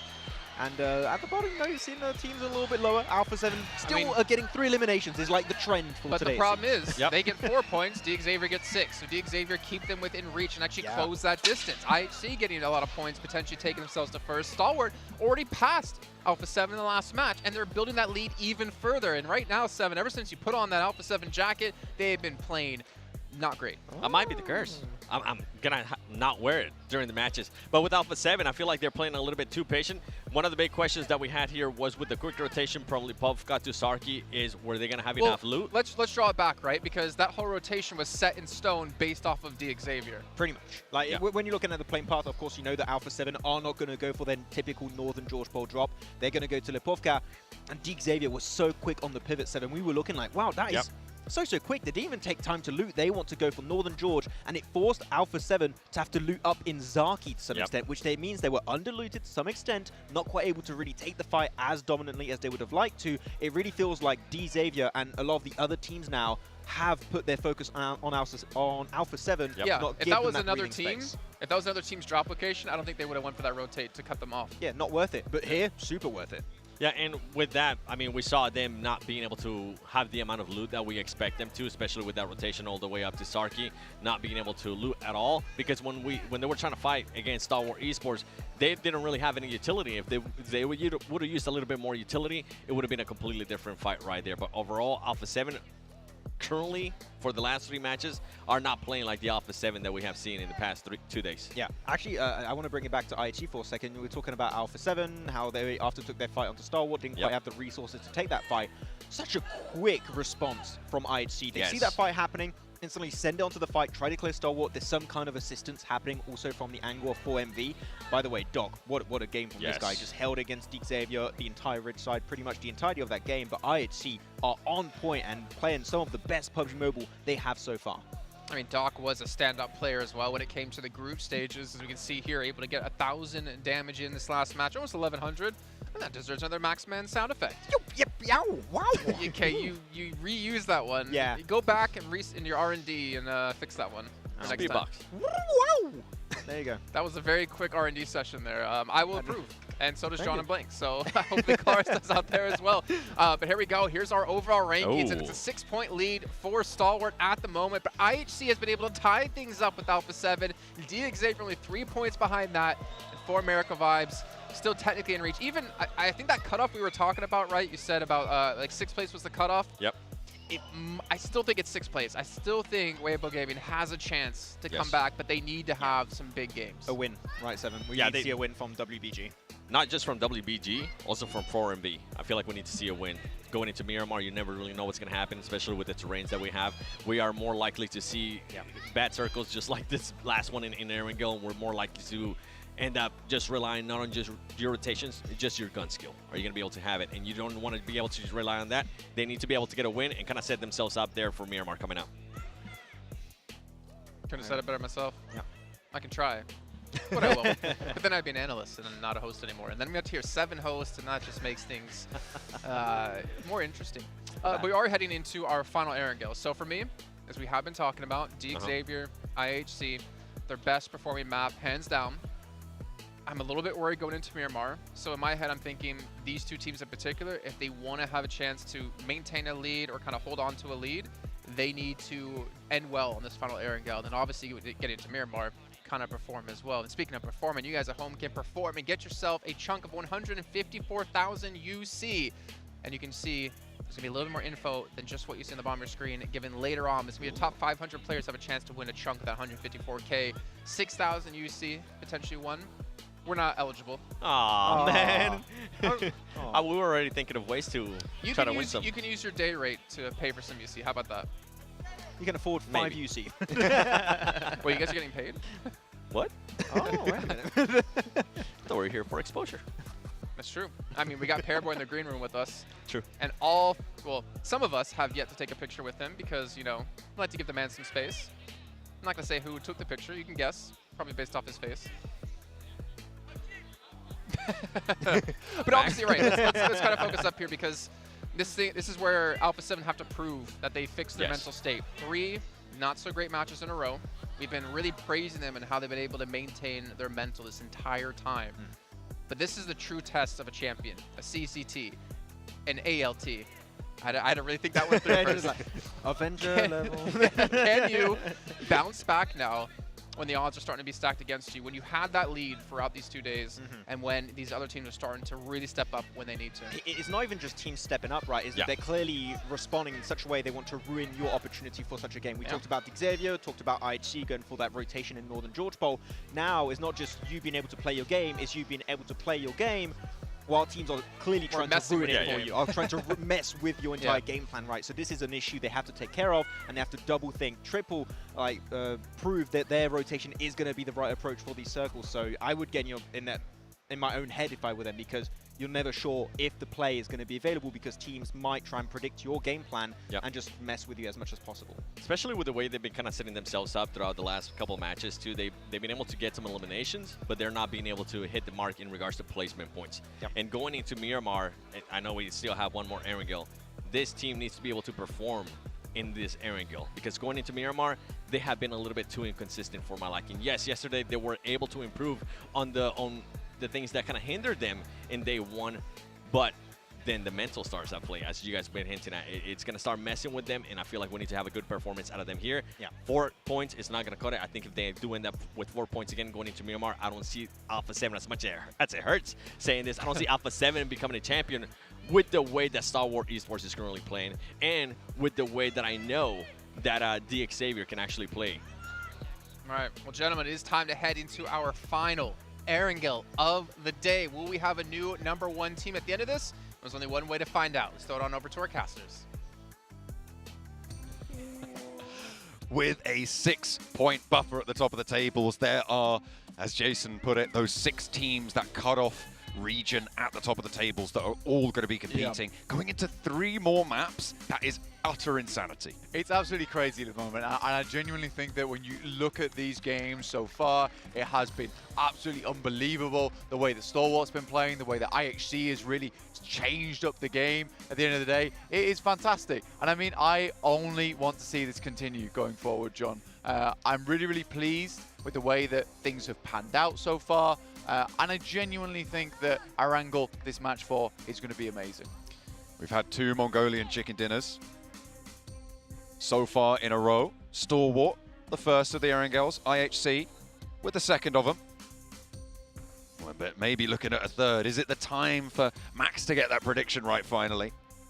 On that 4 MV chicken dinner that he predicted last time around. He's going to go 2 for 2. We'll see. But no, we'll have to wait for that one. Just a moment, Blank. Hold your horses. I know, you're antsy to get into it. So are we. I absolutely am. I just want to get into the game now. All I want to do is I want to watch some Erangel. I want to see some fun action on our screens. And I think that there could be some big switches. Going to be some twists and turns towards the end here, John. DX Xavier obviously being knocked out from that top 3 spot. Scary thing for them, because they, although have been trailing the majority of the time, they've been second place once. There is still an opportunity for DX Xavier to get that trophy and take it home for Vietnam. It is more hotly contested than I think any PMGC so far. This is an incredible performance from so many fronts, from so many regions as well, all across the world. Most notably, of course, from Vietnam. We've been talking about this for quite a while. The triple threat from this region is absolutely insane. Half of the teams competing for that top spot are from Vietnam alone. From Mongolia. That's what I'm talking about. That's Mongolia. what you're talking about. You good. You saw right. No. We were traveling on from Vietnam on DXavier. It's all good. I was on the train. I just love DXavier that much. I know. I can tell. Match 4 though for Erangel as we head in, playing path from that north to south side. Bit easier, but further towards the east. Players already out. You got Xylus on your screen. Straight down towards Taverny here, nice and early out. In front of the home crowd, S2G, they have fallen off, man. I mean, they've been able to survive a couple of matches late game, but I think I've figured out what the 2 stands for in their name. It's the average number of players they're able to escape the early game with, which is just not going well for them right now. No, it is not. I think for S2G, there's not much more to be said because I think we don't talk about Procedure Evos too much. We don't talk about Major Pride too much. It is surprising that our defending champions just aren't able to put up a fight here in their home country. I mean, day one was a blaster. It looked completely different, right? And to be fair to them, it was a surprise as well coming into this tournament. They have not been on form this season, and it feels like these last 2 days have kind of been a testament to that instead of that day one surprise performance. It is unfortunate, but that's just how PUBG Mobile goes, you know? We gotta have a winner. Sometimes it's not gonna be a back-to-back. Very rarely, in fact, is it? One time, there was. Yeah, there was that one time that Nova did back-to-back. Yeah, just the one time. But now Paraboy's over on the desk, he's not even playing. Yeah, he's gone.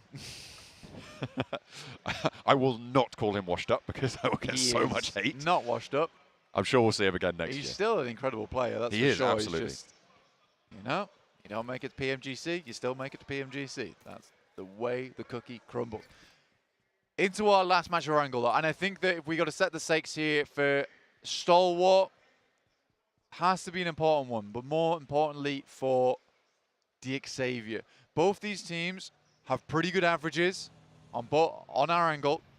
So getting the majority of your points now to set yourself in the lead before we head towards Miramar that we know Alpha 7 can play fantastically well. It's where in the past we've seen them actually clutch out a huge amount of points. I think last year's league stage, it was some of the final Miramars where they popped off and were able to get a huge amount of points. This checks out. I mean, for you guys at home, you weren't watching that last match. IHC got themselves a chicken dinner. They're currently on 123 points, so 113 before that. 92 elims. It is just incredible the amount of eliminations that are feeding in towards their total. Yeah, the last match, that match alone contributes almost 1/3 of their total placement points. And the fact that they are in 3rd place right now, 6 points behind the lead. I mean, nobody fights quite like IHC right now. We saw it from them jetting in the final day of their group stage on the last week of the league stage here at PMGC and in the last chance stages as well. They were able to frag out. People were maybe not expecting them to be able to continue that trend here, but here we are. Going into match 16, the last Erangel that they will play here in Istanbul. And they have kept that track record alive.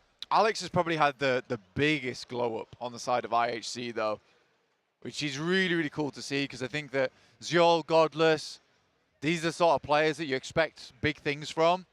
Alex was sort of in the shadow of both those players, really, in the background, and I think he's definitely come to the forefront here as the main actor of the group. Really, really well done. Very proud of him just as a player in general, because I think it takes a lot to improve that much in such a short amount of time. Obviously, this tournament, Godless is really having a good time of it, though. Carrying his team forward. And they'll be trying to continue that trend now. As I said, 6 points behind. They're losing the tiebreaker with Alpha 7 at the moment. But it is just that 1 point that separates. That's all that you need, really. Inch or a mile, you can win by anything. That trophy still goes home with you. It can be really, really taxing to have that weighing on you mentally. And it's coming into these final sets of matches where it really does start to mount that pressure, where you have only 3 opportunities. You don't have that runway ahead of you anymore. You fall behind, you get left behind. It's the Pirates code from now on. The difficulty with this as well is with how close the standings are, there is a real opportunity that you do badly on your last 3 games and a team in 6th place like Weibo Gaming is able to overtake you. And this is the difficulty for these teams in the lead, is that although they are in the lead and they've had some very good averages, they need to keep that up because they're not so far ahead that they're uncatchable at this point in time. There's definitely an ability to have that second wind in you at the end of the day and really push as hard as possible to fly out towards the front of the pack. S2G currently on the roam, but it's DXavier on your screens. This is the team that we are watching this match, keeping our eyes on. This is their best map as well. It's where they found the majority of their points. They like to set themselves apart here at the end of the day with Erangel to keep themselves in the running, to keep themselves in that conversation. God, it's just so close at the top there.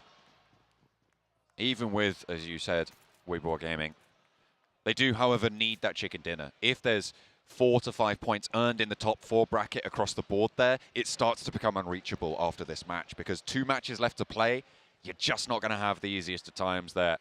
Of course, still possible, still feasible in the imagination of a mad mathematician, sure, but very unlikely to come through. It's possible, I mean, even for a team like S2G to manage to rack up ridiculous numbers of points, but it just can't happen at this stage for them. They are 75 points. That's, what is that? That's almost 50 points behind the top spot there. Actually over 50 points behind. 54 points behind that top spot. So I just don't see it happening in 3 matches.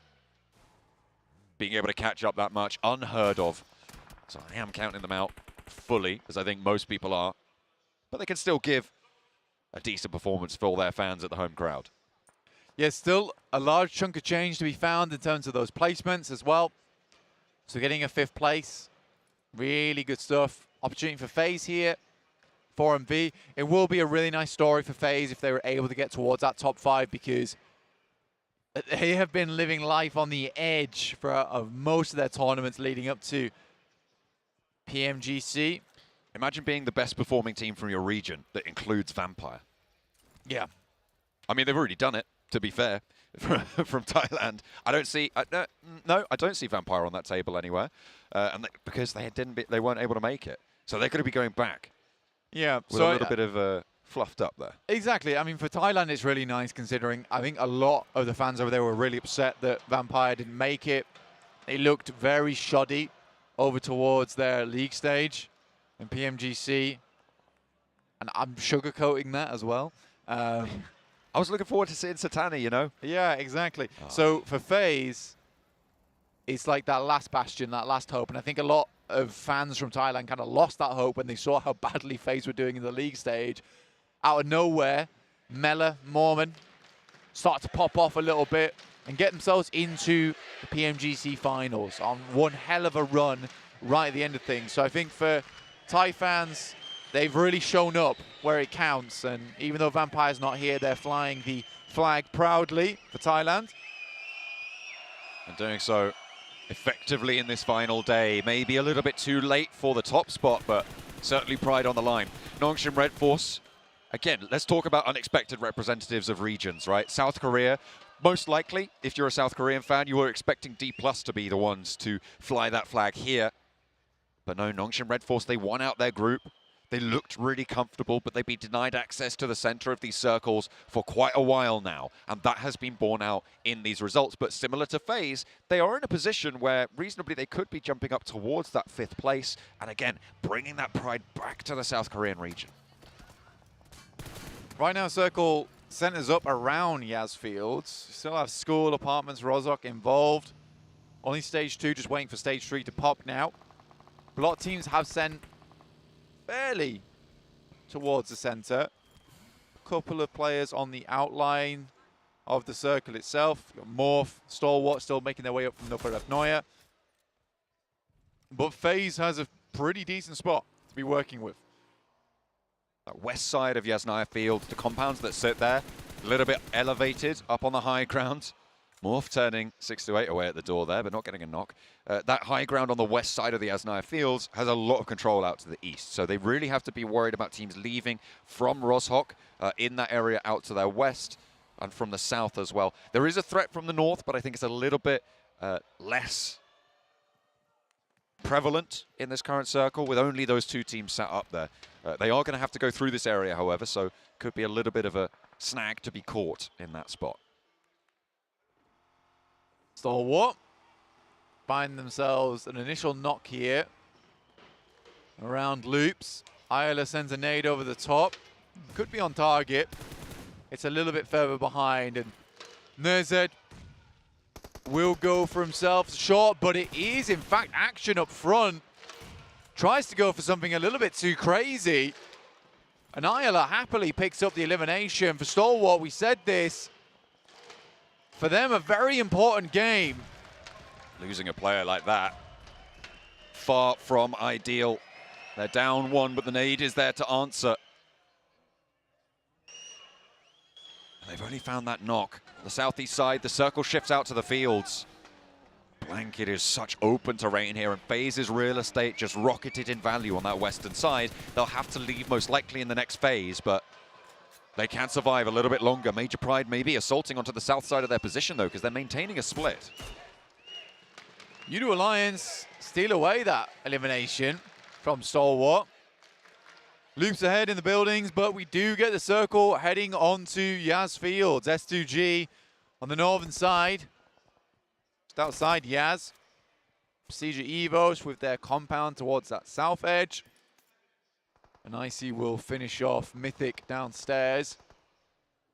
So all doom and gloom for Stalwart, but losing that one player definitely will affect them into the future. Alpha 7 making their rotate on the northern side of Yasnaya, off towards the eastern edge. None of the teams at the top of the tables really have the best of spots. It's only really Weibo, who are really far behind on the chase, that have got a position in this next circle. I think 4MV are just about to come in on the south side behind DX Xavier. So potential for Weibo to challenge again is what we highlighted. We're looking to this team from China, the last hope for the region towards the top of the tables. But Stalwart looking to defend that from them. 3 players alive, circling the east now. Past Morph, they're going to have to go towards Alpha 7. And we could see another bit of a crash if they even get that far, because Nerzed's under pressure. Rocky on the high ground, needs to get that reload on board. The spray continues, but the vehicle eating most of it. Hits a tree, hits a divot there, and bobbles around. Nerzed having to hop out and actually looking for a shot to answer. You can see he's got the vehicle up and against that tree. Might need a little bit of help there, but Boboho gets a lot closer here with that buggy. Nerzed still bleeding out in the blue. Yeah, drops the smoke.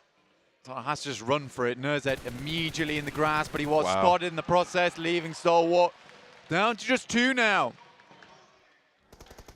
That is great news for the chasers. Top under pressure, tries to roll straight into towards 628 and out into the field. He diverts, but pulled out almost immediately. And Hero gets the flush. 628 pick up the point. 1 player now remains. It's Icy for Stalwart, who has managed to sneak through where his teammates couldn't, but he's right next to Titan. And this is the brutality of Yasnaya Fields, Blank. This is why players will avoid it at all costs. All players except, that is, S2G, who have managed to make themselves a little bit of a nest in the middle. Icy now knows that he is just going to have to live this one out. He has to salvage this game as much as possible here, Jump. Nades going through, does tag onto him. There's more nades in the back pocket there for 628. They will finish off. Final player of Stalwart, and the circle centers up towards that north side, opening the door for Alpha 7. In the meantime, FaZe, they've been in these compounds on the west. Major Pride were pushing into them for quite a while. FaZe have only got 3 players left, but 2 of Major Pride are now down in response. Mela has the inside, rotating around as well, looking for an off angle. The zone favoring the inside track for FaZe, but Major Pride have the positions to go for these reses. You can see FaZe maybe looking to hop on out because IHC are right behind them, and they are baying for blood on the western flank. Xavier pushing in from the south as well, trying to find a path, forge themselves a route on in, but it's just so hard to make it work. Levi's caught on the back line. You're down to 3 certainly, and maybe even more than that if a nade finds its way out.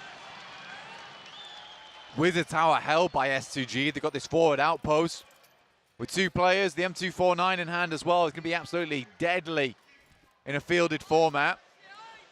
And now Hamzi moving forward with a nade. That's a pretty good idea. Lamborghini's going to try and send one back their way. Paragin needing that res from Chua. They have the cover of the hay bale now, and they are sticking it. Should be back up and in action, but the smokes are really the thing that's keeping them safest right now. However, teams that are near them gonna struggle to crash in as well. S2G holding that Wizard Tower. Alpha 7, their neighbors on the back 2-2 split. On the south edge of Yasnaya, FaZe are down. That's S2G to find the final blow to it. The only elimination they found so far this match. Stalwart being out so early. 4MV going down to 2. Xavier finding themselves in this position.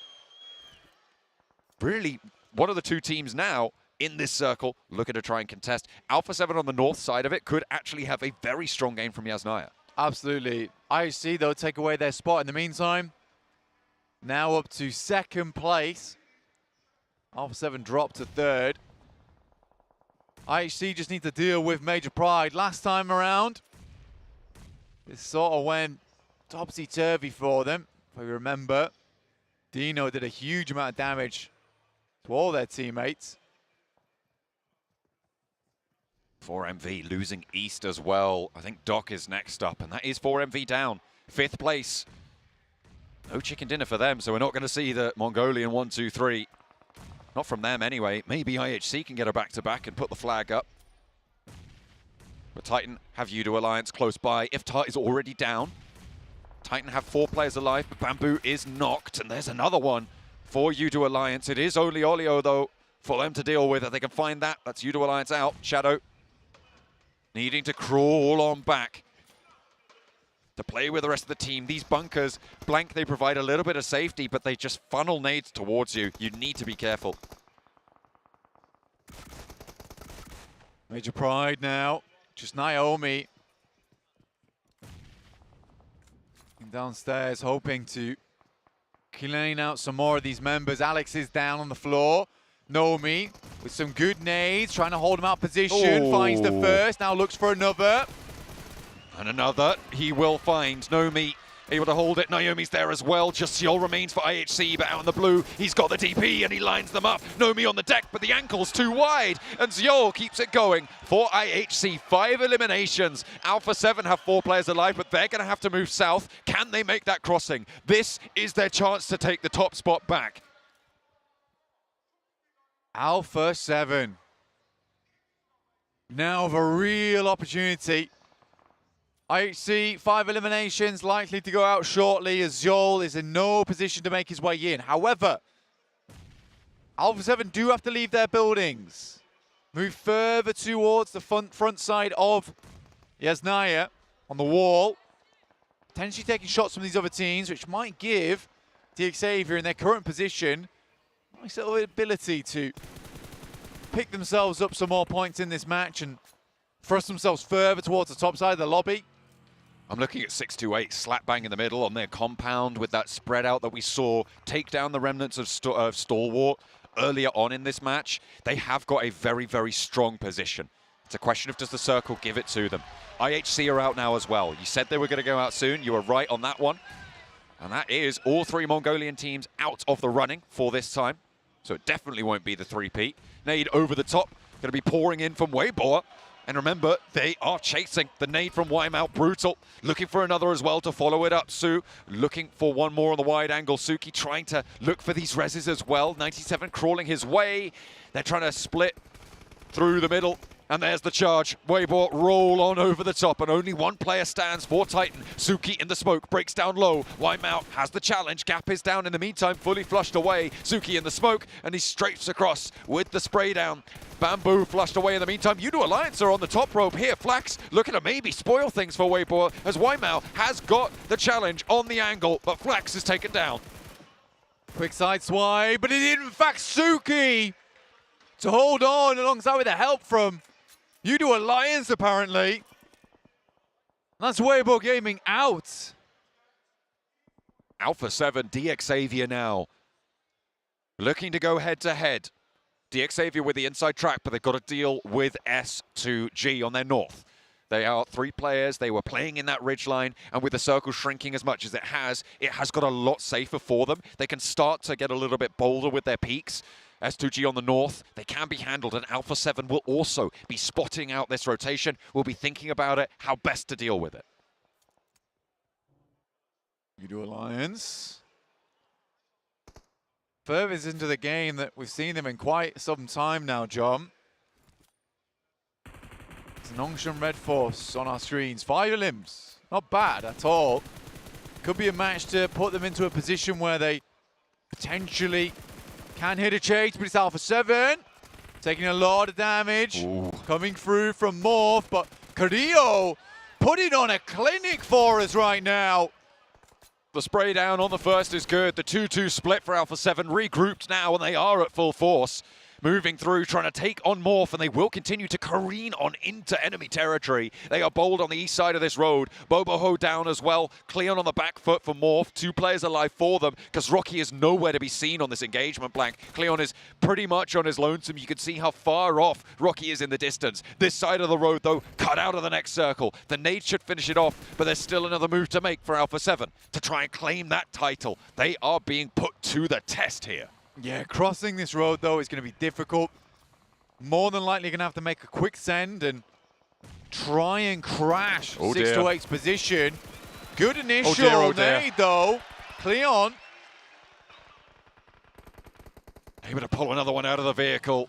Mafioso moving in, the smokes are there. Cleon did get taken away, so these reses can come through, but the blue zone's closing, and it will close faster than they would like. DXavier take a nade from S2G. I said they were going to have to deal with it at some point. Seems like it's not going to be their choice as to when it happens, because S2G make that move. Hamzy close by, Paragen is low and down. Lamborghini trying to stay away from the nades, but Chua not so lucky. One player now stands for DXavier, and Alpha 7 might have been thrown to lifeline by this. Hamzy's there, the roll up from S2G. All 4 of them are alive, and behind the hay bales, DXavier fall. Alpha 7, the last team towards the top of the tables to have their shot, and they will look to cross the road against 628 now. It's going to be a really hard run here for Alpha 7, but they've laid down the smokes, they've laid down the groundwork. Now they just need to cross that ground on top of it. S2G likely gathering attention of some of the other these teams. Udo Alliance, Loops, Nongshim Red Force, the final warrior of Titans down towards that south side. And here comes the crash. Carrillo initiates with a quick little peek. Swings around into the vehicles. Alpha 7 testing the waters on the compound. Sunan vigilant on the edges of these smokes that are starting to fade now, so Alpha 7 forced to go for it. Carrillo across first. Revo and Senab going to be breaching on in. Mafioso tries to go wide, but Hero has the angle. He hits the deck and doesn't get the knock. Xing trying to hold off, but Senab's now in the building with him. The DBS is good, but there's a trade straight on in through the window, and now Revo has to look for this heal. In close by as well. Hero drops down. Sunan is there. They're trying to put the nades in. Senab can get rezzed if he crawls out the back here. Revo's low, but he hops away. There's no chance of getting this back. The Molotov seals the deal. Another knock for 628, and Carrillo now has to hold it together. 1 goes down, 2 face him off, and now 1 more is just too much. Alpha 7 fall, 3 eliminations on the match, and it will be 6-8 to slow it down. Nongshim Red Force with 4 on the south side, Loops playing on for their countrymen, but it's not going to be enough to shake up the top of these tables, Blank. And of course it's S2G to take down 6-8, but only when Alpha 7's finally done. Nongshim Loops, Udo Alliance, 628, and S2G here. Nongshim Red Force, the closest to gaining points towards the top side of the lobby now. With 7 eliminations and this rich side to work with, they still have to push in. But this means attempting to open the bars with bare hands. Kodo's in. Gets spotted first. A knock sent their way. They need to pick up the point, but it's S2G who claim that one. 7 eliminations now for S2G as they mount the pressure from the northern edge after taking DXavier's position. Udo Alliance on the southwest now have to deal with Nongshim. The crash forwards starting to come through onto the position. All 3 players are there. There is that backstop of XZY on the long range. Trying to get comfortable with it. But Olio has taken a little bit too much damage to be confident in these peaks. XZY, if he goes down, he's isolated. He doesn't get back up. Flax is there with a DBS once more as well. Biting back at Nongshim Red Force, but Wings clips it. And that is going to be Udo Alliance falling in their face. However, XZY is down with the blue zone looking to push. They will not be able to get this through. And in the meantime, guess who's rolling open? It's S2G. Ray-Z moving in along with the rest of the squad. A great position to take on the south side here. Looking more and more likely this is going to be an S2G win unless the Chieftain has something to say about it. Nade pin pulled, S2G all grouped up. A nade over the top. Kelsey goes down first. Is there an answer? Molotov for Chief to cut off that rotation. He might have a little angle through the smoke, but Ray-Z laying it down forwards, looking for the nades onto Chief, but they're not quite finding damage. They're not tagging on. Nongshim behind him as well, providing a little bit of cover. Chief is there for the spray down. 628 still have the high ground on the roof as well, and S2G need to weather this storm, need to survive this one out, because they are down to 3. They've been cut to size. Losing Kelsey. They'll want to continue it. 10 eliminations for Nongshim Red Force. The only team that's left in it that could even, in anybody's imagination, have an impact here. I think they were about 20 points behind that 100-point barrier.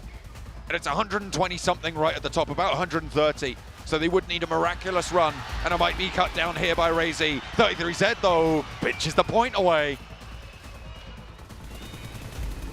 33Z still going, got an excellent position on top of these buildings. Eventually we'll have to leave it. Wings and Sporter, but it's 33Z on his lonesome dealing with the majority of these players. A knock. Repositioned for a res here. Wings can get Sporter back up. I don't think they're quite in nade range of S2G. As 33Z drops down, he has got a couple of vehicles in the back pocket to try and reposition out into the open. S2G have got that cover on the open ground. 33Z into the car. Can he make a position work? He's got a lot of terrain cover, and Nongshim are under pressure from S2G. They're trying to sweep it out. They roll on in, and it's good news, but the vehicle goes up in flames. No way! Nongshim Red Force holding out. 2 versus 3 on the push. The vehicle explosion takes it down, and a chance for 628 to slip on in the gap. The boys from S2G acted so kingly from the top side of Yasnaya, but the solos, they're on for rebellion now. Unbelievably, Nongshim Red Force on an explosion from the vehicle.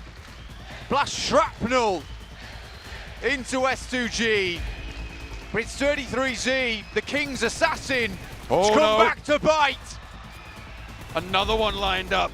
This man is on a tear. The high ground played so well. Sporter's in this next zone, but the inside track, has he been spotted? He knows the position. A lot of damage sent back to 33Z now. A reposition for Sporter, has got the nade. 4 in hand for 33Z. Launches one forwards, it's spotted and falls short of the hay bale there. An answer is found. The heel came through. The stims on the advantage for 33Z, and an aid leash forwards goes around the side of the hay bales this time, but this looks good for 33Z to take it home. 4-6-2-8, he steps up. way! This is bold, this is big, and it is brash as anything, but 33Z chopped to bits with that one. Blows them to smithereens. They just do it different in China. I've never seen anyone jump on top of the hay bale. That was certainly a bad boy play if ever I've seen one. But for S2G, just like their day-to-day, up in smoke right now with that vehicle. It looks so close to being an unreal game as well. But Nongshim Red Force, from a tough spot, managed to get themselves a second place, chasing towards the top side of the lobby.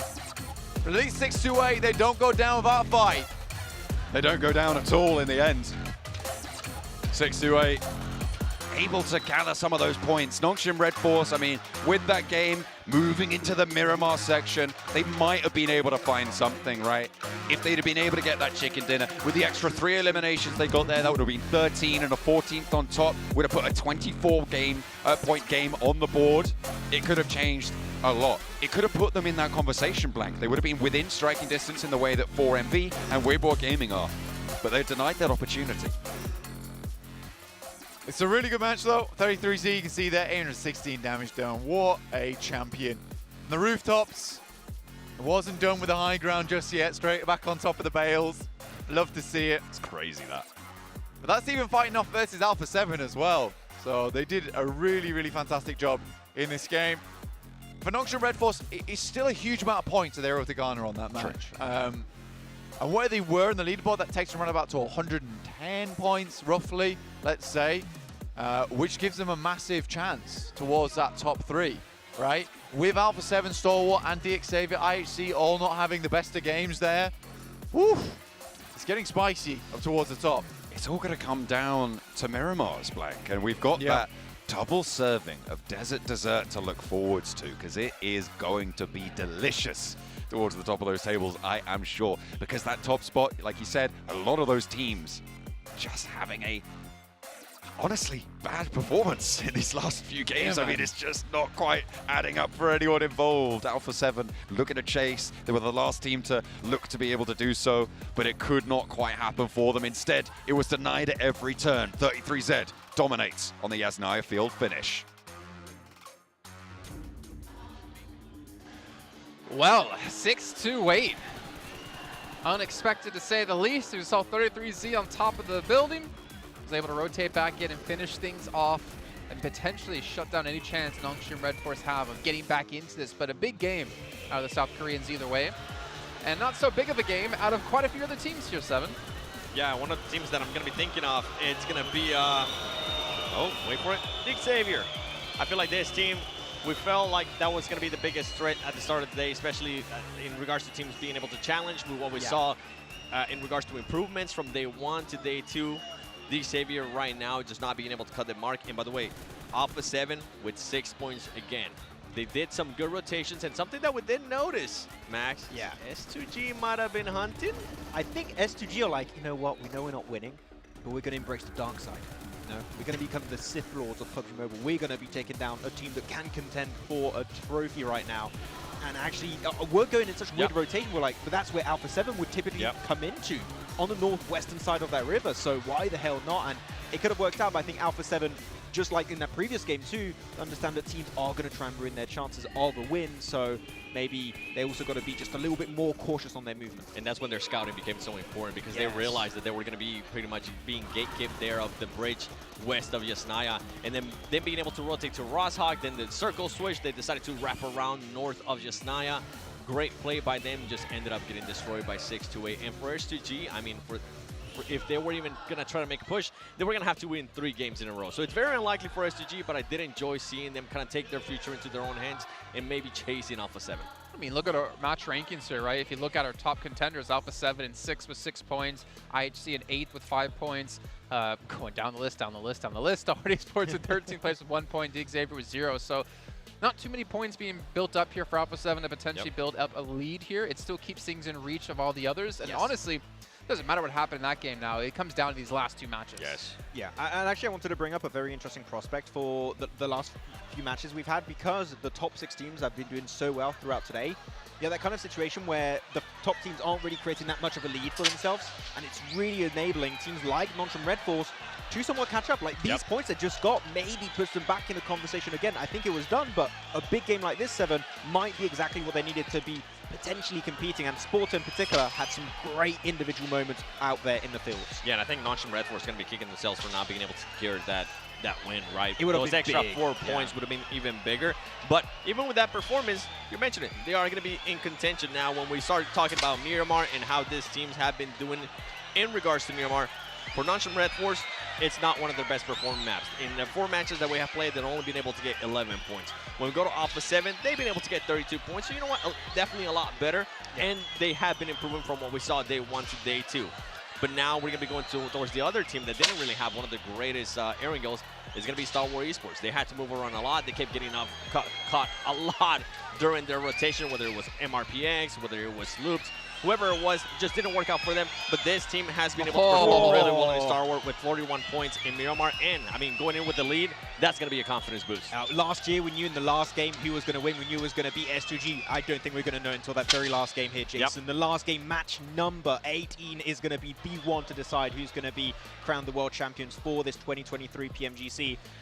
And we know Alpha 7 from yesterday on Miramar Right 7, they had 2 really, really strong Miramars. They got 2 third places in a row. That might be the map that helps them stand out and climb back in first place. And that's going to have to be the case. I mean, if they even want to get a chance at being able to pass Star Wars Esports, because of what I was mentioning with Star Wars, they are able to get a lot of elimination points. They are able to get those placement points. And they're a team that's currently on the lead. And Star Wars is not used to being one to know to choke, especially with only 2 matches left. I mean, Nonchalant Red Force, 25 points out of first place. It's possible. They had to have 2 back-to-back amazing games, with one of those pretty much being a win to even, like, obviously close that gap.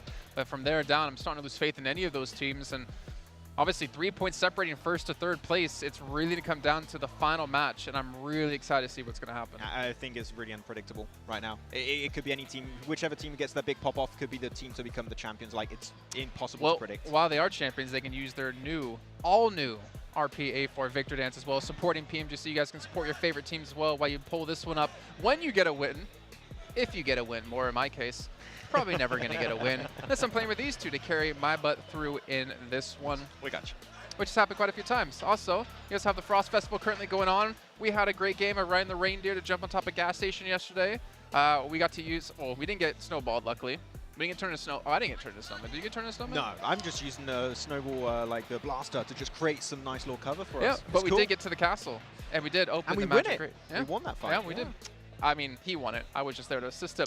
We also have the annual gala happening for PUBG Mobile for 2023. You guys can win in your 1v1 matches, win some exclusive rewards you can show off to your friends, your enemies, your family.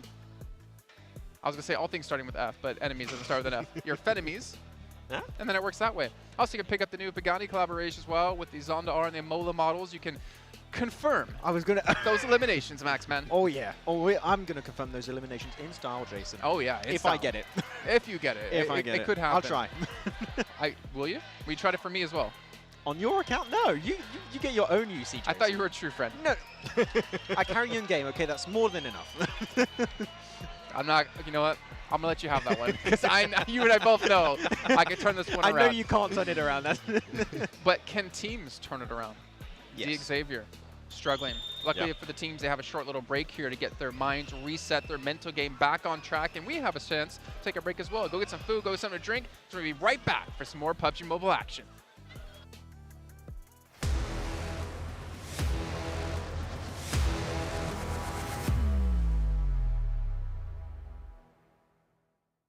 '23 Popularity Annual Gala event tutorial. Hey there, welcome to the 2023 Popularity Annual Gala. We've introduced a brand new competition and upgraded rewards. You will have to go through 10 rounds of 1v1 matches and compete to become the first ever PUBG Mobile Popularity Annual Gala champion. So let's get right to it. New competition, ladder competition. The Popularity Annual Gala event will be utilizing a new ladder promotion system. Players' initial ladder grade will be determined by their battle points at the end of the first round. Ladders are divided into 6 grades: Triple S, Double S, S, A, B, and C, with Triple S being the highest. Ladder promotion rules. Players are ranked based on the popularity they gain during the battle period. For rounds 1 to 9, the ladder results are settled at the end of every round's battle. Apart from ladder grade C, each ladder has 100 spots, with the top 20 promoted, the middle 60 retained, and the bottom 20 demoted. If you're trying to move up the ranks, be sure to stay within your ladder's retained threshold or higher before each round is settled. Additionally, ladder grades can only be promoted or demoted by 1 grade at a time, so your performance in the assignment round is crucial. Be sure not to miss it. Final Showdown. Based on the rankings from the previous 9 rounds, round 10 will be the decisive showdown to determine the final rank and ladder grade placement, including the champion of the 2023 Popularity Annual Gala, who will emerge as the ultimate winner. New exclusive rewards. At the end of round 10, rewards will be issued based on the player's ladder grade and final rank. For outstanding players, they will receive exclusive rewards that can showcase their supreme honor both in and outside the game. In-game rewards include the honor title, honor name tag, and honor avatar frame, which are sure to make you stand out. Moreover, there are also physical trophies, interviews, custom-made popularity gifts, official social media promotion, game exposure, and other exclusive honorable rewards. Gain global renown both in and outside the game. What are you waiting for? Participate in the 2023 Popularity Annual Gala now.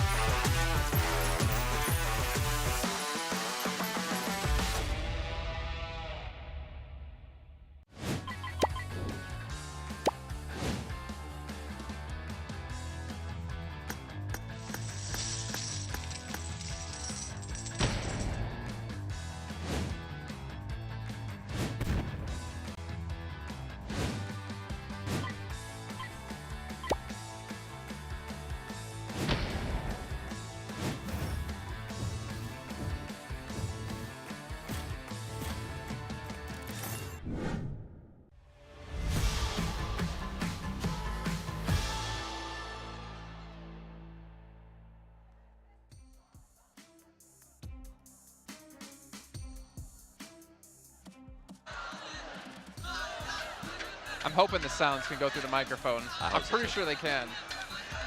One thing you cannot knock Istanbul about is the dedication of their fans towards their team. S2G, no chance they're going to take home the title, but they've been with them every step of the way, cheering in their highs and their lows. And obviously S2G, you can see behind us, giving the love back to the fans. But it comes down to a new champion. We have 2 matches left, and honestly, there's quite a few teams in contention of getting it. Maxmem, you've got your stalwarts. 7, you've got your Alpha 7s. Me, I've got you too. So it's a great finals for all of us. That's the nicest I didn't thing expect he's that. done in a PMGC. Wow. Wow, okay. John's just jealous over there. That insane hit his leg. dare he? Oh, my Miramar delight. Oh, no. That was such a good voice. That was spot on. Oh, look, he gave me the death stare. You wish he's about to hit you with the cane. All right, well, let's focus up here on the game because we don't have much time. Well, we don't have any time, actually. So let's get into Miramar. 2 matches left to go. Let's find out who our New Year champion's going to be.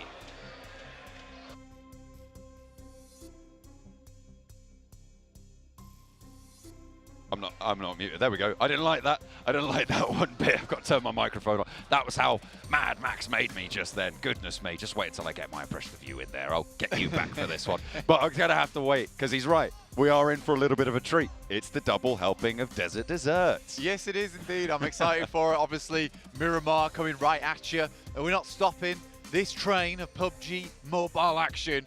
We're going straight ahead, all the way to the end here, John. I'm ready for it. Obviously, not much change in terms of the leaderboards last time around. A lot of other teams were taking those points, taking those wins. IHC, Stalwart, as well as Alpha 7, all still in the running here, looking for that lead.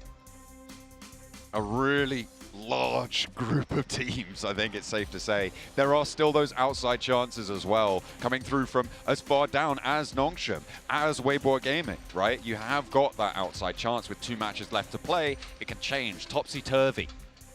Obviously in that last match, Nongshim racking up a lot of eliminations, denied that full chicken dinner that could have really put the cat amongst the pigeons for them. But at the moment, I think we're up to 7 teams in the final 2 matches who could take it all home.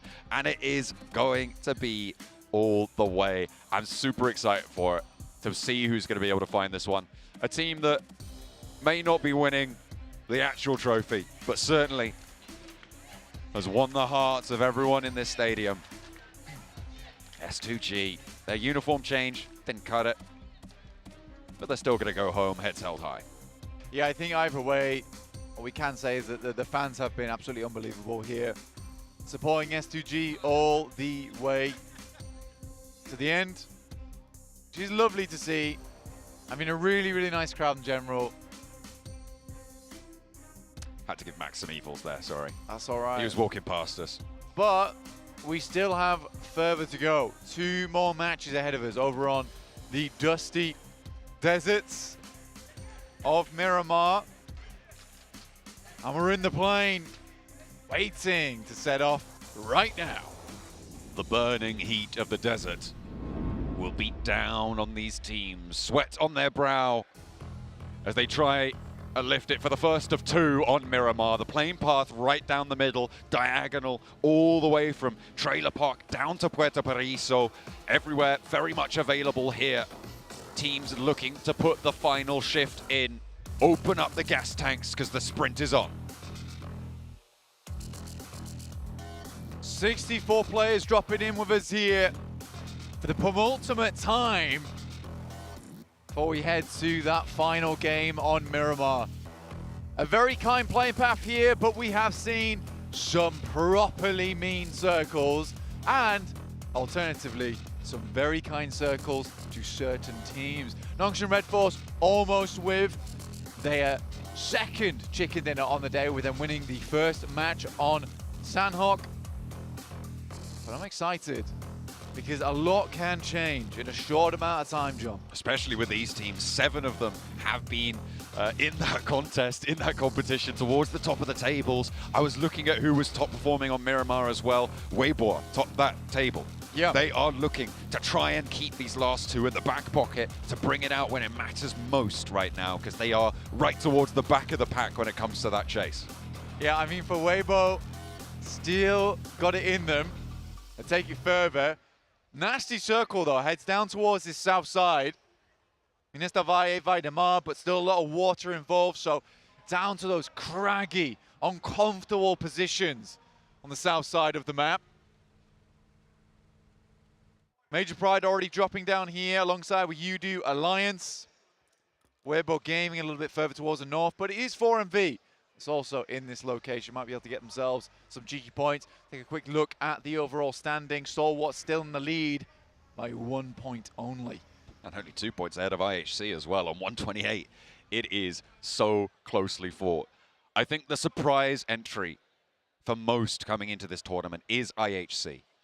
This is a team that, when you look at the Mongolian, well, to be fair, you look at the Mongolian region and most people just quake in terror at this point with the amount of presence they've had so far. But absolutely, IHC, a name that I don't think anyone would really have expected coming into the PMGC, certainly into the league stages, to be able to have this contest, be able to perform at the level they have done. Well, they've got to be proud of themselves. Certainly plenty of their fans are. IHC, brutal, very aggressive. That's really what's been characterizing their performance so far. Really very aggressive, very willing to take fights, and very willing to win them very, very frequently. Yeah, I think for IHC, it was their final match on Miramar as well that got them into the PMGC Grand Finals. Really down to the wire for them there. But potentially we see some kind of repeat going into our final match of the day. Here's the breakdown blank on the tiebreakers. At the moment, IHC, out of this chasing pack, sit on 1 chicken dinner, as do Weibo, which means that they are behind of everybody else on these tiebreakers should it come down to it. 2 chicken dinners for the rest of them, except for Stalwart. 3 chicken dinners on side there. And as close as the tables are, blank, I would not be surprised if the final moments come down to one of these tiebreakers. With how close it is, I mean, you do look at that top spot and you think to yourself 2 points between first place and third. It's not really anything that you would have expected at the end of the day. Usually we have a very clear winner in PMGC, but it has been giving and giving and giving. We can only be pleased by it, to be honest with you, and I bet all of you at home very happy to see this be a little bit more a closer grand finals. Certainly this time exciting. around. Certainly a thrilling watch. I think that the quality of PUBG Mobile has been displayed from, I think, pretty much every team. I'm not going to say every team, and I'm not going to name which team I'm talking about, but I feel like you could probably guess. It has just been so incredible to see these teams fight through so strong as well. on so many fronts. Different play styles coming into conflict, and it's been an incredible journey to watch these play styles come into conflict and sometimes triumph, sometimes fall by the wayside. I mean, 40 points between first place and 8th just seems silly to me at this point in time, where it really is so close on the leaderboards. You know, you kick that up a notch. It's 25 between 1st and 6th. And that's just one good game. 25 points, 15 limbs on a match, chicken dinner. Easily done. More easily done than most would think it would be. Nongshim Red Force were on for it last game. They're able to finish out versus 6-2-8. Not possible. Those final moments. Stalwart hasn't moved yet from Hacienda. Xavier also having to leave through La Cobradilla, but El Pozo left it open for Alpha 7 to go for a very quick rotate.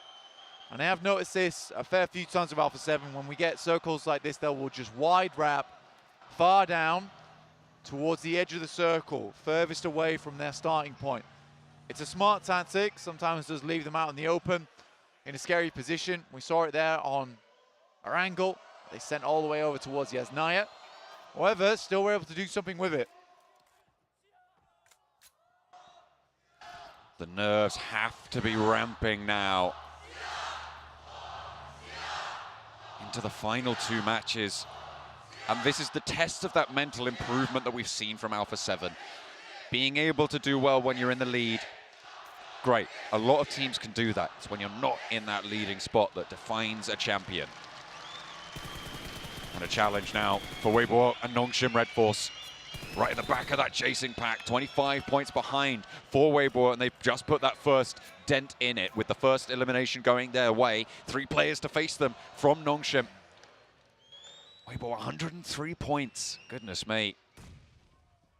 The top performing Chinese team here wanting to keep that train rolling. Gap close by to Wings, inside the building, the nade starting to come on through. As they breach through the door, the M249 up the stairs is one and beefy weapon, but is it going to be able to withstand the full force of Weibo Gaming turning the corner? The answer is no. Su goes half HP, but they get that trade, they get that knock and flush, and that's 2 points on the board. They've drawn level. CG Evos here, we're fighting off against versus Major Pride, but you're right. The Weibo Gaming fight versus Nongshim Red Forces. Pretty big deal, honestly. That was one hell of a nade over the top side. Just catches him on the retreat. Fortunately, it's only Misery. Sorry, only Luxy left standing for Pasija Evos. Major Pride. They have 3 players alive, but Luxy gets the first. A buggy over the top doesn't go for the full roll down. And a second for Luxy as well on Miramar. The old school performance for the Twins. Let's see if Nomi can be able to stand the test here against Luxy, because the flush onto effect looks close. In hand, the nade. The Molotov starts burning off the cover there. And another to follow it up. Close by now for Nomi with the SK-12 in hand. Luxy can't find the final shot. Major Pride are able to slow things down, but at the cost of 3 of them. This might be drawing it to a close. Last player, Nomi, survives. Yep. For Major Pride, oh my days! What is wow. that circle? Oh my god. Los Higos finish. Second to final match here on PMGC. This is huge. Is unreal. Weibo Gaming in an excellent position to get across. If they go to the compound on the south side of this bridge crossing blank, they have a chance to have a magnificent game here. Everyone in vehicles. Everyone moving as fast as possible. Alpha 7 in the water. Stalwart losing action to 4MB. Top's at least able to send a shot back towards East, but action is flushed. And again, Stalwart start their game on the back foot. we have had an uncharacteristically large amount of case studies for circles like this in the last few months, Blank. There have been several times where we've gone all the way south. I think 2 have actually finished on this island so far in recent history. So teams will have had this freshly developed in terms of the strategic position. I'm looking at Weibo. They did make that rotation south of this bridge. They are in a priority compound. It is still possible that we go back north, of course, and not go to the South Island, but Alpha 7 making this crossing as fast as they have done is such a great move for them. They have made that champion play. Can they weather it out? Morph, though, flying through on their western side. Could clip their wings here. Not all the Alpha 7 players are across just yet. Carrillo takes shots, but Boboho's already up and personal. Nade in his hand as well. Boboho loses it towards Senab. Doesn't catch it. Not just yet. Revo through the window finds Boboho, but Revo's caught lacking there. Swept the leg there underneath him, and the nade goes through yet again. Senab could go down. Alpha 7 trying to get on through.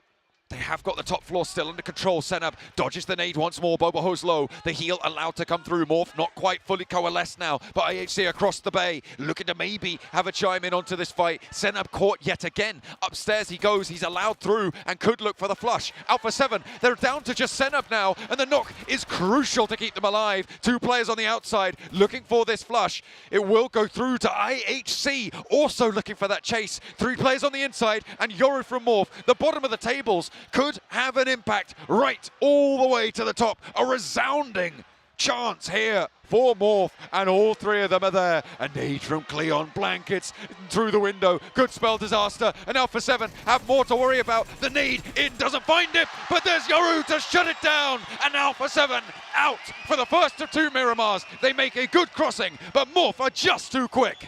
16th place reverberates through the tables, and almost certainly will crush the chance that Alpha 7 had here.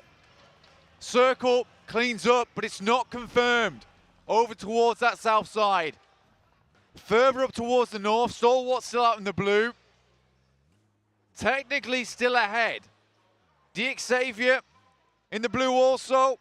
Down towards the south side of Los Egos. They prioritize space. They'll have to take down Morph on their pass through. Stage 3 doesn't hurt too much, but certainly tickles on that blue. Don't want to be locked in a fight in the blue zone at this stage, you're right. You can get through it if you're clean on the rotation, but getting stuck in a fight when you're starting to take a bullet or 2, those clutch bandages just aren't there in time in phase 3. It's where it starts to get dangerous to play towards the edge. Loops in the meantime being caught out for MV as well, being spotted by S2G, but IHC are still on this warpath, Blank. They leave such a trail of devastation behind them. They're looking to put up that 100th elimination on the board, and I think they've just done it. They had 97 at the start of the game. Blank, not only that, they've just taken the top spot. IHC now first in the rankings. Doc, who did a huge amount of work for 4MV last time around, looking to have an equal amount of impact. But Stalwart, with their 3 players rocking up behind IHC at the moment, and IHC has to come off from their high ground. Loops removed by S2G with the help of 4MV. S2G starting to rack up a couple of eliminations in the final throws of this one, but a little bit too late there. Morph suffering. Xavier able to pepper the backlines. Remember, this is another team looking to chase. There's so many to keep your eyes on, but they are still there. 4 eliminations for 4MV as well now. And they have kept up the pace at the start of this match. Xavier now have the bridge crossing under control. This South Island consists of 3 or 4 positions that you can really take control of. There's a hilltop to the west, a hilltop to the east, the compound on the bridge, and the compound that Rocky currently sits in for Morph. Those are the 4 major player positions, unless you get a super hard south shift, but that basically never happens. I'll say never. I won't say completely never, but it's very, very unexpected. You've got to be looking to those positions if it goes south. But at the moment, the majority of the landmass does sit back up north. So Weibo making that early rotation might come back to bite them. Yeah, I think you have to make that gamble, though. We talked about with 4MV down towards the south side of Sosnovka. Sometimes you got to roll the dice and hope they come up sixes. For Weibo, perhaps it's not come to bear here on Miramar, but there's still chance. Stalwart desperately needed the wet eastern shift. Maybe Weibo gets the south. Ooh. But it's a cruel, cruel mistress, the circle. Not determined on either side. IHC floating down over towards Stalwart. Perhaps Icy gets a nasty surprise. In the meantime, though, there's plenty more surprises on the card. 628 taking a fight, a scrap with Titan. A Shadow looks to try and keep Bamboo safe on the highland. 33Z is down on a trade. Hero is there. A nade over the top. This could be disastrous if it's cooked long enough, but it's not there. And the challenge 97 will fall down in the face of it. 628 doing well. The DBS lighting them up as well. And now it's just Shadow behind the vehicle to stay alive. Gets the heal off and a chance to take down 628 as well. Into the buggy. Rolls forwards. Might be able to get a rundown, but gets to the other side of the vehicle. Trading around the US. But there's the spray down with the DBS. And a 1 versus 1 for Shadow. Titan now have a chance to spoil it for 628 on the engagement. Around the bonnet, he goes, and Shadow puts them to sleep. It's darkness for 628. Envelops them there. And that is not an embracing hug at all. Shadow removes 628, who were looking to flow their way up towards the top side of the lobby. Now it's IHC, #1 spot versus 4MV, docks down. Trying to keep themselves alive here. 4MV with that 4 position eliminated. They'd already lost another player. Everybody on IHC is now rezzed up. So they're facing 4v2 on this angle, but East is still here. And this guy's been a machine for the roster over the course of this tournament. But can you withstand the might of IHC? That's the question. Alex goes, but there's a trade. Baron now down the hill for 4MV to try and keep the third Mongolian team in the running. They're in 5th place, and they're the 3rd place team for Mongolia. It is absolutely insane what this region has brought out today. And IHC sat at the top, now has Stalwart to deal with. It is Mongolian madness on the northwest side. Another nade over the top from IC as Godless tries to fend it off, but he just can't weather it. And another knock, another flush. IHC starting to fall apart. They're vying both for this top spot. 7 eliminations already found for IHC, and they are down to 3 with 1 knock on the forefront. Weibo taking shots over towards DXavier, able to at least find a couple of knocks towards him. Here comes Silas. He knows the exact location. Ooh. Demo won't go down, but he'll step up with the UMP and put him down. And that's IHC out at the top. 7 eliminations, and Stalwart can carry on further into this game. With the 7 eliminations they found, blank, they sit 5 points ahead of Stalwart. With the 1 point that Stalwart already have, that's bumped down to 4. It is still so close at the top. Alpha 7, they're going to be a little bit disappointed with this one because they also sit 5 points behind the top spot going into the final match. Unless Stalwart can take that from them, then it will start to push up a little bit higher. Honestly, an exciting match here for all the players involved. But it has just been the wildest PMGC we've had in a long, long time here. S2G, you're right, the 2 stands for 2, with Silas and Hamzy G to carry the baton. And next circle goes north for Stalwart. Here's the big money game. Unfortunate for the early rotation from WBG. I feel like it was heads up enough to make something of, but that's just how the circle goes sometimes. 2 hard shifts up back to the north after that south. It's just going to be disaster for WBG on their chase. They were right down towards the bottom end of this chasing pack. They've got 4 eliminations already. If they can make it across the bridge, maybe fight off against U2 Alliance, there's a chance, but it is slipping away moment by moment. Every tick of that second hand of the clock brings them closer to a sealed fate. For Weibo, though, 4 players. U2 Alliance and the last player from Titans Gaming. This is a really decent path for Weibo to get in. U2 Alliance, though, is not making it easy. And Wymao's driving so slowly that it is easy. I mean, somehow, the slower you go, the harder it is to hit, maybe. You're expecting them to go faster, and you jerking your aim ahead, but not the second time around. So gets through and Flax not catching them. Still slowly making their way in. They're establishing that line of fire. They're making sure they're being methodical about this, but the blue zone's a little bit too close for comfort on this engagement, and Udo Alliance can start to flex out to that eastern side of their position. Left of them on the screen right now.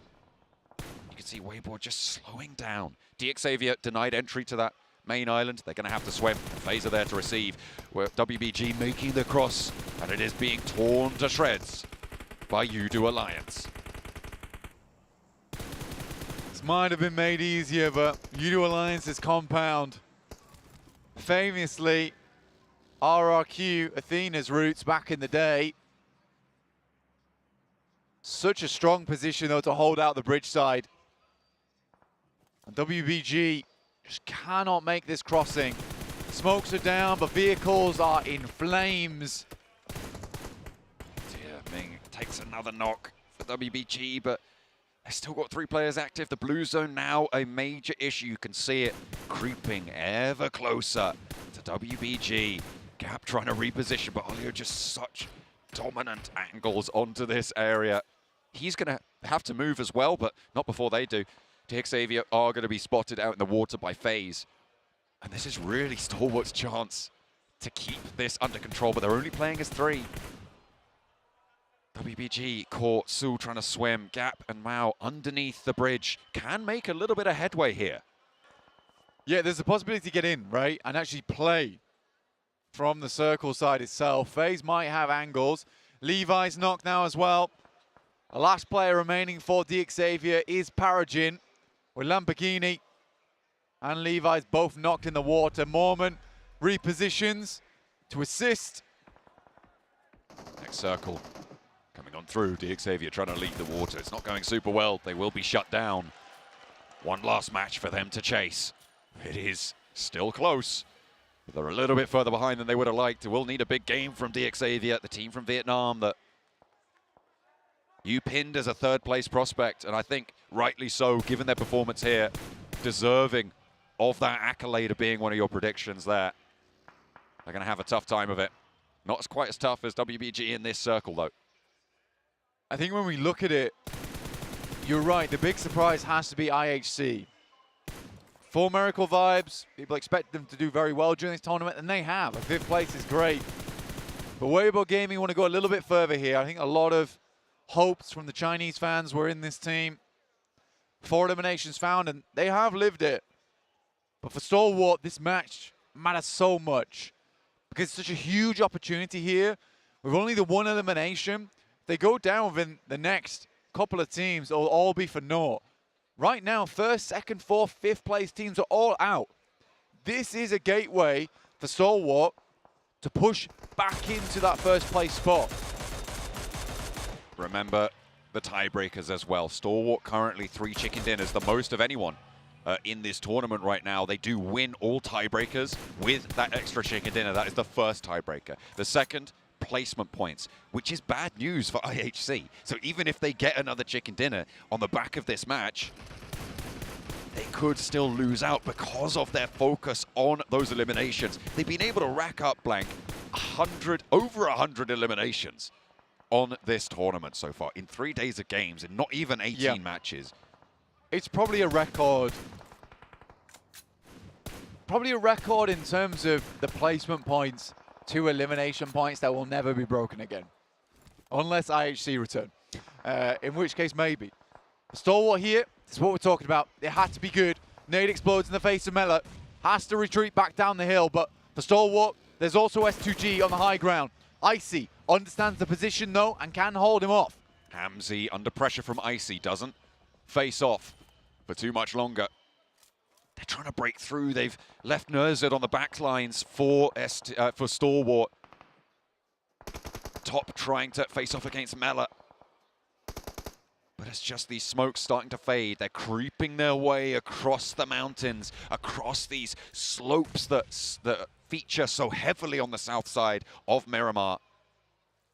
FaZe have got one of the better spots here. Udo Alliance, I think, sitting opposite them, looking to try and keep control. FaZe I mean, what a resurgence today. This team has made a name for themselves as those last chance Andys. They have really come through in all these stages, but it's too little too late for the top spot. Nerzed, though, falls to the rifle. And Mela looks to find the main cohort, the duo up top. It is Icy and Top for Stalwart. I don't know if they're going to be able to get Nerzed back alive. For FaZe, they are just assaulting Stalwart right now. Circle moves, and FaZe want to clean up this fight quickly, so they're going to start to get a little bit more aggressive with this swamp, as they need to get further towards the eastern side right now. In comes Stalwart, though. They're just going to send across, and S2G have something to say about it. They will take down Top here, up to 3 eliminations now.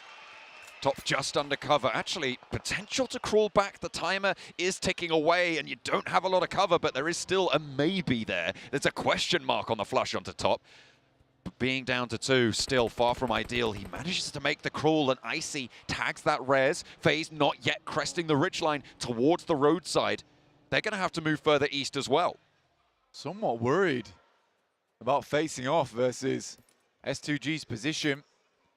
Realistically, Stalwart can play from here, right? It forces S2G to play into their hands, and the question is, how much util does S2G have remaining? Do they have the nades to make this work? Hamzy G sends down, and this is where he could just get absolutely obliterated. Surely they know. 7 nades for Hamzy, though. The first is unleashed, and he moves forwards off the back of it. Icy under danger, but he stands tall. He holds his nerve, and Icy's cool as ice. We'll be able to find Hamzy. The spray down, and S2G are eliminated now. Stalwart have a decent position. A third party just too late, but Top is spotted. Udo Alliance stop his forwards push, and an aid from Mela over the back of the buggy should be the final thing that Icy sees, and that is Stalwart out in third, but they have kept up pace. 6 points they found. I think that keeps them right on this top spot blank, but only just. Going into the final match, it is still all to play for. Stalwart, necessary game there for them. Salvage at least something. Udo Alliance, FaZe, and Titans. Shadow has really come a long, long way. Remaining hidden and out of sight. Ventores, though, gets taken down by Flax. A nice spray. A good opener for Udo Alliance to find those lines. They have got the road to cover them. They can move forwards, but getting down to that roadside in the first place, really, really tough. You can see Cluck trying to enact that forward position, trying to get within that nade range. And as you say, you've always got to be worried about Shadow. He's always creeping around. He's always lingering. Cluck, nade in hand, over towards Ventores. Looks for Mela as well with it. Cluck not going to take a damage from the response as well. Mormon's close by, though, with that DBS. Might be able to find an angle, and he does. Able to take down Cluck. Doesn't get knocked in response. Gets back to safety, and Flax doesn't have the angle. That is a great shot with the DBS. But a very limited window there to pick up the damage onto him. And the nade followed up with it. Seeing that they've got a lot of util still on board, Mormon nails it once again. Mela and Mormon. This combo is so deadly.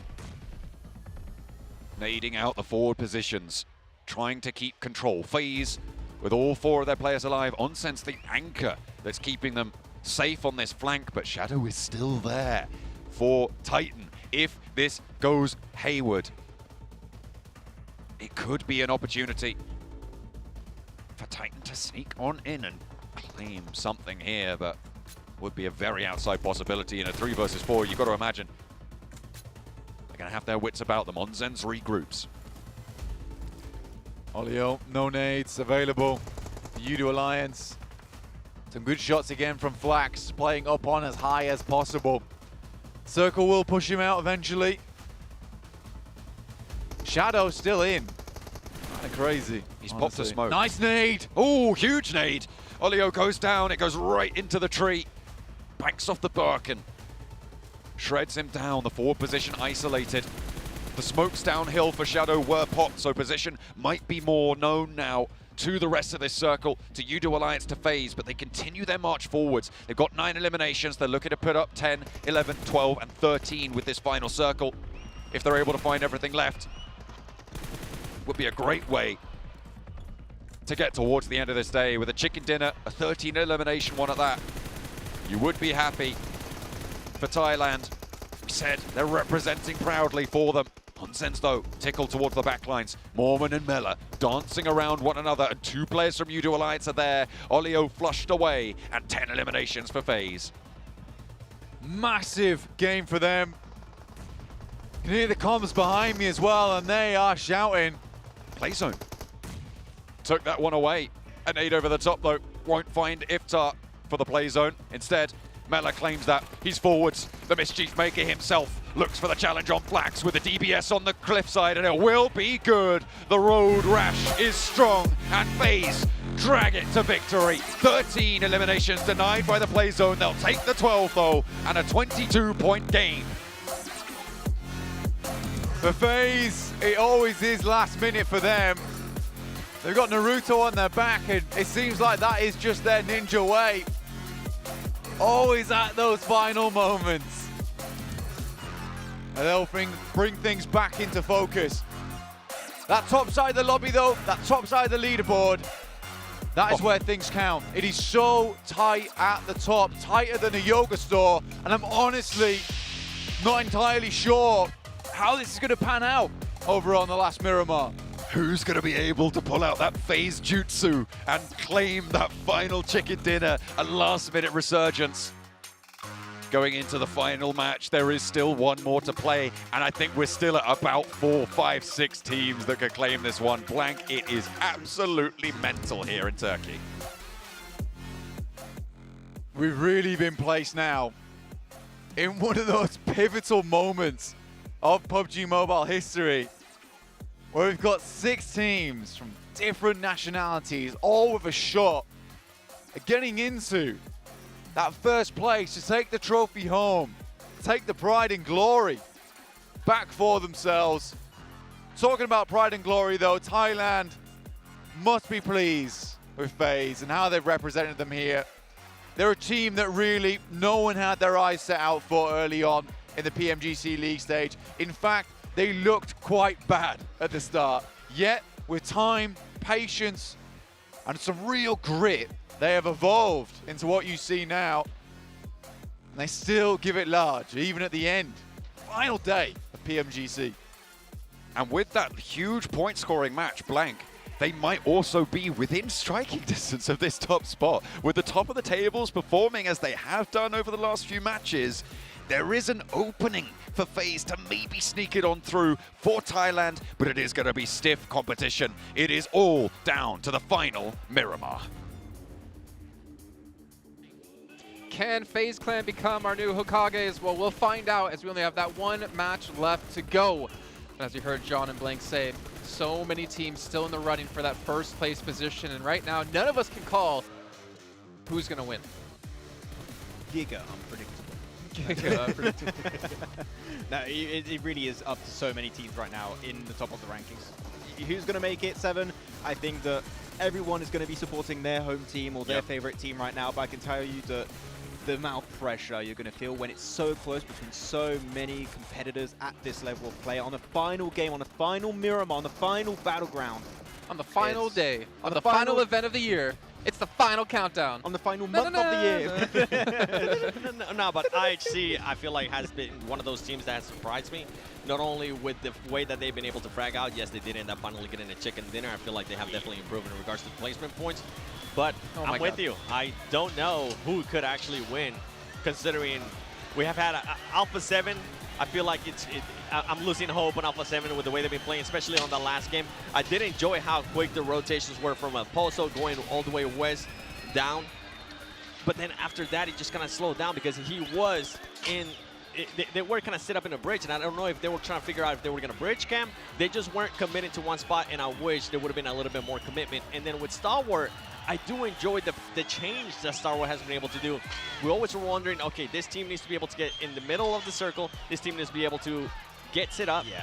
But they've been playing a lot of edge, and it's been working out for them. But man, Alpha 7, 1 point here. Like, that was such a big gamble to go for the Los Higos Island. I do not know why they went that early on. I think they could have gone actually for FaZe's compound instead and just maybe swim across if it keeps going down on the island, but they just commit to it so early. fight more. For like a first place team taken down by currently the last place team, that is a really big upset here. And when you have Stalwart still getting points, IHC popping the hell off, especially. That sets, again, a scary kind of situation for Alpha 7 in this final game. And then on top of that, you have our MRPAs crashing on them and being able to beat them. That was very unpredictable. And then on top of that, you have Sinab deciding to go into the smallest room and start healing when he should have been able to set up. I saw him trying to throw a Molotov, trying to defend it, but overall, I think it's the pressure's now starting to get to Alpha 7, and I don't know if they're going to be able to shake that off going into the last match. I don't know how you shake this off with the performance they've had today. Subpar, unfortunately for them. It doesn't really represent how well they played throughout this entire event and the changes they have made into their own gameplay. Carrillo stepping up, them being more respectful and not being so aggressive. But FaZe, 12 eliminations. I mean, it puts them in reach. We'll see our overalls in just a few moments here, but I want to know, did Stalwart do enough to pass IHC? Are we going to see FaZe Clan within how many points of potentially being in first place? There's so many variables, there's so many unknowns right now. Actually, a really smart play from Stalwart in that game. They saw IHC fight for Miracle Vibe, no, IHC fighting, yeah, for Miracle Vibe at one point, and they just see this is a great opportunity to eliminate two teams competing for that first place and also maybe getting eliminations, which unfortunately did end up going the way of S2G, but that really good awareness from Stalwart that we are witnessing is going to be a big difference maker at the end of the day, but as we said, didn't quite get the elimination, so maybe it's going to be a bit different. Oh. 1 point. Going into the last match. Oh my word. Okay. I think what's also impressive here, IHC, they have almost more eliminations than our 8th place team has total points. That's ridiculous. 31 placements. I mean, if you were to look at placements alone, that put them on the second page, probably around 11th place. Like, this is an insane performance out of the Mongolians, but let's see. FaZe Clan, 112, so they need 24 points to catch up to Stalwart. Possible? Realistic? No. Not so much.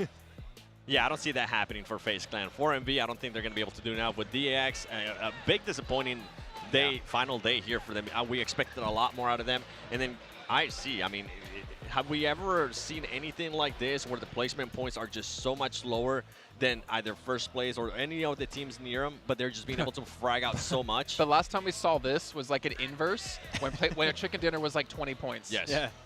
Oh, man, this would be one of the biggest comebacks for IHG, though. Like, in the history of PUBG Mobile Esport, where they qualify from the last game of last chance in the league stage with a double MG3 push onto Reject to qualify into the grand finals and maybe bringing the trophy over back into Mongolia. A double that would be MG3 push to win PMGC as well. Yes. Oh. Give me the same circle. I would love that. Well, I mean, speaking of that, right, we've been harsh on Alpha 7 in the position they went to in those Hegos, but what about D Xavier? They went down towards the island as well. They tried to swim across, and they swam right into the open arms of FaZe. I kind of understand why you would want to commit to the island. Like, just for Alpha 7, I get it, because when you saw that phase 2 circle, you were kind of expected to go down, but it's such a big gamble, and it goes back up. You just got to swim through. FaZe were in such a strong position 7 that they're just going to gatekeep every single team trying to make their way through. So Xavier, just like Alpha 7, went for the gamble, and it did not pay out. The thing with Alpha 7, though, is that I don't even know. They were kind of questioning their own play, because you saw them go circle, but they still stay within the bridge. Very just hesitant. waiting to see what was going to happen. There was no actual, okay, this is what we're going to do. They decided not to do any of that. And honestly, as much as I'm hating to say it, I think it's going to be between these two teams. Star Wars Esports has been really, really consistent when it comes down to Miramar. I feel like they are going to be a tough spot to be in IHC if they want to become the winners. It's going to come down to those placement points as well. I feel like if they are able to get those placement points and continue to frag out the way they've been, they might just have what it takes, but Star Wars just looks so strong right now. I'm trying to tell what people on the screen who are watching at home can actually see. Okay, you do get a little bit of it. You can see IHC currently sitting behind your boys of S2G. And they're looking cool, calm, collected right now. I mean, we actually even have a fan base section here over towards my right-hand side who were just chanting and screaming for IHC. They have Mongolian flags out as well, so I'm assuming they're here for all those teams. It's great to have that hometown support. I mean, not quite to the level of S2G at the moment, because that's kind of impossible when you're in Istanbul, but to play for them, to play for the pride of Mongolia as well, which we've been talking for years about how strong a region they are, and to have two teams, not just one, in contention for that first place finish is honestly fantastic to see. And for Miracle Vibe, that had also a really good run, right, for the entirety of this tournament. And I feel like a lot of people were supporting them in the chat, and we understood that they are a real threat in this kind of lobby. But as you said, I think it's between IHC and Stalwart now. Alpha 7 could still be like a contending for that one, but it is going to be down to the last game. We keep saying it's unpredictable. We're trying to predict, but we just can't do it. It really is. It really is unpredictable. And also, the other unpredictable factor is going to be which one of the other teams, right, that are not fighting for the championship are going to try to be the dark horse. They're going to be the last game. Are we going to see teams maybe trying to BM a little bit on some of those teams that are currently going for that championship? It has happened in the past. I wanted to bring it up, but I'm glad you did, and I didn't have to be the one to do so. It's very possible. Yep. Thing is, it's like it's a tough call, right? You want to be fair, but you do have the ability in a battle royale to hot drop teams if you want to. And you could ruin the surprise. We saw it a bit earlier with S2G trying to gatekeep Alpha 7. Alpha 7, yeah. So anything can happen here, and I feel like some of these teams are, you know what? Yeah. S2G might want to put on a show for their fans. Yeah, and we did see also, we talked about Stalwart. S2G hot dropping Alpha 7. You heard it here first. we saw the previous game, Stalwart going for the third party on IHC versus Full Miracle Vibe. It really goes to show that the moment in the elimination feed, they see one of these big teams going out, they kind of change their approach. Yeah. They kind of change the entire mental game because they're like, okay, these teams aren't here anymore. Let's slow things down. Focus on that late game stage. If we get the win, we might just become the new champions. And for IHC, for Alpha 7, for Stalwart, their main concern is going to be if they do get into fights, finish them quickly, because we have been seeing a lot of third party.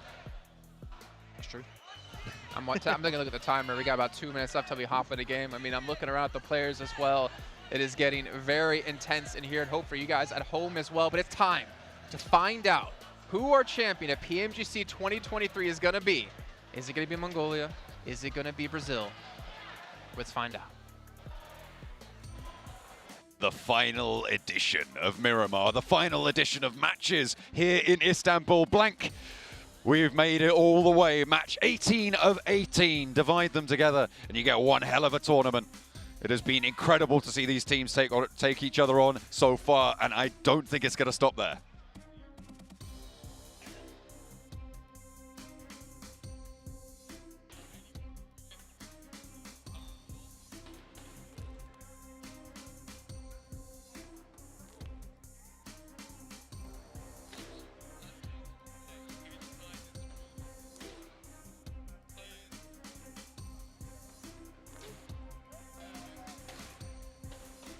Waiting for this game to start.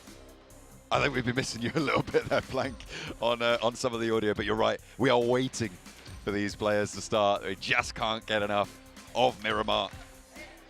They'll need to hold their nerve now. More than ever, Stalwart 1 point ahead at the top of their countrymen, IHC. And Alpha 7, they've fallen off a little bit today, but they have kept up pace with the top tables. They are still only 6 points behind. It's so crazy. 6 teams really have a chance. FaZe, obviously, with that last performance, if they can run that engine and keep it hot, there may be a chance. I mean, it's 24 points difference, right? We've seen crazier things happen.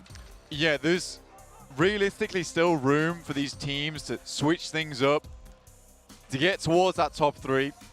Realistically, it's sort of in that 5th place spot that have a chance at the trophy itself with 4MV, 116 points, 20 points behind Stalwart right now. Alpha 7 desperately looking for that win. They've been so close multiple times, yet never quite there. But this is the year for Brazil. Blank. There's only 6 steps up to that trophy. But those are 6 steps that Stalwart have yet to be able to make. Miramar, the final hurdle, the final barrier to maintaining this top spot. That's all they need to do. Take a look at these tiebreakers as well. 3 chicken dinners for Stalwart. They win out against anyone. I brought it up last match. It's even more prescient now, because they do win those tiebreakers. IHC, even if they win here, they still lose out on that tiebreaker against Stalwart. If they both have a big game, it could all come down to it. With this tight table at the top, I mean, it could be all important. Alpha 7, if they get a chicken dinner though, they win out on the tiebreaker. and guaranteed, no matter what, that they would beat Stalwart on the tiebreaker because they're only 1 point behind on that placement points. They would be even on chicken dinners, and they would get an extra at least 4 points on those placements. In the air right now, plane about to finish its path. Teams dropping out, Alpha 7, El Pozzo, Stalwart, central side of the map, near Hacienda, the Xavier and La Cobreria, and down towards the south we have 4MV. I'm getting flashbacks of the plane path to last map, Blank. Ooh, okay. Similarly cruel, diametrically opposed, other side of the map. Why not? We're going on a world tour for the global finals. Moving off towards our eastern side, El Azahar. Interesting place to finish this one off. A lot of high ground available. Teams will have to get a move on. Nongshim Red Force sending out that way. Chance for them to get towards that top 5 possibly during this game. And Alpha 7 looting up. It's going to be a nervous start to this game for a lot of players, for a lot of teams. But there's still happy smiles, and quite a few of them. S2G looking comfortable in their final game of the day. Yes, I didn't come too close towards the top, but I think 94 points is still a pretty damn good result for them, considering how close this tournament was and how packed we have.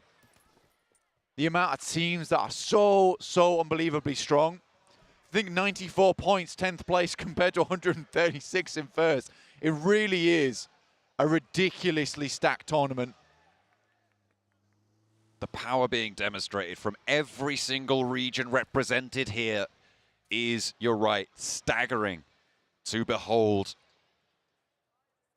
And it makes me pretty happy to think that this is all coming to the United Kingdom next year, our home country, Blank. We're going to be in for a treat, I'm sure, but there's even more of a treat in this final match where it is so closely fought to lift that trophy. I knew it was heavy, but I didn't realize it was this heavy. FaZe blowing the doors down, just like they've kicked the doors open for themselves to get further into this tournament. Oh, Lamborghini drops back down on the concrete, will take down Bobo Hope. Last time I get to say his name in the tournament. Feels sort of bittersweet there. As DX find themselves a 1 point further towards that top side of the lobby. Only 13 points behind that top spot. You've got to start somewhere. Every single point will matter.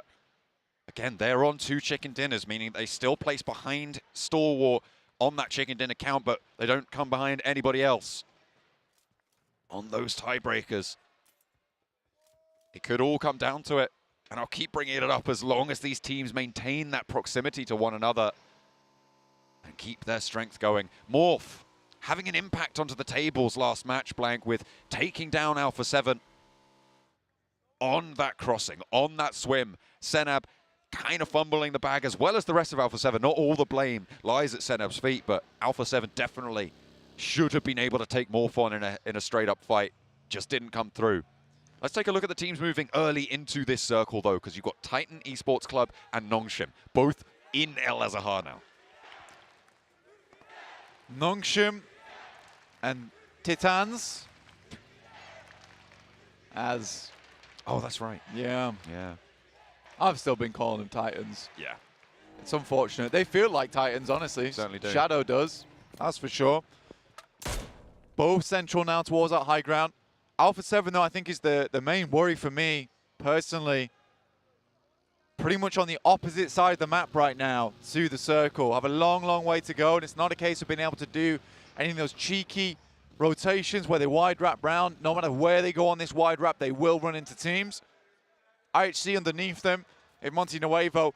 Probably not the fisticuffs that you want to walk into, honestly. I'm most likely sensing a northern rotate. Stalwart making their approach now. Nearby to Loops. Off in the distance, you see their nameplates pop up. They are being so careful. They just want to maintain their course here, because 1 point behind them, IHC. Goodness me. These last few games for most people towards this top side have just not been what they wanted. That is going to be one hell of a mental fortitude test. Stalwart here on their rotating. Like I said, just underneath a loops at the moment. Keeping a watchful eye on our current #1 spot team. Xavier rotating in alongside Morph right now. They've been fencing back and forth with them, already taking one of those Morph players down. Behind on the queue, it's Alpha 7. Their seeming rivalry from the fans between them and S2G might come through to a head in the final match, because they're going straight through the middle of this S2G line. Carrillo close to Hamzy in the building. Are they going to take shots? Are they going to look for it? Because right now there's a response from S2G. Hamzy's close by. Has got that M16 and SKS. Not ideal to hold off a push in close range. Ooh. He wants to keep them at arm's distance.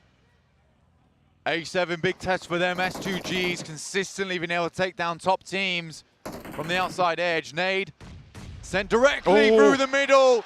Carrillo down. The start of a nightmare here for Alpha 7. Potentially at the hands of the home ground heroes, but IHC are on the south side as well of this blank. They are a little bit close by, a little bit too close for comfort. However, now the rally through for Alpha 7 is here. The high ground is dealt with. Dispatch to Senab holds his nerve. Mafioso not so much. And now Silas has the chance onto Senab, and it is going to be backed up as well. Alpha 7's dreams could come crashing down here. Brazil were at the top, moving into the final day, but now it's disaster. Ray-Z with the nade. And Revo, the last to stand for them. What's the challenge? It's Ray-Z with it. And Alpha 7 fall.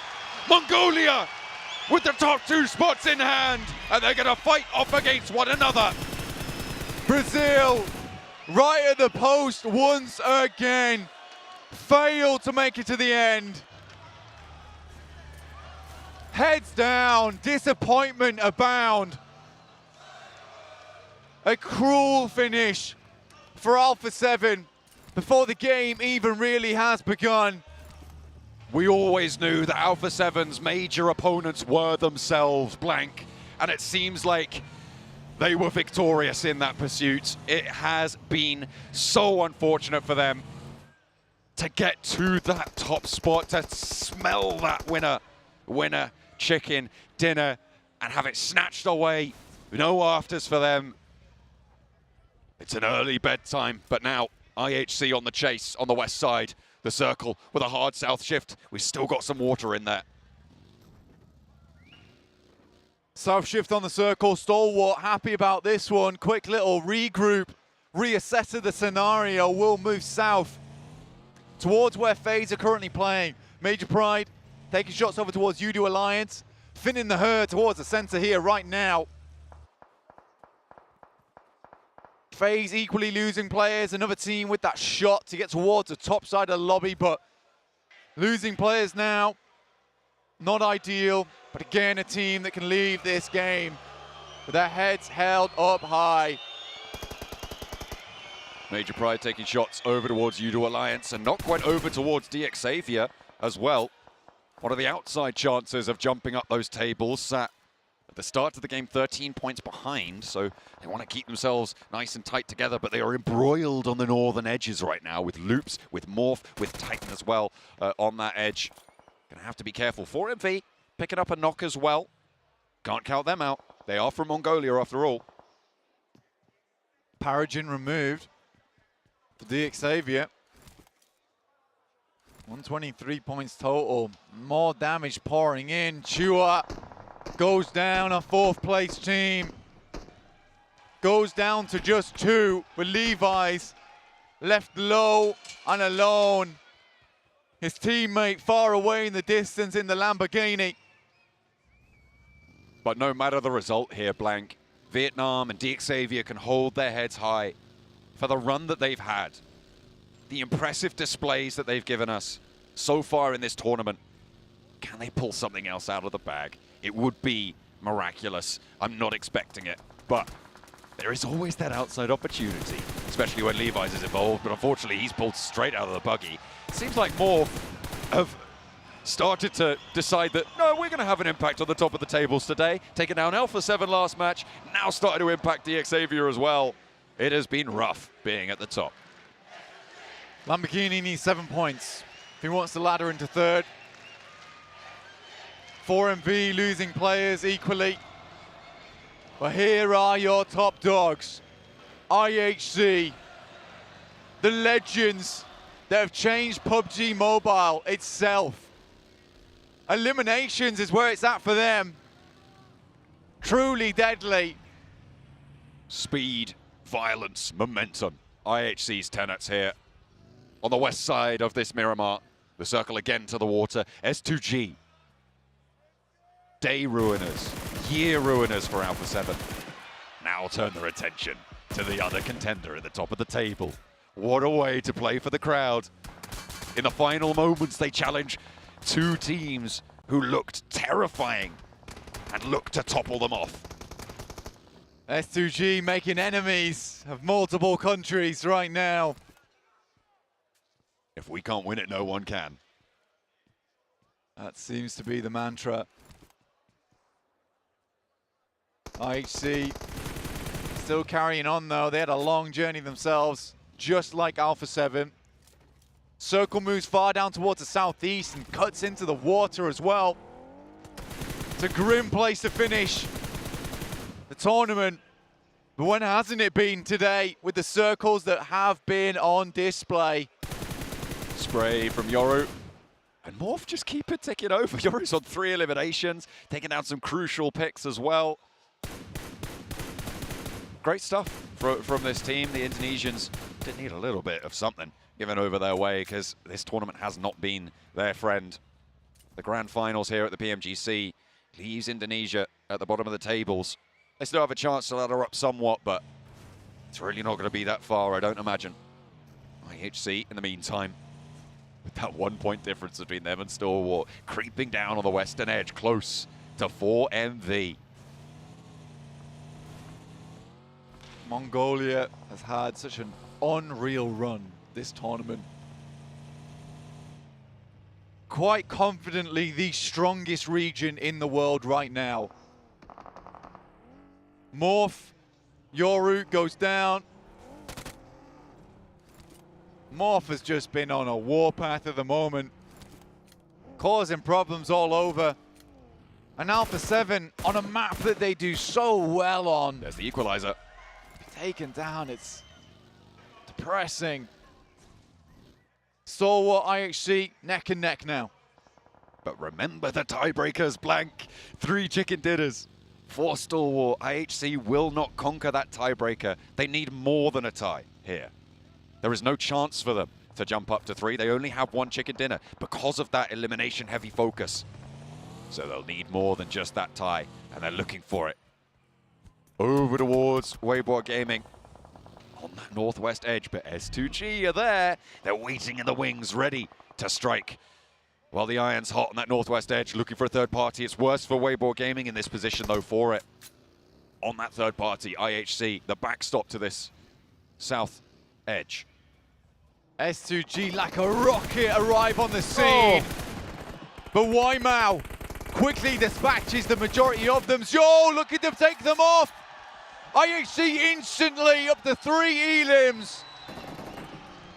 Now they can turn their attention over to Weibo Gaming as well, who only have 2 players alive. Mao and Su, the top spot claimed by them for the time being. And they are still as 4, but that's careful for Alex. Get away from that nade as fast as you can, sir. Over the top, Weibo Gaming looking to fight on, fight strong. The top performing Chinese representatives here in the grand finals. And IHC just looking to keep it together into the vehicles. They have to go further. They have to find some ground to make their way on in. Ming down, Su up to bat. Stun grenade popped. Xiol immediately looks away. Does not want to be blinded by the light and will instead look for the boogie out of there. Waimau though steps over the top side. Spots the retreating player, goes for the spray down, but Xiol on a swivel will hit him with a 180. Xavier out in the meantime as well. No chase for them, but we're back on board with IHC as well, as Yol has been leading on the damage, and he is leading IHC from the front as well.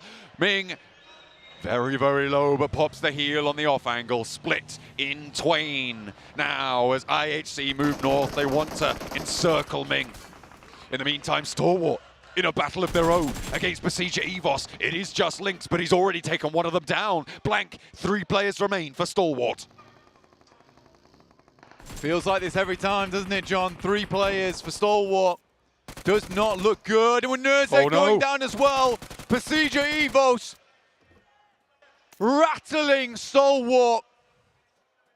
Indonesia did not catch the memo, Blank, that they're at the bottom of the tables, because today they have been devilish to these teams looking for that chase. IHC already in the lead. Blank, they have a 3-point advantage right now against Stalwart. If they go down in a bad fight, it could go completely down the drain, but if they can hold their nerve, they could take it away and deny Stalwart another title here. Top is close by. Zjol, he's got the power.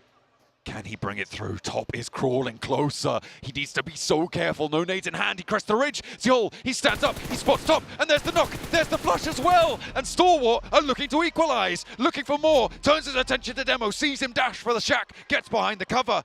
But he's split from his teammate. Action is down in the meantime. And it is all up to Top. Can he keep things ticking on over? If he goes down now, it's all over. Demo up, running towards him. Shots are coming through. Top so low. There it is. Vehicle's over the top. And Alex takes him down with a vehicle. IHC, the annihilators of the lobby. How can you do this at PMGC in the grand finals? Over 100 eliminations. And with the rear axle, clothesline their opponents. Time and time again, they are into the battle. And they ride strong. They lose Zjol, but they prove that they have depth beyond measure. These fights just keep going their way. Mongolia at the top. The only team that can take them down from here comes from Mongolia as well. A Mongolian 1-2 guaranteed. But will we see that third? Besieger Evos looking to put to bed the nightmare that has been IHC. The demonic beast that was summoned to PMGC that has left teams ravaged.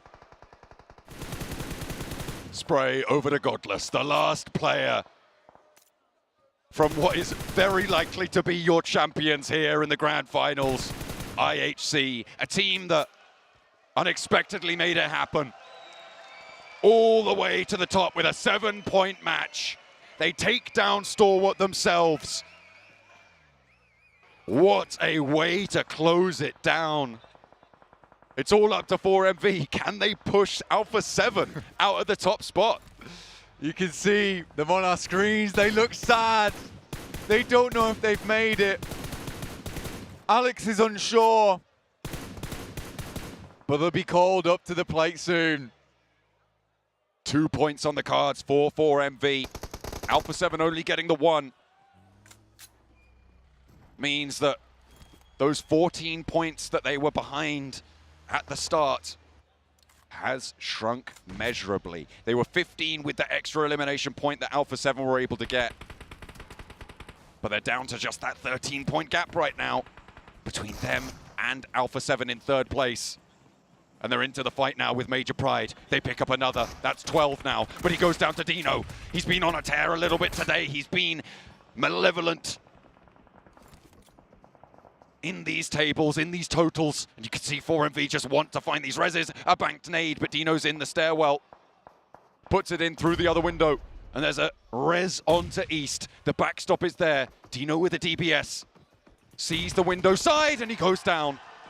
They're looking to put more through, and Apex adds to their tally. They are slowly dragging themselves tooth and nail for a Mongolian 1-2-3 here, Blank. But they still got a way to go as they lose Doc on the backlines. East has fallen as well. It could be Major Pride to ruin that dream.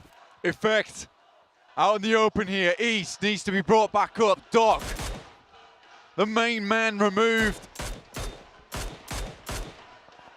Besieger Evos Again, the Indonesian squad's ruining the chances of teams today. 4MV down on their knees, looking for that third place.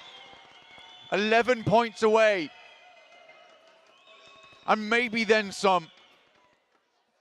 The tiebreaker blank will go Alpha 7's way, should it come down to that. So they need it clear and free. They'll need everything right now. All your support. The Mongolians already happy, chuffed to bits. But can they get even more? For the first time, it is possible for one country to do it all. The three-piece would be an unbelievable story. All the fans in the crowd from Mongolia are all stood up, chanting their name. They've gone from the stalwart chant to the IHC chant, now to the 4MV chant. They need to deal with effect. Into the smoke, out breaks through the smoke, and he will fall down in the face of 4MV, a fifth elimination. And the crawl continues. Bloody, dirty, streaking their approach. But it is there. Still doable for 4MV. Redface taking shots, tagging away at the vehicles, making exit hard now for 4MV. But his face, out of nowhere. From on the low ground, and Lynx is completely out of position. Procedure Evos is going to have to regroup with them to help him, but Mormon spots him out and will take him down. The final match coming to a close now for all but 5 of our teams. Mormon and Mela. Rightly so. The last 2 for FaZe. They've really gone for it. East up on high ground. Has an angle now into 628. They've made their move up and into this circle, but Baron's down. A nade trying to answer it with a flush, and it will be there. Apex is out, and it's all up to East, really. Apex might be able to get the heal on, actually, if he can maintain. But East on the high ground, spots 33Z, keeps them alive for a little bit longer. They just don't go down without a fight. East on the high ground, split from his teammate Apex, who gets that first aid off. Redface behind the tree, peeks out. It's dangerous. It's a full face. He needs that tick. He needs that last shot to come on through. Up on the top, it's Redface still taking the shots with a Mini 14. But can't quite land it. East too fancy. Apex finishes off 33Z. A spray from East. Just pre-firing onto Redface's position. Tags him hard. One more shot would do it, and he'd be so out of position, able to get down, dodging and diving out of the way. Finally does fall. And 4MV down to 1. Redface might have been looking for an opening there, and the spray down onto Redface from Sunan keeps Apex in the running. I don't know if there's enough points left in this lobby for them to make it blank, but by God, is it close. With only 2 players on FaZe, 3 on 628, and 1 over towards Procedure Evos. They can certainly try ladder, but they would need eliminations here to make it happen. Sunan goes down to Misery. And it is going to be between FaZe and 628. The hero spotting out, Sunan down. Should just be down to 2 players. There's a possibility that we're in a very limited count of players remaining, but Apex still has to move forward. 4MV have the outside chance, but FaZe also there with the 3rd place potential for Thailand. A little bit further away. Procedure Evos, 7 eliminations, all down to Misery. Maximum of 2 players. Apex has to move under the purview of Misery, but that high ground is going to get pushed off slightly earlier. For Procedure Evos, and Apex can hold for a little while longer to make his approach. Apex moving through now. Procedure Evos, Misery, healing up with the bandages. Apex is in. He's made the crossing. FaZe only on 2 eliminations. I don't think there's enough points in this lobby for them to make it. 8 eliminations for 628. We're down to just the top 3 now. It could be there. 131 blank is the point mark that Alpha 7 sit at in 3rd place. They need a chicken dinner, essentially. I don't know, man. 4 MV were 15 points behind with that extra point. They had 6 points. 6 points from the elims. A chicken dinner. They'd need 1 point after that, so they would need the final elim and the chicken dinner to make it. Oh, it's so close. It's too close to call, blank. If they're able to get all the way. It is all up to Apex here for a Mongolian 1-2-3 that I don't think anybody would have seen coming. But he has to get past FaZe. He has to get past 628. And they all know that there's a player still on this side of the road. They certainly should do. 5 nades in hand for Apex. We'll continue crawling forward. 0 here for FaZe, 6 for 628.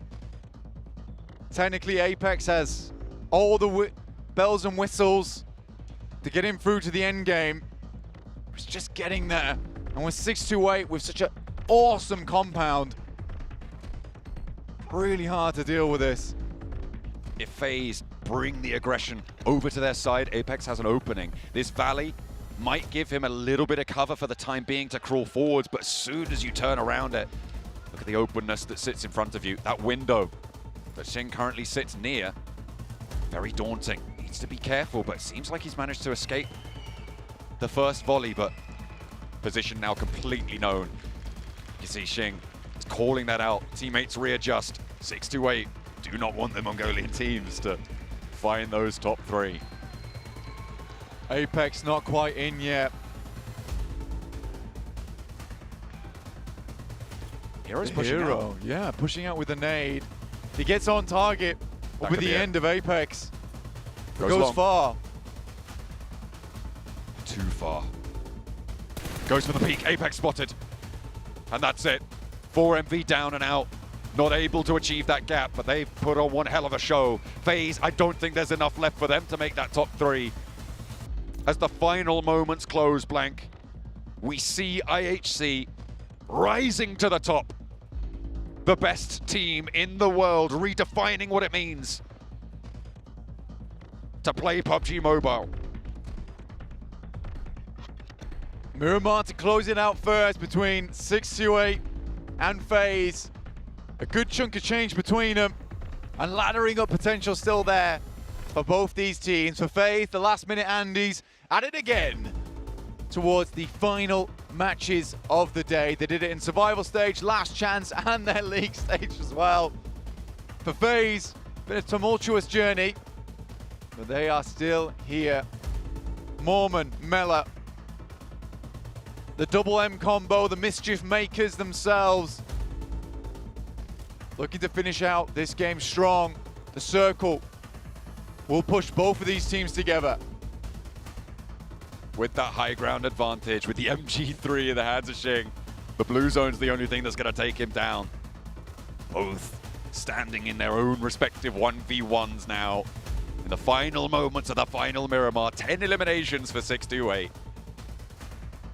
It has been a resurgence from the bottom of the tables today, blank, but you've got to wonder where the top teams have gone. A lot of them falling down and allowing these openings. Except for IHC. They keep it going, keep it on trucking. Mela forced to move a little bit, start his shimmy, drop out the smokes. And this is the thing we were talking about towards the start of the tournament. The fact they get eliminations game after game after game makes them so hard to stop, even when they go out early. Like this nice nade from the hero. For 628, Mormon crosses the road. He has looks a chance to spray him. Across the road he goes, but no further than that. From the top rope, it will be 628, but let's take a look at IHC. They know that they've done it. Obliterating their opponents. IHC are your champions for Mongolia, denying their countrymen yet another title, stomping on the face of Alpha 7. Brazilians denied as well. It is IHC to claim the top spot. Who will take them on next year? Because this is a statement blank. Zeus denied in the past. They just missed the net, but this time around it is a goal for Mongolia. Not quite a hat trick, but there's still the duo up there. An incredible performance from this team. IHC, your champions.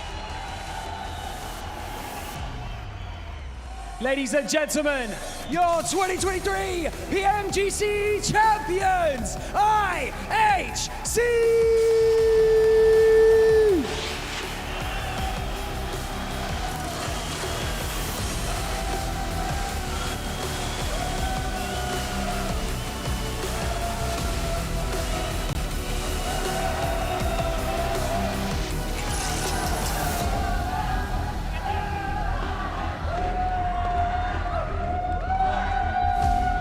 Gentlemen, come over here. Step with me at the front of the stage right here. Congratulations, what an incredible performance throughout this day, and what an incredible performance throughout the entire weekend. Congratulations. We're gonna get some microphones over here for you so that you can chat with me. First and foremost, congratulations. Thank you. Now, I just want to talk to you right now, how you guys, try and put into words how you're feeling right now and how proud you are of your team. I'm very good. За хамгийн ихний асуулт нь танай баг одоо ямар хөө мэдрэмж төрж байна? Одоо ингээд өөрхөн багаар хэрэг бахархаж байна? Багаар бол маш их бахархаж байна. Энэ үртэл бас амархан байгаагүй. Маш их юм туулсан. Багаараа амар их бахархаж байна. I am so proud of my team. We have gone through many things. So like we're like all proud of this moment. Takımımla gurur duyuyorum. Şu anki atmosferden çok mutluyum. Takımımın her bir birey üyesi için gururla bu anı yaşıyorum.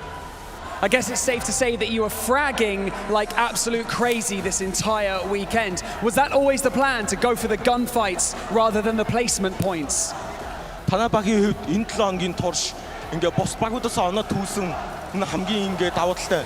Танай багийн хувьд ингээд зүгээр survival-аас оноо аваагүй, бос багаас оноо авсан. Энэ тухайг та нар ингээд анхнаасаа төлөвлөж орж ирж яасан уу? Эсвэл бол ингээд цаанаасаа ингээд тохиолдсон зүйл болчихоо? Яг сайн сонссонгүй, гэхдээ энэ байлдаг тоглоомыг байлдаж энэ дэлхийн аваргын гранд финалыг дуусглаа. I couldn't hear a lot, but the fighting game, we just finished it as fighters. Hafta sonu boyunca çok iyi bir maç çıkardınız. Öncelikle tebrikler. Silah noktalarını atlayarak savaşmayı, sıralama puanı almaya tercih ettiniz. Bütün planınız bu muydu? Takım olarak bütün planımız aslında bu değildi. Fakat silah noktalarını atlayıp agresif bir savaş yürüterek oyunu kazanmayı hedefliyorduk ve kazandık. Now, finally, before I let you go, you have so much support out there. You can hear it from the crowd as well. Is there anything that you would like to say to your fans who have supported you throughout this entire journey? За зөвхөн энэч хэлэхгүй одоо ингээд дэлхийд даяар та бүхнийг ингээд дэмжтэйгээ үзэгчнэр чинь байна. Одоо ингээд энэ бүтэн жилийн турш танай багийг дэмжсэн үнэч фэнүүдэд хандаж хэлэх үг байна уу? Унсан ч болсон ч үргэлж дэмждэг фэнүүдэд баярлалаа. Through everything, when we're down, when we're up, thank you all for supporting us, and we all appreciate that you guys supporting us. Thank you very much. Bütün yıl boyunca, bütün turnuvalarda çok iyi iş çıkardınız. Yıl boyunca sizi destekleyen taraftarlarınıza, fanlarınıza söylemek istediğiniz bir şey var mı? Bütün taraftarlarımıza, fanlarımıza çok teşekkür ediyoruz. Bu galibiyeti hepimiz için aldık. Hepinize tekrar çok teşekkürler. Well, gentlemen, thank you so much for joining me in this post-match interview. Congratulations once again. Give it up one more time, Istanbul, for IHC. And with that being said, we're going to head back over to the desk so they can break down the final moments of the PMGC Grand Finals.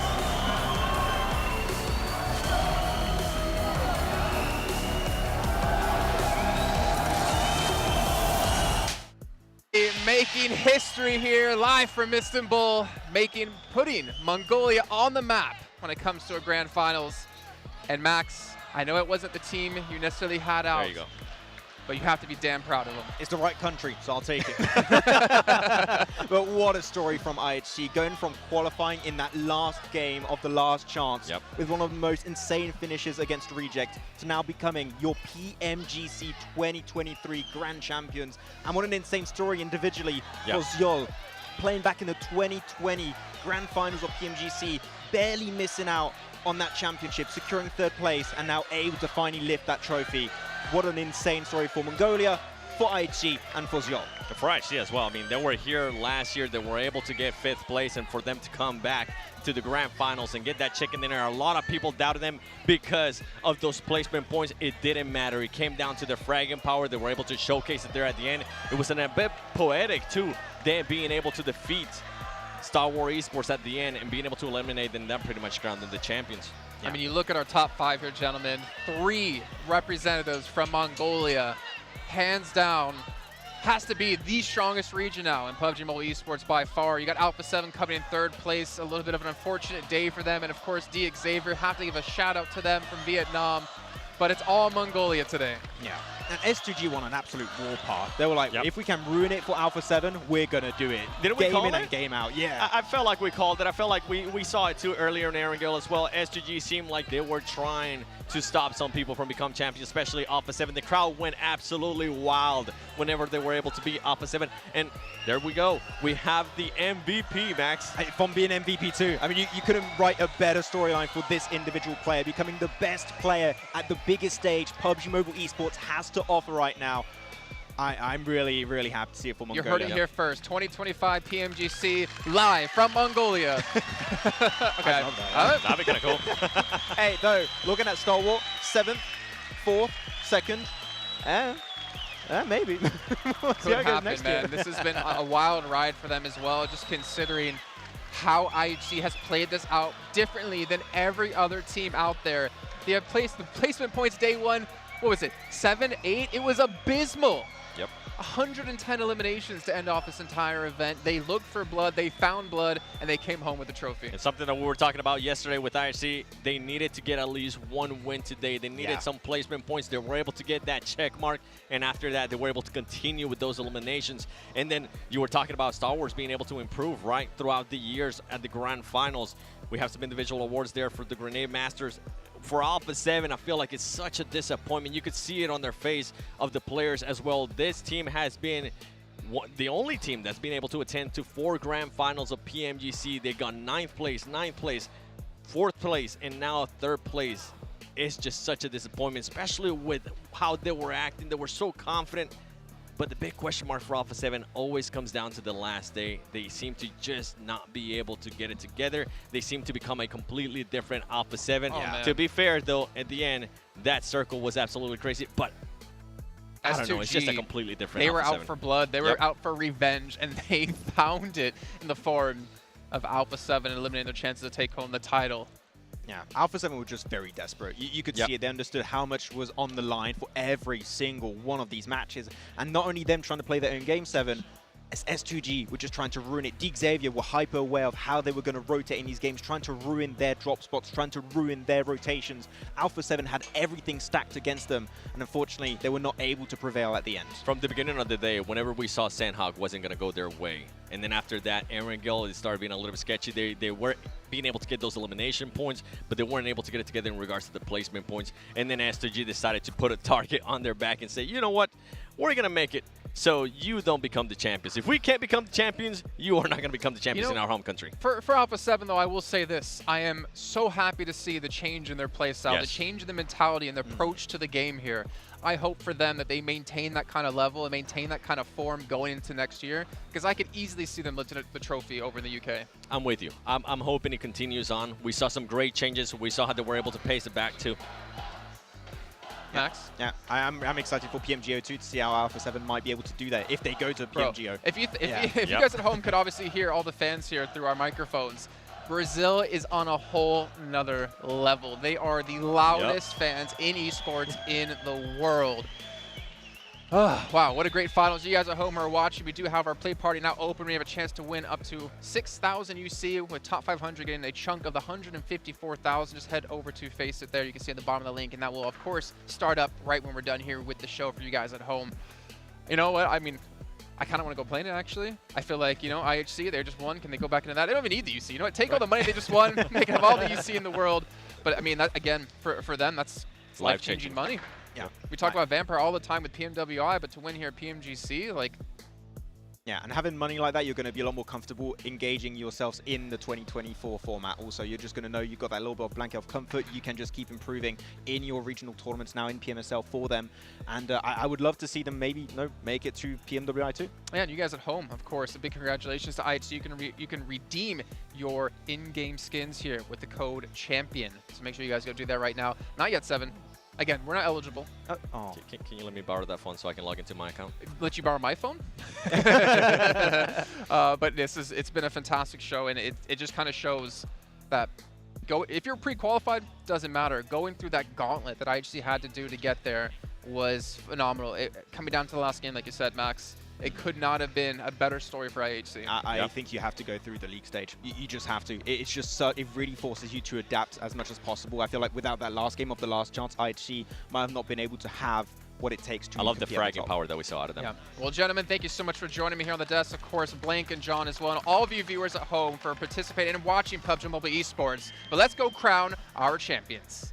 Ladies and gentlemen, what an incredible journey it has been throughout the 2023 PMGC Grand Finals. Now it is time to honor and to celebrate the outstanding achievements of our top performing teams and individuals. Değerli konuklar, sevgili izleyenler, sıra geldi bu başarılı süreci başarılı bir şekilde tamamlayanları ödüllendirmeye. Hazırsanız başlıyoruz. Let's begin our award ceremony by recognizing our third place team. Please welcome Alpha 7 to receive their well-deserved award. Accompanying them, we have the General Manager of PUBG Mobile Publishing, Emerging Markets Publishing, and Global Esports at Tencent Games, Herman Zhao. Üçüncü olan takımımız Alpha 7'ı sahneye davet ediyoruz. Ödülü almak için, ödülleri vermek için ise PUBG Mobile Genel Yayın Müdürü Herman Zhao'yu sahneye davet ettik. Kendisi de geldi, ödülleri de veriyor.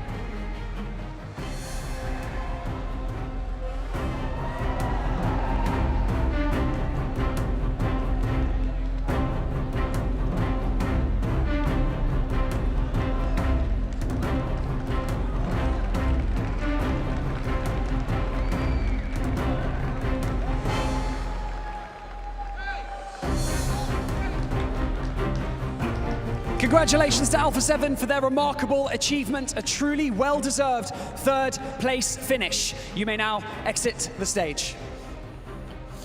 Tebrikler Brezilya temsilcisi Alpha 7. Güzel bir oyun ortaya koydular, istediler. Bu süreçlere de kolay gelmediler. Bir kez daha tebrik ediyoruz onları.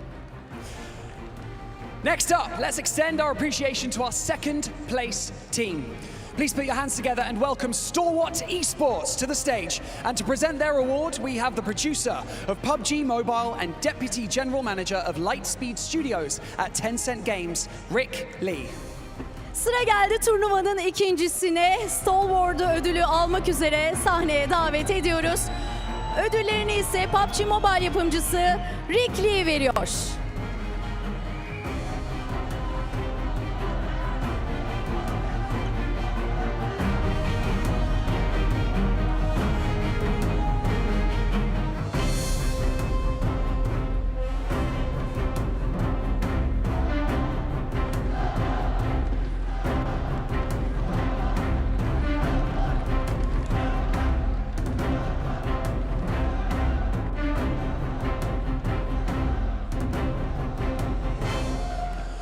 Congratulations, Stalwart Esports. Hold your heads high as you performed so incredibly well throughout this competition. Congratulations. Stalwart'u tebrik ediyoruz. Dileriz ki İstanbul uğurlu gelmiştir. Evet, kendilerine salonun dışına, badge'in dışına alıyoruz. Evet, devam ediyoruz. And now it is time to invite our first place winners, your 2023 PMGC champions, IHC. Please step forward and accept your well-earned award. And to present this award, please welcome back to the stage Rick Lee and the Senior Head of Publishing, Business Division at Crafton, Raphael Lim. Kocaman bir alkış alalım IHC için. 2023 İstanbul şampiyonu IHC oldu. Moğolistan ekibi IHC'nin ödülünü vermek için PUBG Mobile yardımcısı Rick Lee ve Craft'ın yayın bölümü başkanı Raphael'im ödüllerini takdim ediyor oyunculara.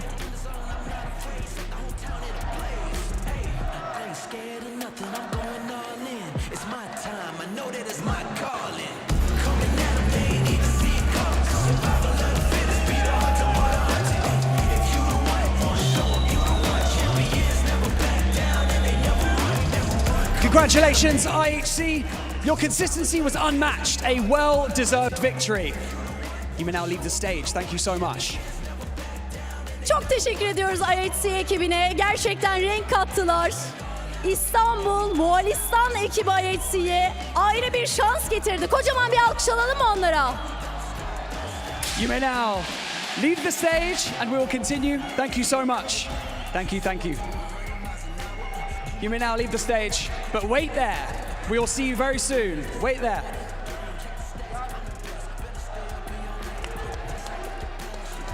Finally, we come to our FMVP award, recognizing an individual's exceptional performance and impact throughout the grand finals. This prestigious award goes to Zyol from IHC. Congratulations. Sıra geldi turnuvanın en değerli oyuncusunu seçmeye hazır mıyız? Zyol geliyor IHC takımından.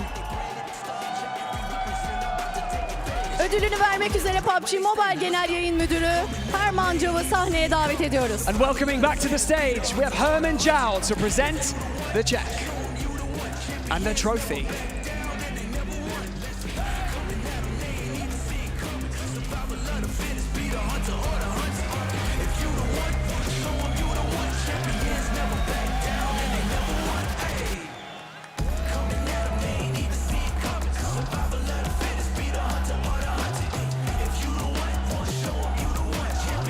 Congratulations to all of the winners and the teams who participated. Your passion and dedication have made this tournament a truly unforgettable experience. Congratulations.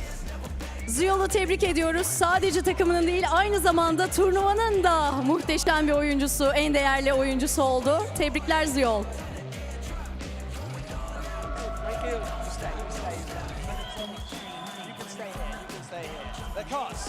And now, for the final time, please welcome back to the stage your 2023 PMGC champions.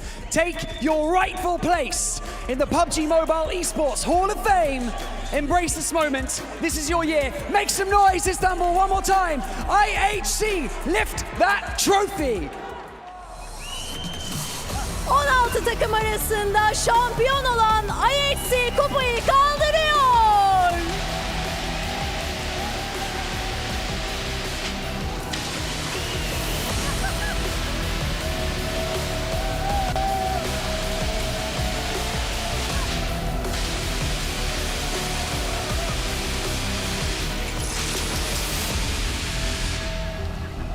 Ladies and gentlemen, what an incredible journey it's been throughout the 2023 PMGC Grand Finals. We've witnessed astounding displays of skill, teamwork and sportsmanship from all the participating teams.